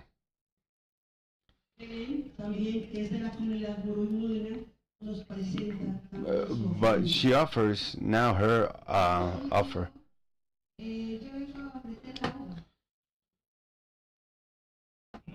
I offer grapes. It's a game that represents the innocence of children, and these are traditional games that have been learned from generations. Nuestra mamita María Mutumbajoy, desde el pueblo Camuchá, nos va a hacer su ofrecimiento del cuidado en esta tarde.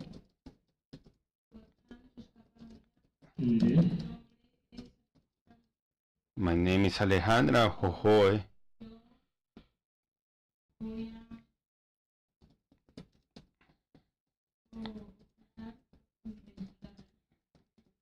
Su identidad cultural. Muchas gracias. Y solicitamos que por favor nuestra directora Heidi de la Dirección de Familias y Comunidades nos acompañe en este espacio. Now she accompanies in this space, so together, institution, community, youth, we can have this system, we can hold the system of care all together. Welcome. Thank you. All of you that are with us in this offer that has a very special value, because these are the things that have a meaning, a very important meaning for each of this community. From the heart, they brought this as a offer or payment in indigenous. For people, it means like a commitment.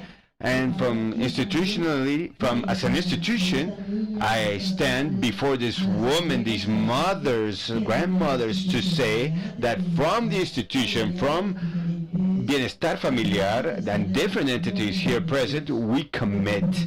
We commit with the lives of children and young people, with a good way to live. And with this, we make our commitment, our payment, creating this commitment with all of you. Thank you very much. Muchas gracias, doctora Heidi. De igual manera invitamos entonces en este momento a la doctora Marta Benítez. Now we invite Marta Benítez. She comes from Paraguay. Bienvenida, doctora Marta. Bienvenida a sostener este Welcome to hold this symbol of care. Thank you for inviting me to this sacred act. I want to offer as a symbol the mate, which is a symbol of my country. It's a symbol of dialogue and connecting in a circle like we are right now.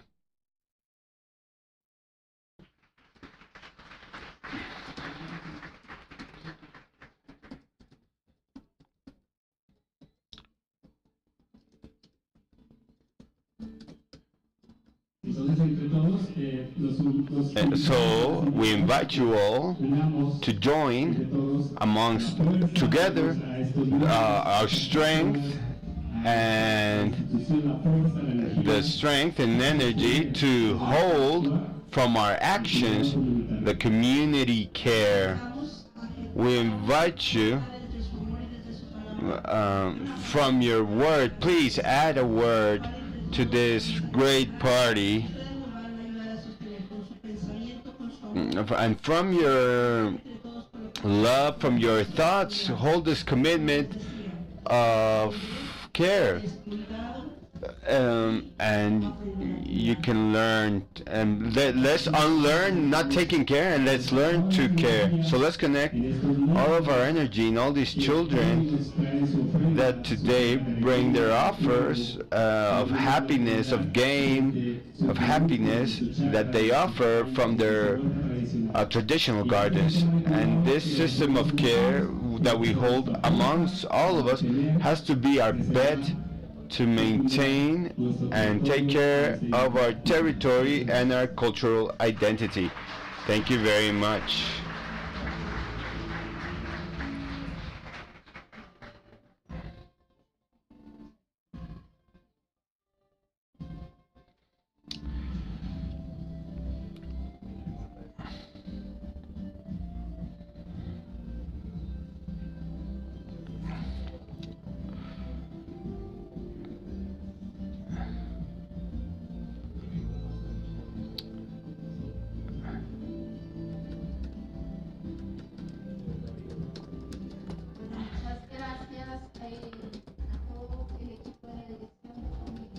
So thank you to the team, the communities,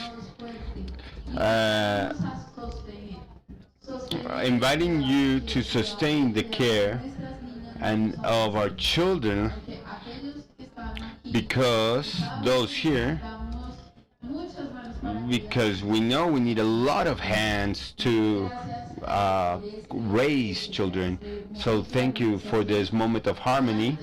And before giving the floor to the next speaker, I want to remind you that we are in parallel rooms with children, generating several spaces and conversations. We invite the children that are participating so that they can also mobilize to these spaces and know these experiences and share these experiences. We're going to be aware for you of the Institute, who will guide you to these spaces that we've selected and worked very hard to have these very nice spaces to have your active voice of children. So we invite you to be part of these conversations and these collective constructions. I want to give a space for the next panel, moderated by Marta Benitez from the National Movement of Childhood, and as panelists we'll have Mercedes Banes of International Plan, the director of ICBF, Omaira, for working for the childhood of Colombia, and from Guatemala. We welcome you to this space, and please go ahead. So let's let's start this panel. As it was mentioned, the idea of this space is to share good practices that can give us light on how to overcome barriers and obstacles and above all in the environment for children. So this is a space for dialogue. It's multi-sectorial, and we must work on concrete experiences at a territorial level. So it's on three key axes: public policies, territorial, civil society, that have specific models of mechanisms of care, and in two countries, Colombia and Guatemala. So I invite you, without further ado, to this active participation by listening with connection, as proposed. Our brothers and sisters of indigenous peoples, with that beautiful ceremony, to connect with what affects us particularly at the level of territories, of children and families. And without further ado, let's begin with the first exposition or practice that is going to be in charge of Ms. Omaira Orduf. She's Executive Director of the Alliance for Colombian Childhood, a platform of civil society that congregates 23 organizations that work for the rights of youth. So, thank you, and you have 10 minutes, and we will listen with a lot of attention. Can you hear me? Good afternoon. It is a pleasure to greet you. A special greeting for children that are accompanying us from different countries. Can you hear me? To all delegations that are here with us in this fifth forum and the rights of children, be all welcome to Sewing Networks for the space. And now we will begin, because it's 10 minutes that we have. So from the Alliance for Youth, it's a platform of 23 organizations of civil society that have been working for the rights of youth, we've prepared this presentation that we called, uh, it's called The Alliance with Communities, Strengthening Local Systems of Protection of Childhood. There, basically, we've brought a small diagnostic of what are the protection systems in Colombia. We must say, as Vladimir said, that there's a challenge to integrate the protection formal mechanism with communities. There's a presence, a limited presence of the state. There have been crises, as we all know, of the conflict, poverty, situations, human mobility. What makes this to persist is institutional vacuum where organizations of the community have a great role. And here, civil society organizations from the Alliance, we have a presence at a national level and coverage along the country, especially in those isolated areas. Here we are with the presentation.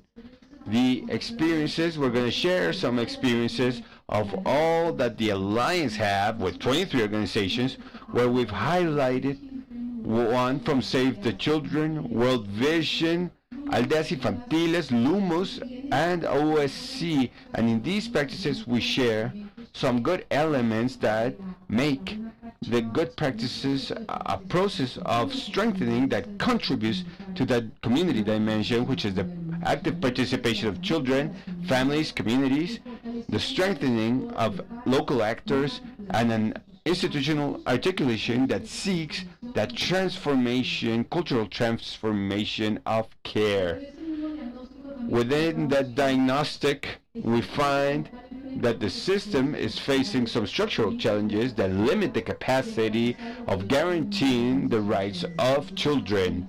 This fragmentation demonstrates a solid system. We mentioned this. We have a solid norm politically.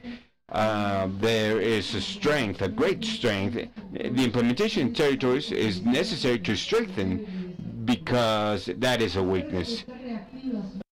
These reactive responses causes that in our countries it is focused on the urgent attention in the critical case, and we need to move forward in the strategies and restoration and low participation. There is still there. Children are not listened to and in decisions that affect them. Likewise, we need to strengthen those tools in the community, so the participation and communities first will have recognized, and second have the tools to strengthen the system. What we intend as the protection has more resources, more specialized protection and coordination systems at an institutional level. So those are some of the examples. Many of the children that are part of the system, the protection system, access the responsibility for adolescence system, and then we think about the situations of vulneration of rights that were not um, overcame, and that makes us think about the lack of tools in 2018. The bet on the National Inquiry of Violence says that less than half of the victims knew where to find some help.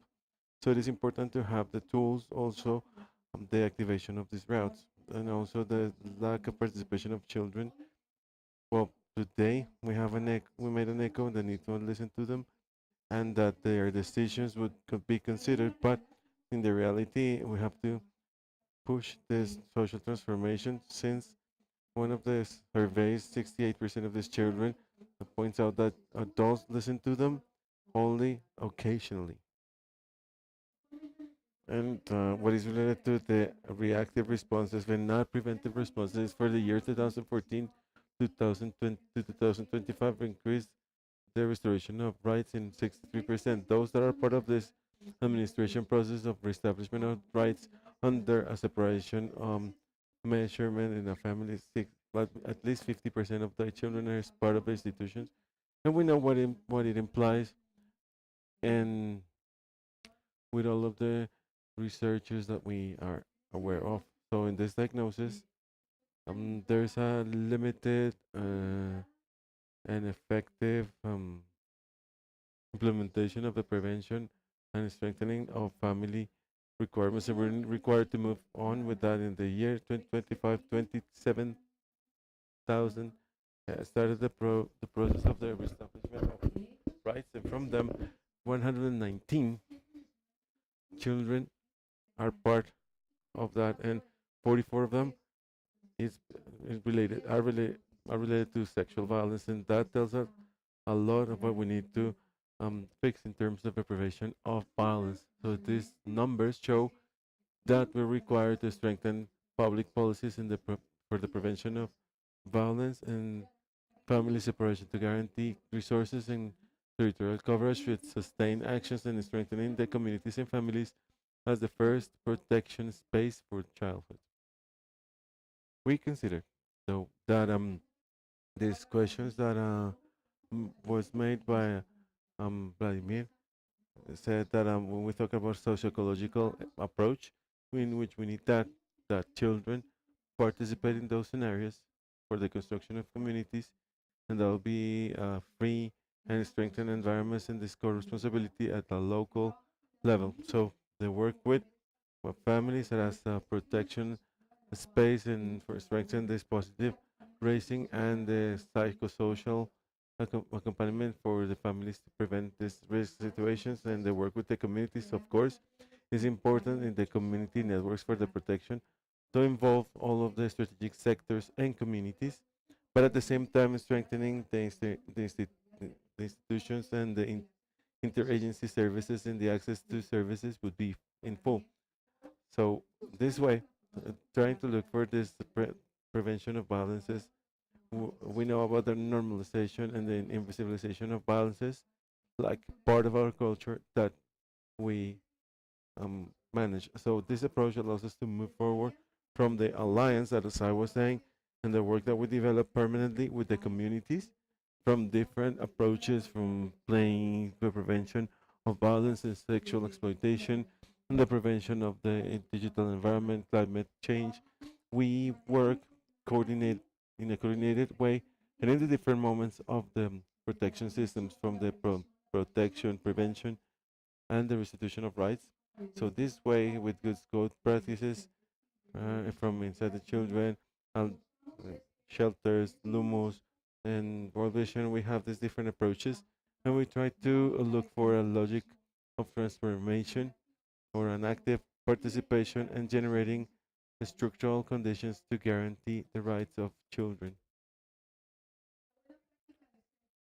The good practice of saving children, the cycle of community actions in the protection of childhood, these processes that is there, it works with the coordinated way, and the diagnosis and participation and the planning with the communities is prepared, and it's organized, and and identifies the risks, and also strengthen the local capacities articulated with authorities in there, and there is an adaptability in territories, and we start from the local dynamics, as we saw with our indigenous peoples, and we need this flexibility, so we will be able to discuss this from the cultural diversities. So what we intend is with this good practice is that communities will have an organization capacity, that they will develop the skills to solve the problems and contribute directly to the solutions.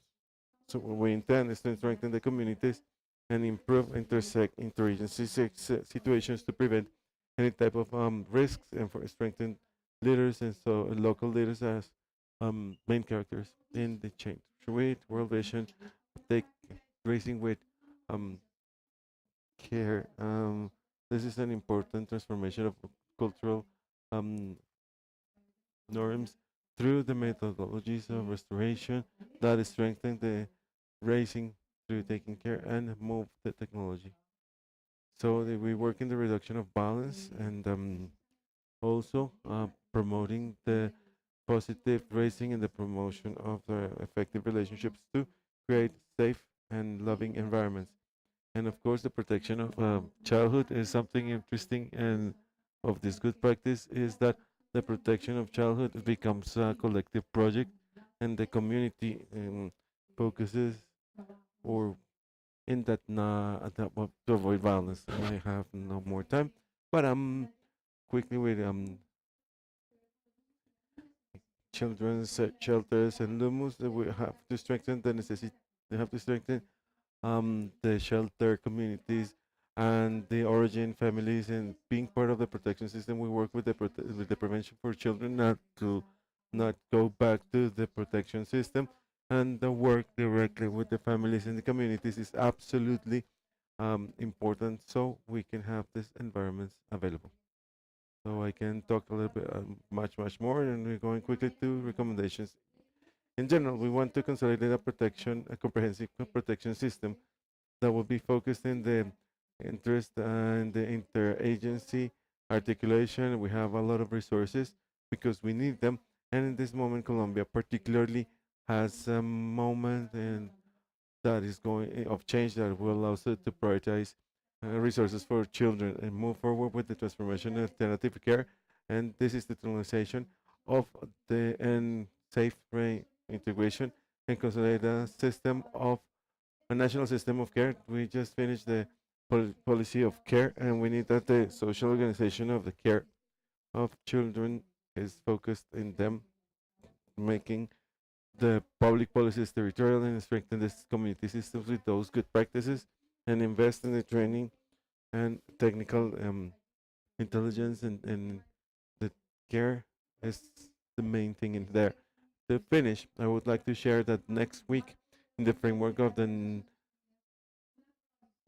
National Assembly of the United Nations, the coalition and organization of the civil society will back the global letter of the reform of the care in world. This is a call to worldwide leaders so we can join efforts and guarantee that all the children will grow in a family and safe environment. Specific goals of that letter is to strengthen these families and prevent unnecessary separations and guarantee alternative and safe care based in families and overcome institutional model like the way of care in the world from the alliance from Alianza Hoy. We have to share that we are part of this coalition at a global level, and we include these countries present here and be part of this strategies. Thank you very much.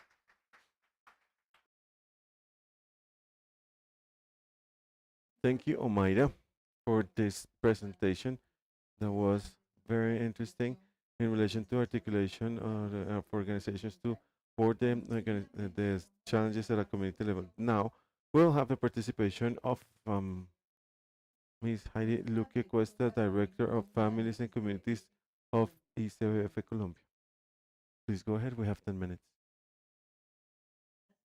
Thank you. Greeting to warm greetings to everybody. We have 10 minutes, but I would like to take this space so we can have a short exercise to those that are listening. And I'm going to invite you to sit straight with your back straight to let the energy flow and mostly from the direction of families and communities from family welfare. We want to share in this small amount of time that methodology and how can we get to the communities and that we have a framework that is related to our national development plan that we have a guide to change and the other thing is some recommendations that in a country that was um, signed by violence that left the commission of the truth. So for us it is a live exercise and in these 2 minutes to sit down with your uh, back straight and we should close our eyes just a little bit, but at this time I think it's going to be easy to close the eyes. Please do not fall asleep and think that there are some other children, but mostly this is for the inner child and that we should think in care in a care experience that was really important for us and meaningful that um, frame our experience and our life. So who was there joining us? Who was there with us? I ask you to focus on your breathing and bring back this care moment. Who promoted that moment of care? How? What does it mean for each and every one of us?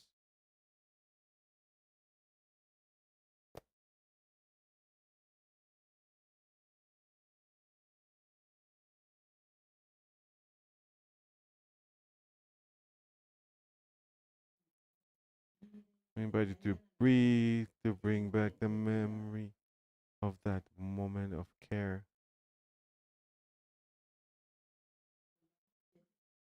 We can go back to the space because short we have short time. So I wanted to tell you that care.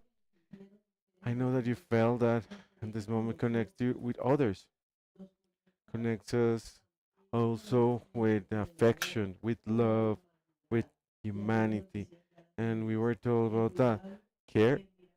And looking at it to other person is related to that. So that is why we want to um, from the slide in which there are a lot of stakeholders, many ways to say that be accompanying the communities and analyze this community dimension is really, really complex. And the emphasis we wanted to make is related to two stakeholders. We have many of them. It is related with institutionality, with the family and the community as well. From the methodology, well, starting with the methodology of community work, one of the things that we do is realize about things and have a different view, take some space and do not think that we are the that we have all the truth in the institutional levels of the different stakeholders. And the first thing that we do is thinking about the other person and the other person's um, lives. So we have to wait to give a new meaning and face the violence and of course denaturalize violence. And we make this exercise among each other as an institution where we're also with communities and families expand new ways of thinking, feeling, and acting regarding adultcentrism, classism, racism, sexism, and we put all of those things in there because it is part of many practices that they are present in there in the institutions, families, and communities. On the other hand, building that um, tissue that is delicate, that we have to make strong the way we did before in the ritual, right at this a few minutes ago, and it was how to sustain that tissue, and it is related to promote a family and community system of care. And promoting this system of care is related to co-responsibility of all of the stakeholders, collaboration, and acknowledging the others. That is the base of a system, of a community system of care. So then we join the communities and we accompany the communities, and this acknowledgement is expressed in three dimensions: uh, recognizing of as equals and different, recognition of level and the relations and cooperation and collaboration, recognizing these skills focused on strengthening joint actions in territories. We have three other components that we work with from this accompaniment at a community level. One is related to strengthen capacities at a family and community levels to develop links of care. On the other hand, we have the promotion of coexisting in a harmonic way for the prevention of violence inside the communities and families. But also we have the mobilization of networks and the construction of social tissue. So there is a view that is related to work that is related to communities. And that is why we talk about this first component. A second component, that we have a different view regarding the violence situation. A third one, that to all of those stakeholders that are part of a territory. And how do you say it, is one of the needs that we also have to prevent and to strengthen the all of these processes of for promotion, rights, and to guarantee the rights of girls, boys, and adolescents. 7 bets and realizations for change. That is the way we get the communities that we accompany those communities that we started. Well, that we've been doing from family welfare and from the individual part, we pass to the family, community, and territorial spheres. From providing services, we pass to the, the guarantee rights. From this um, outsource, we do it on our behalf. We pass to the direct, close, and warm presence through an accompaniment that is direct from the Family Welfare Office. We are transforming many of our practices as family welfare. We always intended to look for a third party that was there, and from one of the directions that we started last year, we started to do it directly in this way. We say warm, close to the communities, has to, it is related to this direction of families and communities, and it is a transformation that it is one of the missions of the institute. And I want to say here, and I have to say it here because we can see the transformations in the territories. Many of those that are part of the communities today, when you see the green vest of family welfare, mothers and children, mostly ethnical communities, ran away because they thought that they were going to take their children. So now the view is different.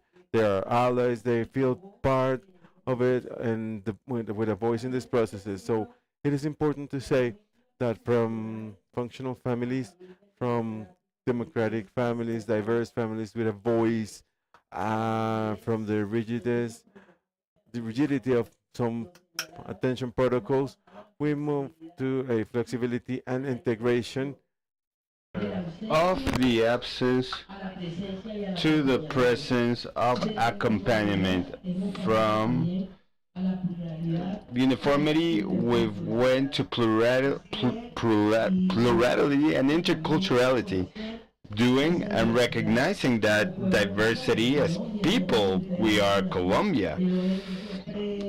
Uh, so I am very honored of being part of this process, and our director always says that families and communities is a directorate that is colorful.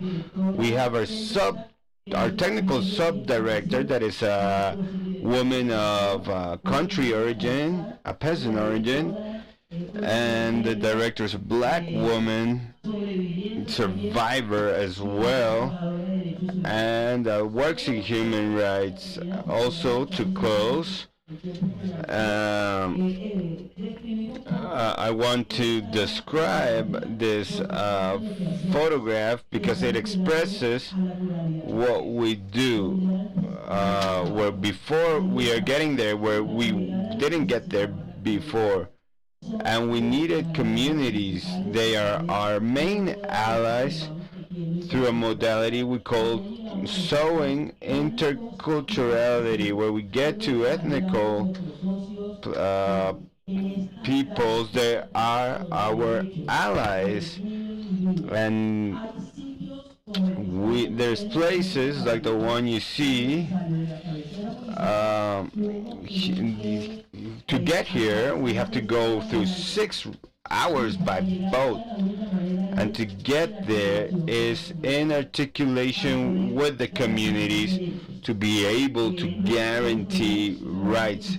I don't want to extend myself.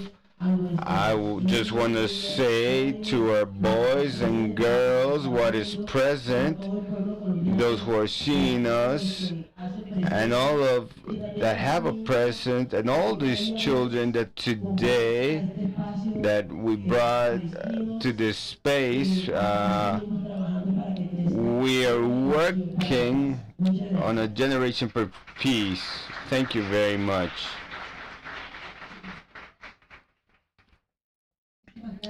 So thank you, Director, for having told us about your work at a community level. We were able to have like a screenshot of the work you perform and how you question your conceptual frameworks and go into the terrain to sustain cultural tissues and talking about co-responsibility.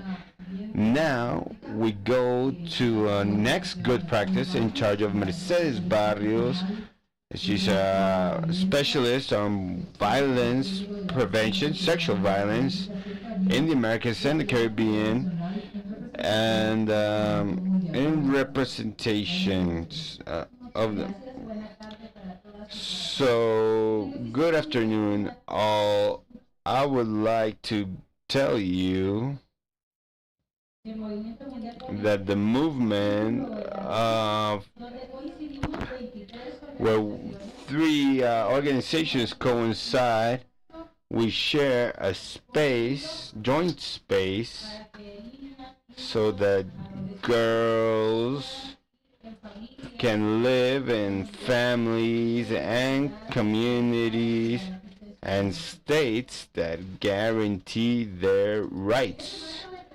In that framework of work, we've been invited by International Plan to share a good experience that I want to share about mechanisms. I'm going to share the opportunity that communities have provided on the efforts they've done to be able to organize themselves. This is an experience that we've had in the Dominican Republic and El Salvador, Honduras, Colombia, Brazil, and Paraguay. And what we've seen is that communities have organized in networks to work together to accomplish the prevention of violence in their communities by identifying risk, preventing and protecting, and giving a follow-up to the cases that happen when the efforts of prevention are not enough. These methods have structures that could be formal when they depend on an institution, when they constitute by their own will people that have interest in the security of youth. These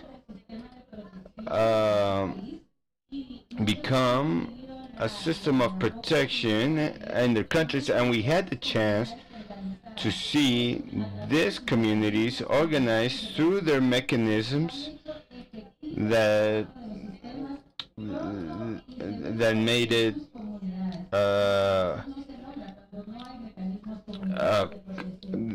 in their communities. They are key actors, and they contribute to detect and denounce and provide follow-up to cases of youth or violence. These mechanisms of protection that could be boards of protections, sometimes with their own names, they help to break silence in issues that are taboo, and in these cases of violence that are normalized, including gender violence. They develop actions to accomplish that risks are reduced.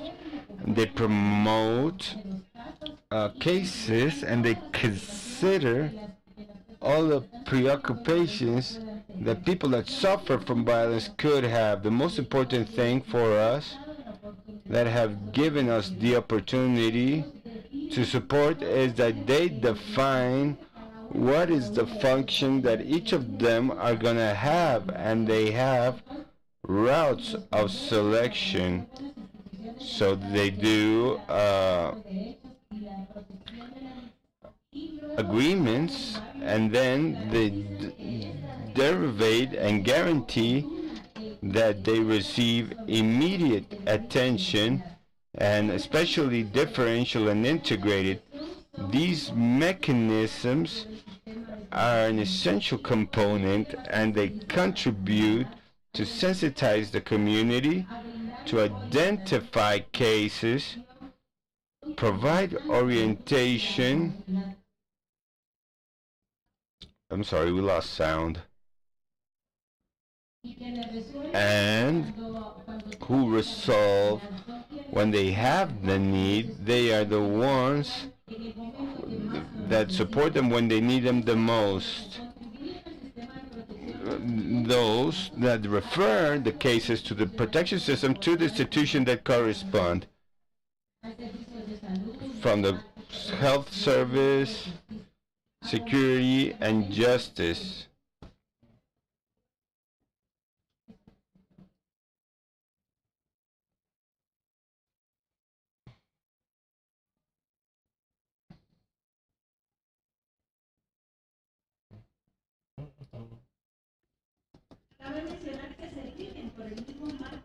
They are governed by the same framework.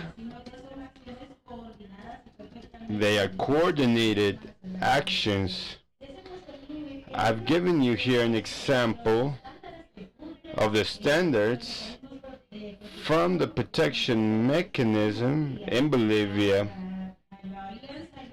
The Alliance of Joining Forces have established these standards, but I leave them as a standard.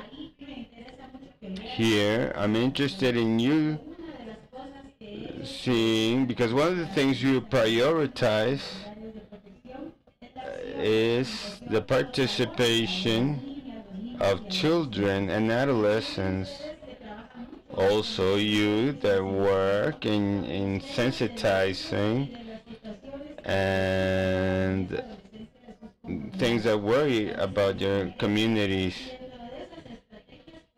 and they respect they don't invent new formulas. They continue dynamics, making them effective to guarantee.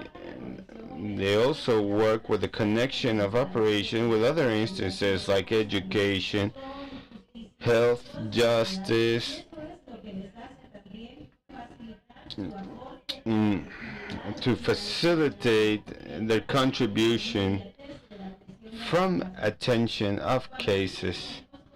When there are protection mechanisms of protection, there are immediate actions at a community level. We've proved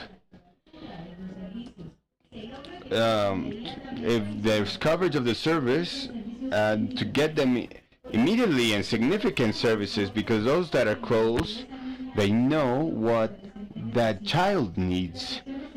Actions are sustained in the long term, and aside from that, they are able to identify the customs they have that could be harmful and could cause violence and transform them. They have a high capacity to influence because they know where and when to knock on the door, so they don't lose time like those that come from outside the community.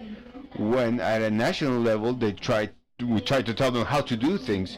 So in these mechanisms, community mechanisms of protection, we respect certain principles. Respect, giving the main role to children. We fight for equality and inclusion.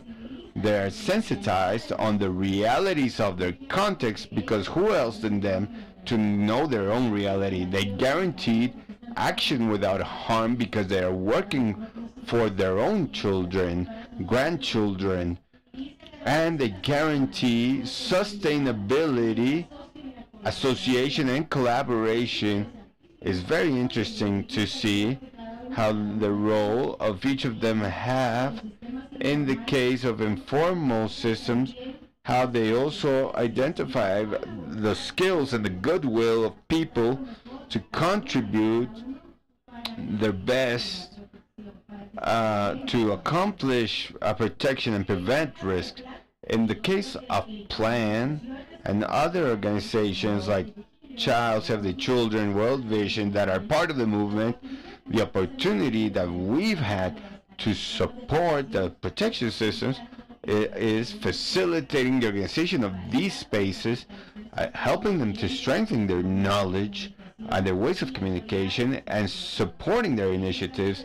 In the case of Plan, the support to community mechanisms of protection are part of a methodology that includes a socio-ecological focus that covers the children and their relationships with community, family, and institutional systems. Here, I'll leave some pictures so you can see the participation. Here you see my colleagues from Colombia, so you can see the participation of the children, their main role, and how we hear their opinions, which is fundamental. This is a strategy that they use, which are the friendly spaces that allow that with safety that children can play and coexist, learn, and this is a very functional strategy. This last one, to say goodbye, it reflects our dream. Thank you for Fundación Colombia, because these Colombian girls demonstrate what we dream of, for children to be living happy in environments free of violence. Thank you very much. This is something we can all motivate. Thank you.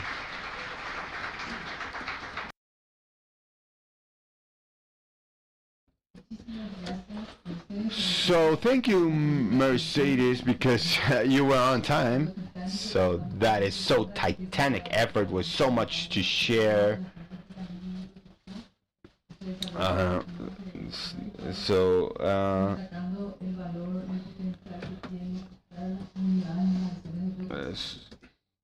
So now we get to the last presentation of good practices. This is going to be developed by Mr. Saul, that has 30 years of work.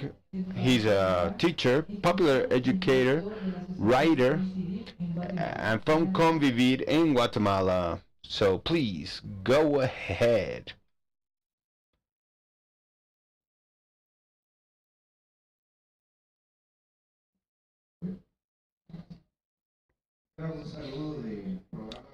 So a salute from Global Program that is currently confirmed by Honduras and Coincide in Guatemala.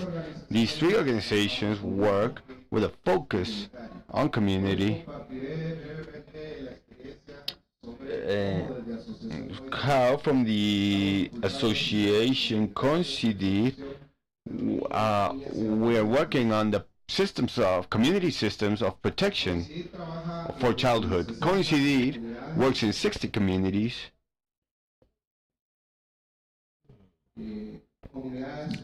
Urban communities and rural communities, and their focus is girls. I want to begin by saying that communities and towns have their own rituals and rites. Like the Minga in Colombia, in some communities it's called faenas. These rituals represent protection mechanisms. Some other mechanisms are spontaneous. There's cases in communities where there's always boys. They're not part of the state, but there's something those houses have, that there's always children. Maybe in some of your houses, when you were children, there was a lot of children. These are things, ways of the communities that they protect communities. And communities that work for children, and nobody asked them to. They organize championship soccer. They even put their own money in. the streets. More than a formal indicator of protection, the street shows us if there's a social tissue that is protective. It's easy to see in a community how many children are in the street. If there's few children in the street, it means that there's no protection.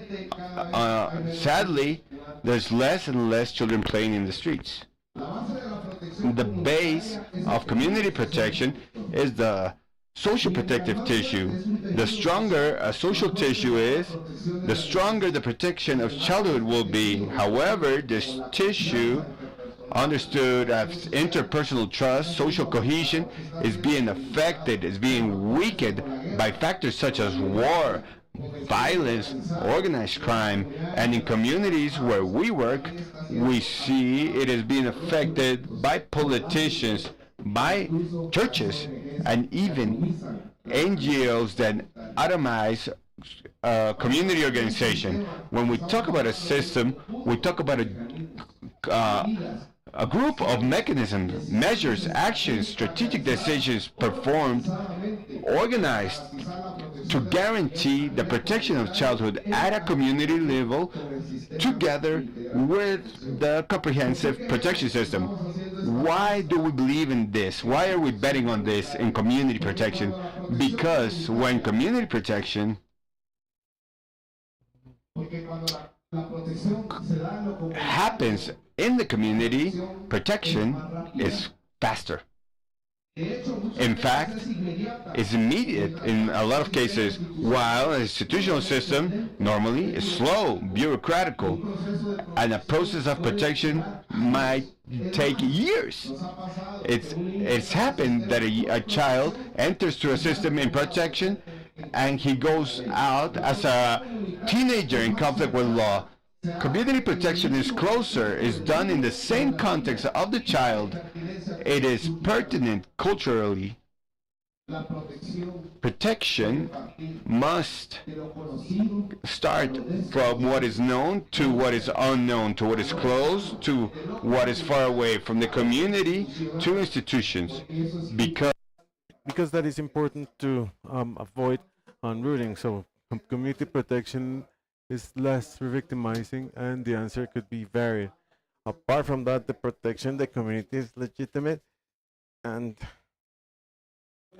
the participation of the communities, it is more possible to achieve the participation of children.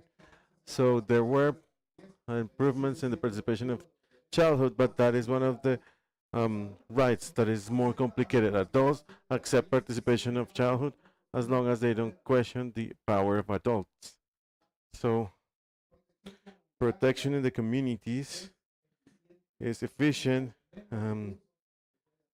So with less resources, we can do a lot. And what are we working with? And the model, huh? The first thing is our 5 strategies that we boost.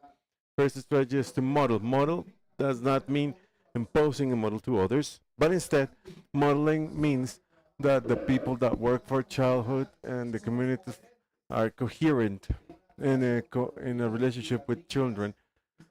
And we are talking about the construction of a new culture of relationship with children and adolescents. And we are talking about the raising with care. So it persists a conductive vision for the raising and belief of Anglo-Saxon community with the people have their own vision of to show affection, and we are reevaluating that for the protection of the communities. So the second strategy would be prevention. So exactly what we do here is to build together with the community, children and adolescents, a plan of resiliency, mitigating risk factors and strengthening protection factors. And we can tell a lot of stories about how difficult problems were solved in a simple way together with the participation of children. The third strategy would be at attention. So it is believed that communities are not related to attention. Most of the cases of the rights vulneration should be related to the protection, social protection, that only one small percentage should require protection at a legal level. If it is the other way, we will be in a paradigm of irregular situation. So, trying to solve in a legal way problems related to social origin. Um, the community protection generates strategies to solve situations that affect families. Let's say, for example, we can call a minga or a faena to solve a problem that affects a family particularly. The fourth strategy would be uh, related to the legal protection. So complaining is just the first step, but it's not the only one. The complaining is to stop aggression, and what we should intend to is the restitution of the rights violated. When there is a violation of rights, there is a lot of there are a lot of rights included in there. So we have to promote spaces of encounter between adolescents, the community, with judges, so the judges will be able to find about them to learn about the context of children. The last one would be incidents, so or influence. Policies shouldn't get to the communities, but we intend that the public policies get down to the communities, but not only go down because they are not airports, but they build from the communities, listening to the communities. Community protection also can be measured, and the improvement of community protection is also key. I only want to discuss two data for communities that. Okay, give me just a second. So I finish here asking a question. Um, I would like to make some questions, to ask some questions. What are the next steps in our countries to strengthen systems for protection to childhood? We have, is the time for the communities? And asking, is the time for community? Is the time to listen to children? With joy, I can say that it seems it is like that. It seems that it is like that because many states are changing their priorities and moving forward to that idea. So they are boosted, and so many policies, programs, and laws are starting to be considered to recognize the value of communities and childhood are the protection part of the protection system. I exhort you to establish that idea for the states. And this is that we did from Latin America with popular education to build a Latin American model that would be for the world, for the community protection, and as the song says in the morning for the children, the song that made me cry. And let's hope that we could build what we missed one day. Thank you.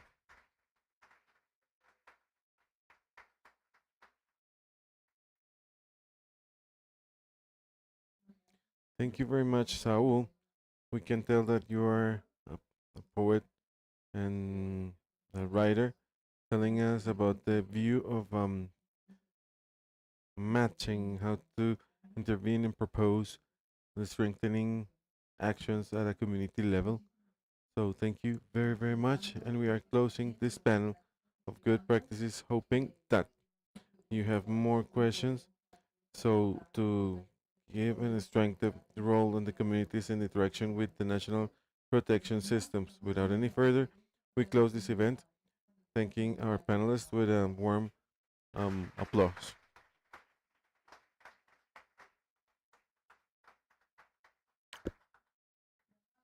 Well, thank you very much to our panelists, to Marta, to because for leading this space, and now we make a call.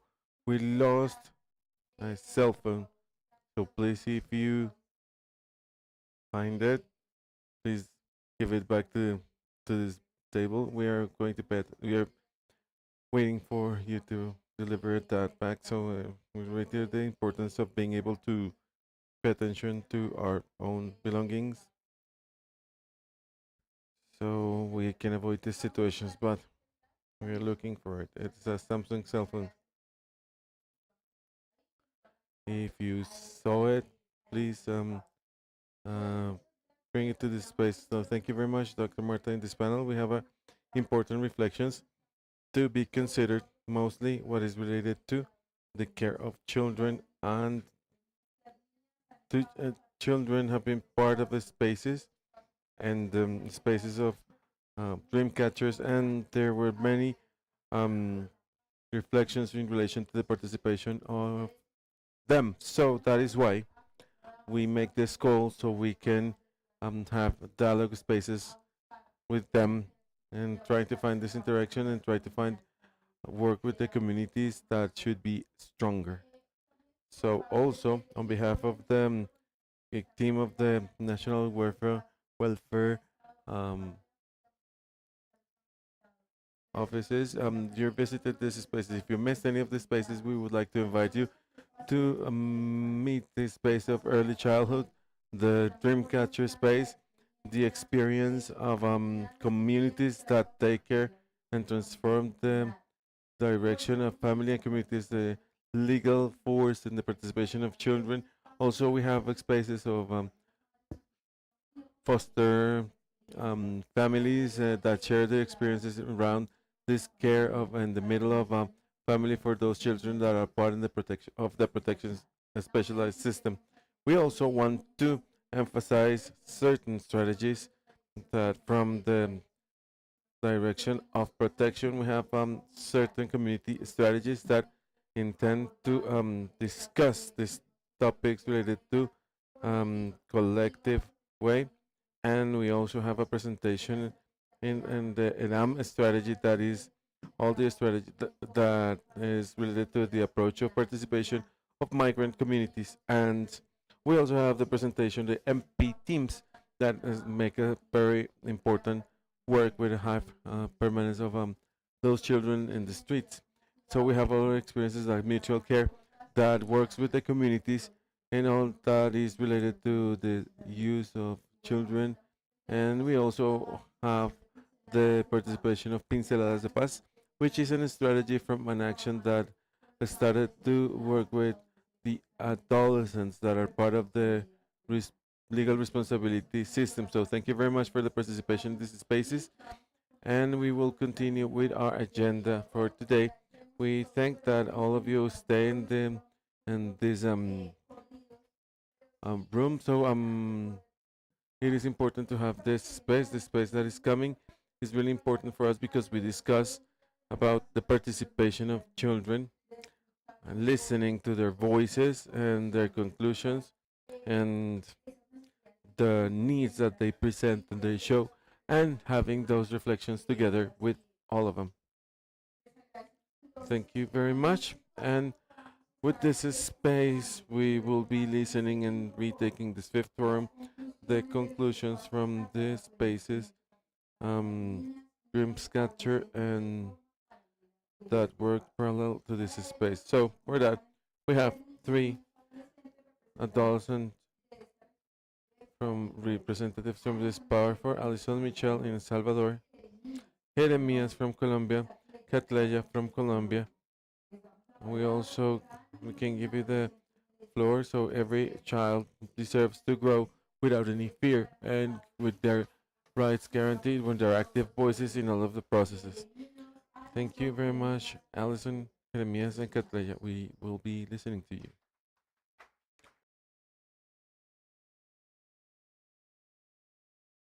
Good afternoon, everybody. In the room that I was, it was related to a game that we sing about the rights of the children and adolescents.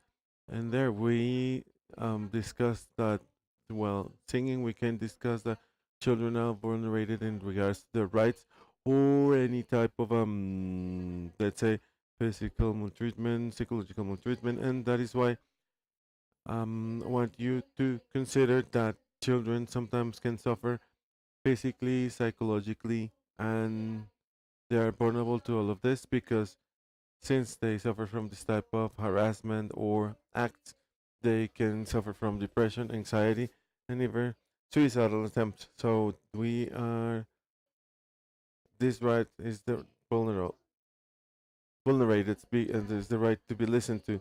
We hear from the children.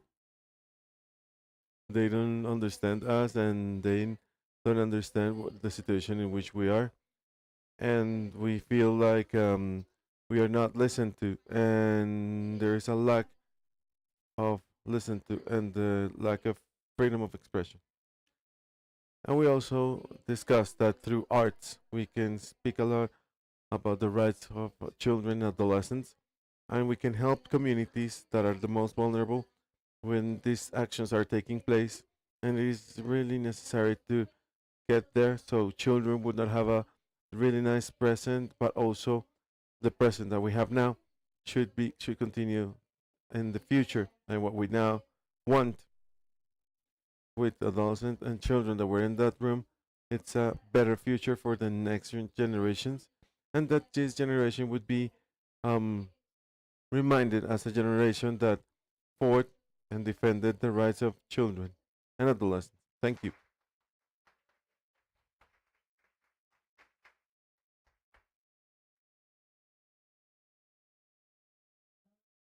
Hello, my name is Jeremias, and I am going to talk about what was made in the workshop called the pot of Ubuntu, well, the stuff of Ubuntu. So, yesterday we discussed about what was Ubuntu and what was the stuff of Ubuntu. So we reached the conclusion that Ubuntu is I am because we are. It means that if we all work together as a team, we can reach our goals. So what is the stuff? The stuff is like everything. Again, I repeat it. Let's think that you are cooking a soup, like, uh, and I need you to, well, Colombians that are here present, confirm if a soup is made by itself. No, right? We need everybody to cook a soup. So this way, it's like the stop of Ubuntu. If we all work together, we can get whatever we want. So that is why I'm talking to the adults in here. If you join to work and if you um, propose something, the participation of children and adolescents, we will have happier children for the new generation because, as a friend said, together we are stronger. So, thank you.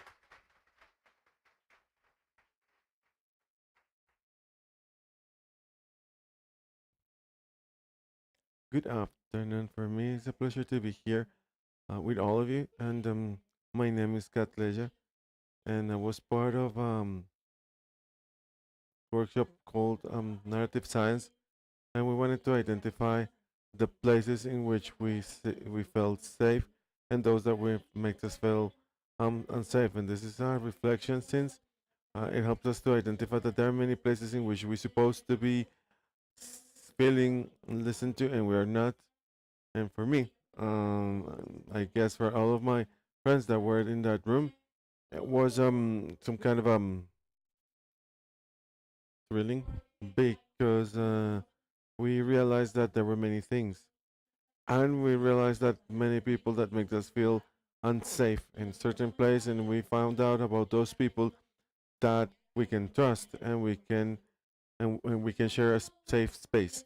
So we need that all of our surroundings could be a safe place. It means that we can go outside to the street without any fear, go to the park, and being seated there um, without the idea that we are going to be kidnapped, killed, or raped. So that is more than asking to adults. That is something that we want and we dreamed as children.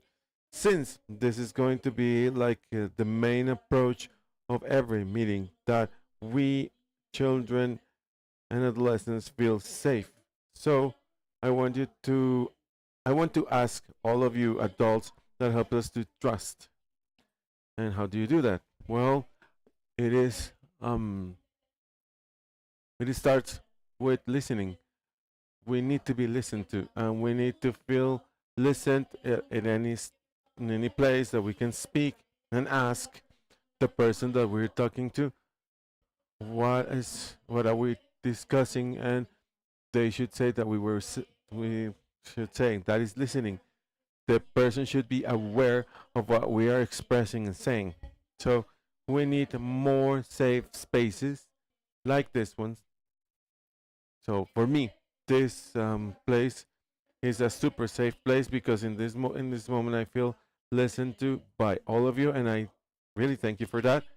And I thank all of the people behind the staff that helped that all of this can be possible. And to conclude, well, we created a slogan that was help us to bring a road full of happiness, smiles, children, adolescents to our ideal country. Thank you.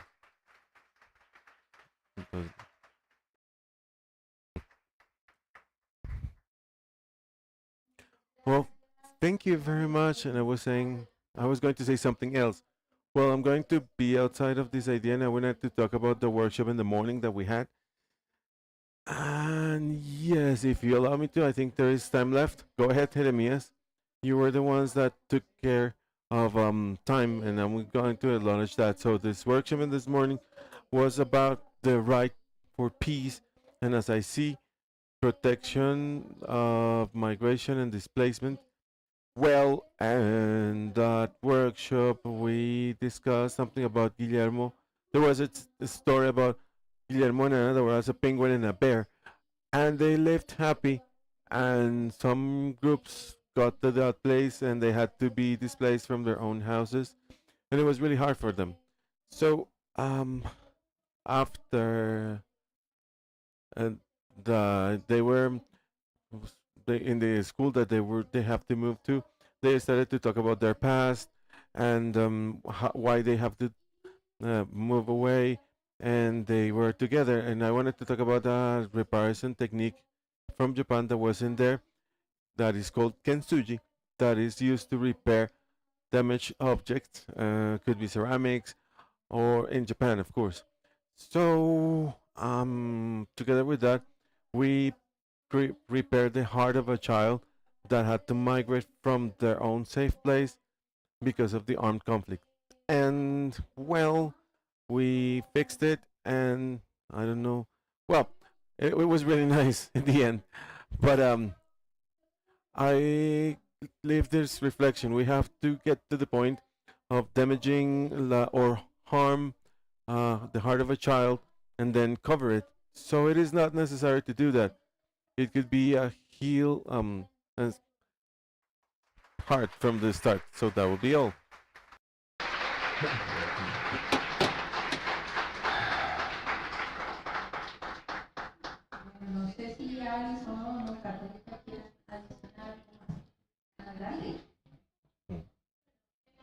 Well, in the activity of the morning, these were very fun activities. I want to highlight someone that was about frogs, where the boys had to be there, and they were the boys, and there was crocodiles. And as the time went by, um, there were less frogs, and there were more crocodiles. I saw this as an idea of sometimes how the right to safety is vulnerated because they sometimes we lose that right to have a dignified life or be in a safe place. So I like those ideas. I don't know if you saw us, but we had a message about peace, and it was a beautiful moment, very moving.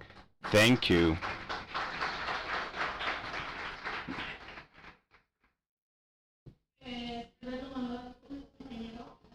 Uh, it was a beautiful activity, and for me, these dreams should not be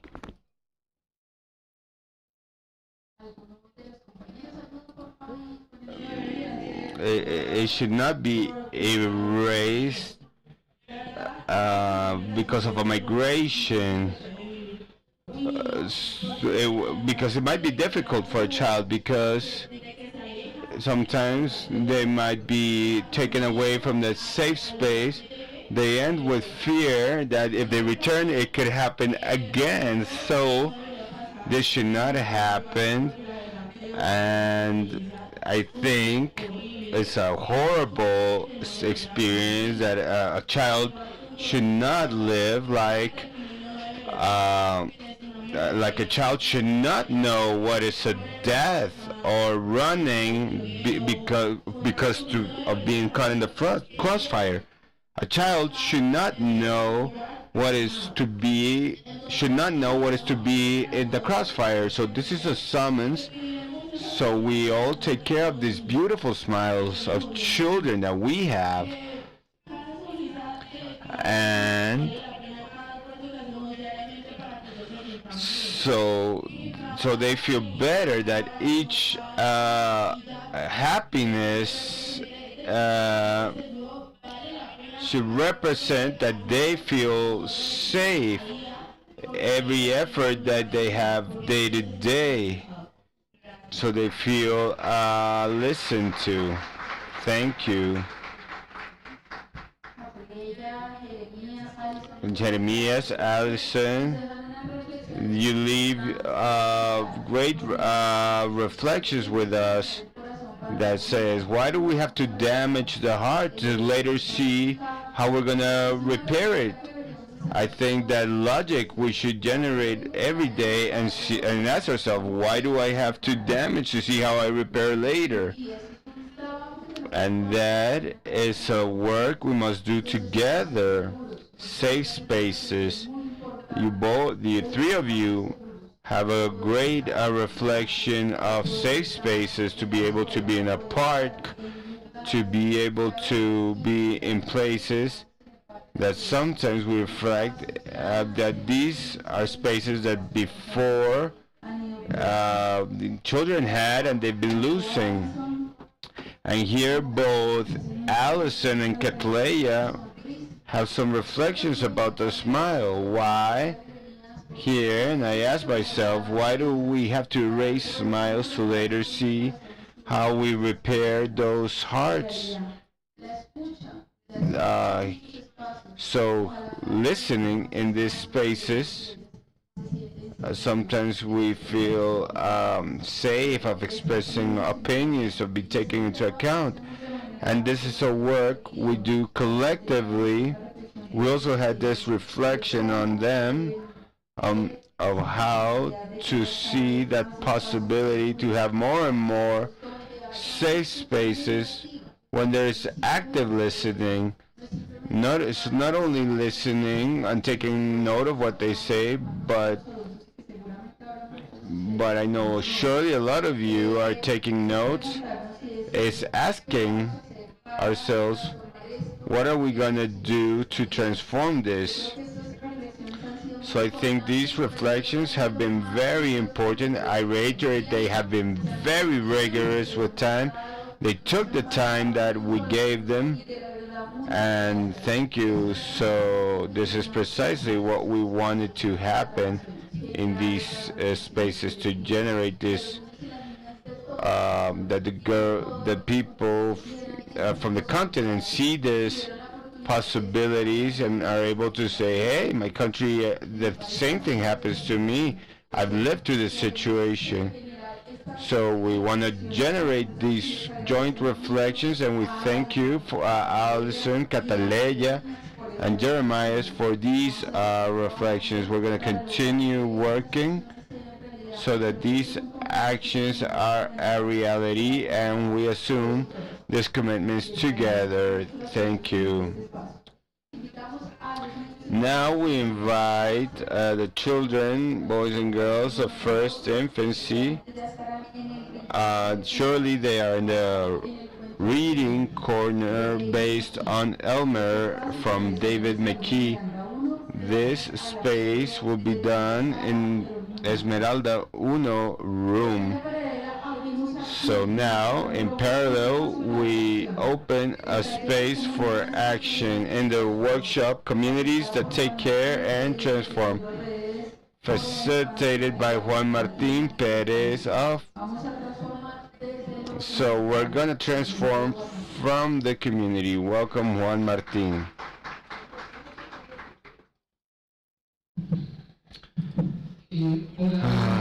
Thank you. Good afternoon, everybody. So first of all, thank everybody from the Institute. I stayed for, as we know, it's been months in preparations. I know we're all tired, and in this space, we'll try to adjust as much as possible. In theory was intergenerational, but we're going to do the coffee of the world. Many of you have worked in this methodology, so we have the team of Alejandro, and the colleagues are going to be hosts of the tables, so we're going to ask you to move towards the tables that are in your walls.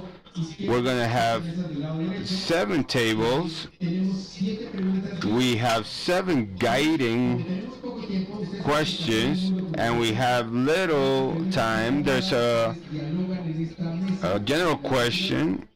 You can dialogue with the host, and after some time we can advise you if you're moving to another station that's going to have another question. So here you can reinforce, and you can say, I compliment. This is the idea. This is how we build a community. Since we have some time, we're going to have 2 stations. So please, we thank you if you are brief in your interventions. We have another tool because we have a code. You can have. We're gonna have a tool in the screen, so you can send a word, very small word, and for every question we're gonna have clouds of words. So we're going to have several sources of reflection. Whatever you discuss in the different tables, whatever you can write, in the meantime, we're going to have the digital version, and we're going to recover more or less 30 minutes this collective knowledge. I hope I explained myself. Here we have our colleagues. You may raise your hands. They have a number. You can raise, they have a number, and they're going to place themselves in the tables. You can, since we cannot move the tables, here we would have the logistics team. We're going to ask you to turn the table, here the host or a hostess. Every host has a question, and on that question we're going to dedicate some time, and then we move to the next station. The one that is on your left, and if we have time, it's okay. If not, with 2, because we have little time. I said this 3 times. The instructions. I know you're eating. Eat your sandwich, or how do you call it? Sandwich. In Mexico, we call it tortas. And you remember shortly from a show. So, please bring your sandwich. So, my colleagues, please help me. So please move to the wall. We're gonna have Grace from Worldwide Movement accompanying us. I will be from another side accompanying you, and we don't have more time to compile. We're gonna just gather what you say, and we will share this online, okay? So we have an image, and this will be the visual representation. So please look at your host and see how we have 7 questions. Please translate through the different questions.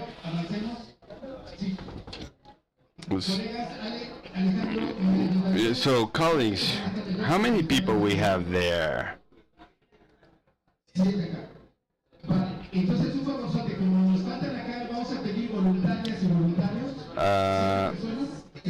So please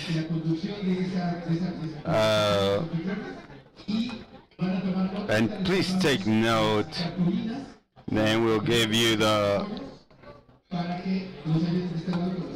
so please help us with that, okay? Time is running. I'm sorry, the day's been a bit hectic, but let's take advantage, okay? So now they're helping us. Who is gonna help me? We need some volunteers.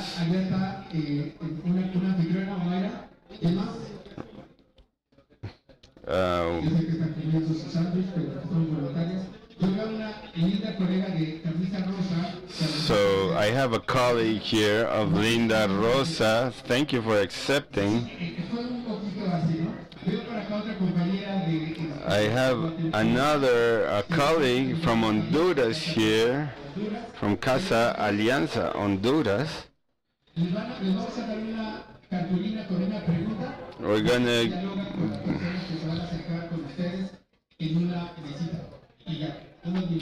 So please give me a few minutes.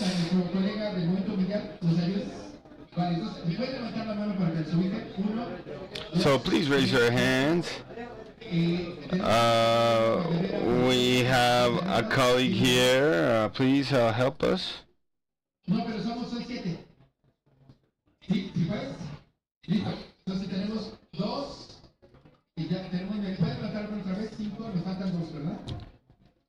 We're missing 2. And who else?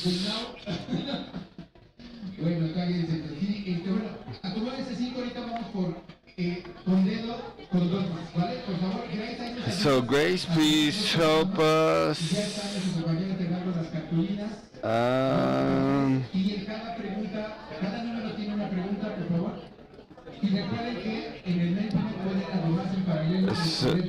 So now in parallel you can respond to all questions.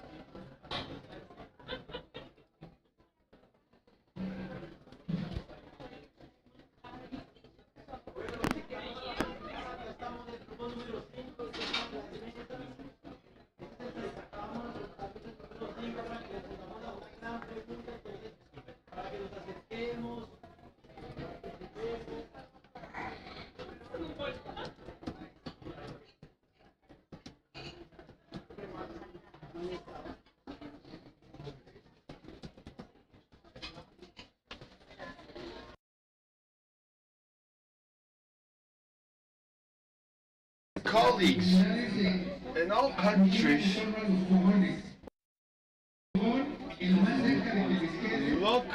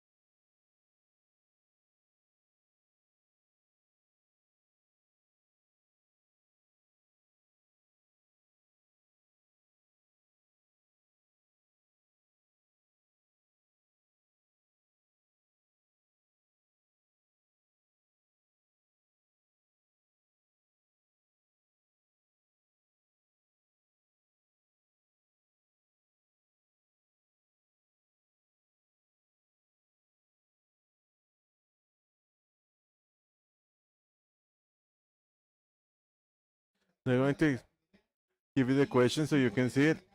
And if you can get to those different meetings, you can have all of the information. It's going to be systematized. And we're going to share it as the documents and the memories of this forum.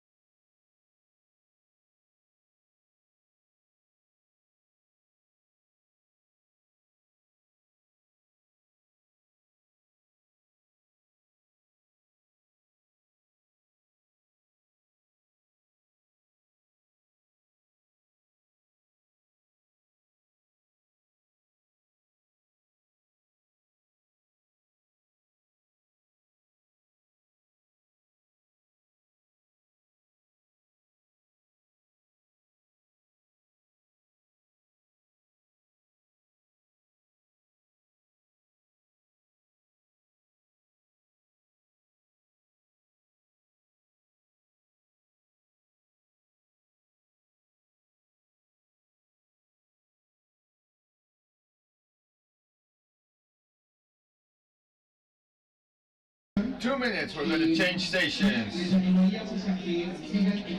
And we encourage you to continue in parallel so we have the two paths of working. So remember, we're in the station 7 with one question. In some minutes, we're going to change station to receive the other people. 2 minutes.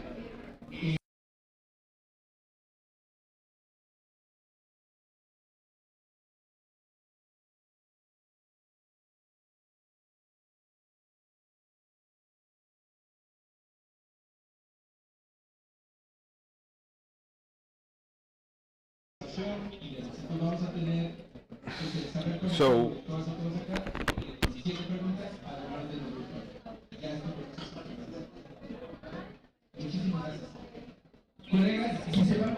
colleagues, we're gonna move to another station.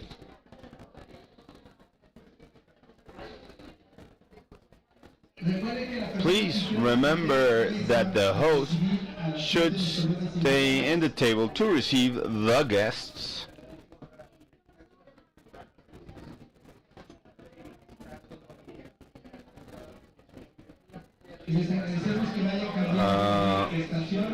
We thank you that we can change a station.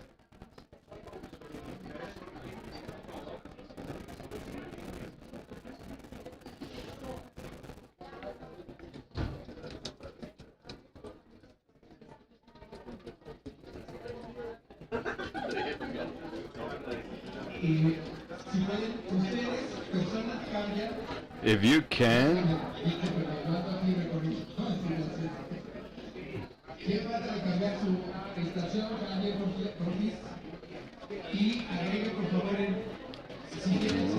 if you have possibility to have one device,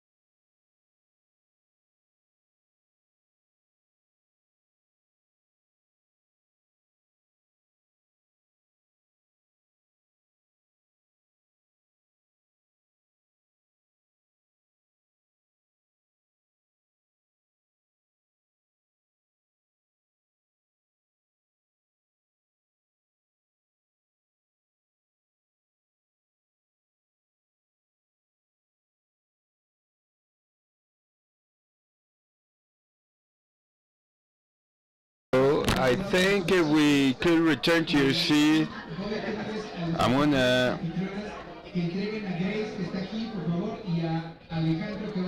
And Alejandro.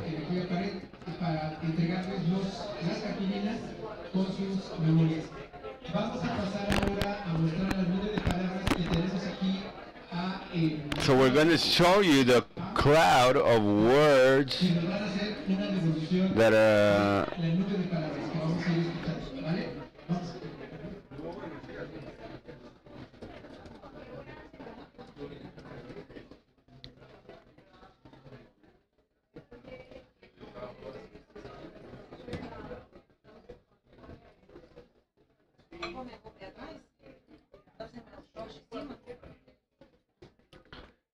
esto así, encima, encima, encima, encima.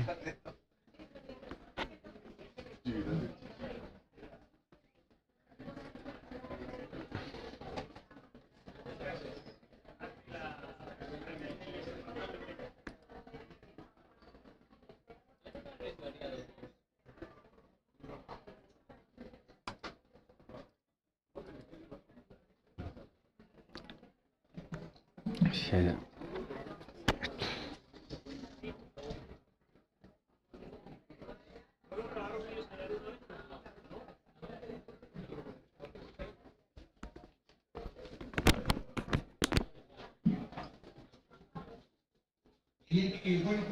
So we're gonna have exactly 3 minutes, but we're gonna try.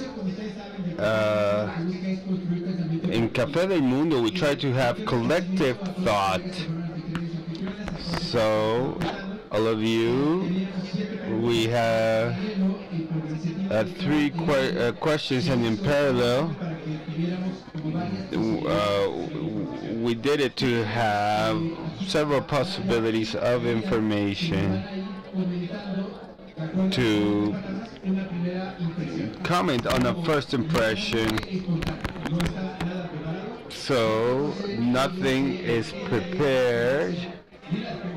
They don't know the questions or what we've discussed, but we thought it was important to make this contract spontaneously. What are we doing in this cloud of words? So we're going to stay here with a cloud of words, okay?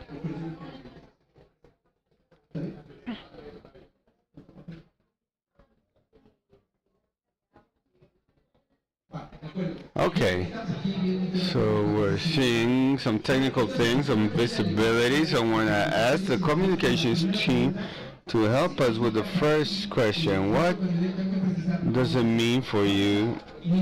We're going to see each of the questions here, and I encourage you to look at them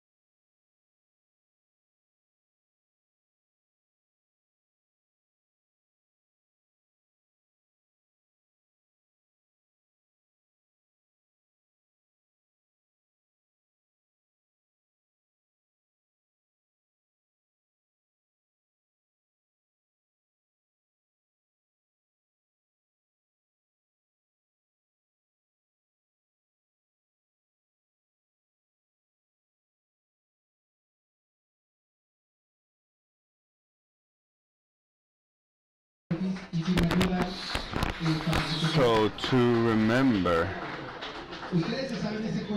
You know this high school game that we have a closure in the lips, so please everybody raise your hands. All of you have a hand. So please grab your fingers and so close your lips, and let's hear if the lips are closed. 0. So, so the adults close their lips.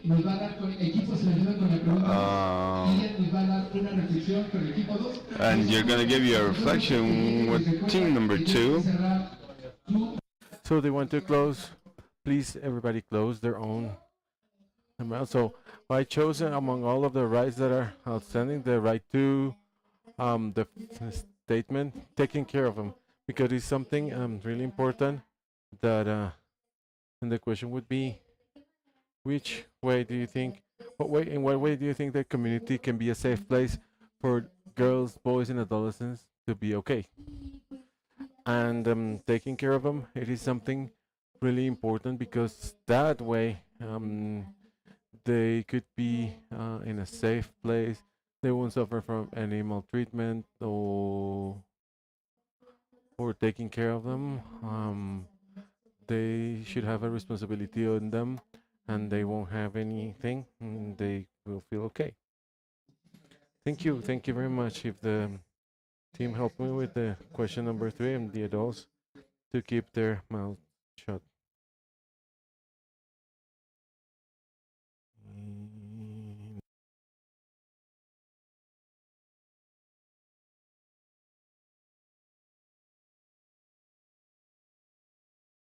Well, from question number 3, it's listening. Since I like to be listened to, I have to listen and listen to those ideas and the solutions that we can find together. It is all good to work together because we can finish quickly or easier, and we can find some other solutions for these problems. Thank you very much. Team number 4, the question. And in the question, which way you can find children, adolescents can take part of the community, in which we can make decisions on how to take care of their rights. So I chose the ideas, and they can give something. So it is important to consider an important place. So we can continue with question number 5. How can you believe that the ideas of the community can be linked to the decisions of the community? So I chose a small one. It is something important that is stating together. That is something together, is planning something together or in group. So we think that as finding a solution and programs related to different countries in Colombia, Mexico, and Uruguay, and different countries. So thank you. We're going with number 6 now. Thank you very much. Spontaneously, you're giving your opinions about what we discussed. So question number 6 now.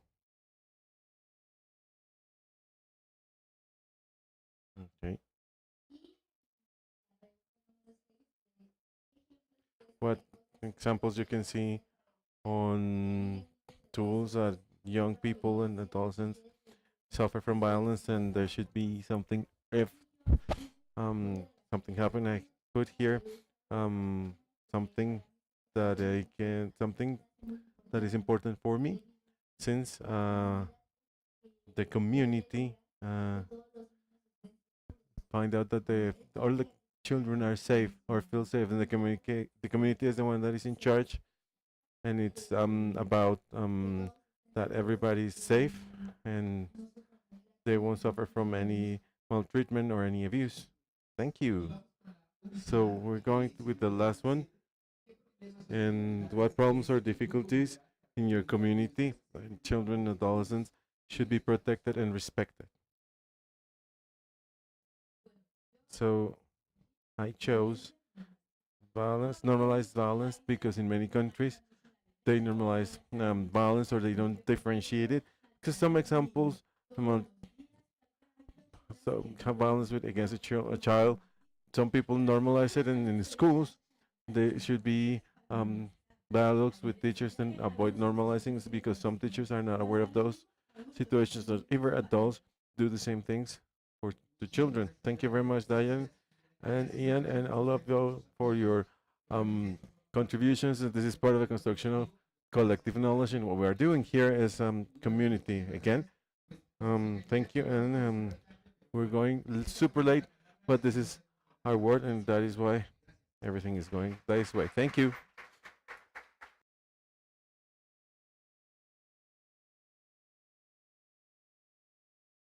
Thank you very much to everybody that is part of this space, that you were listening to these important interventions, that you were paying attention to this exercise, and you participated actively of this exercise, and you were paying attention to Ian and I, is the important reflections about how are we going to make these transformations that we are intend to do and consolidate in this space. Transformations that are collective, that are part of this dialogue in this fifth Inter-American Forum of Promotion and Comprehensive Protection Systems of Rights for Girls, Boys, and Adolescents. Thank you, Ian and Daya, for this important reflections, for giving us this important contributions based on that exercise, and thank you, Juan Martin, for leading up these spaces. So this way, with words from Ian and Daya, and with these reflections, we finish the first day of this fifth Inter-American Forum. So we invite you and we thank all the persons that were online, that were on the social networks of the National Welfare Institute, joining us and listening actively to the discussions that we had and the experiences and the work, making the reflections around peace and around the community systems for protection of children and adolescents. Thank you for your active presence and committed presence. So, for those that were present in this space or those that were here virtually. So, let's meet starting at 7 a.m. We were ready to start the subscription process, and we invite you to be early in the morning, and because we have an enriching agenda. Thank you very much. And well, I want to reiterate that this is space that is going to take place in the Chancellor's office. We invite you to this office. And we are almost getting living there. We will start that at 7, and the translation ends now. Have a wonderful evening.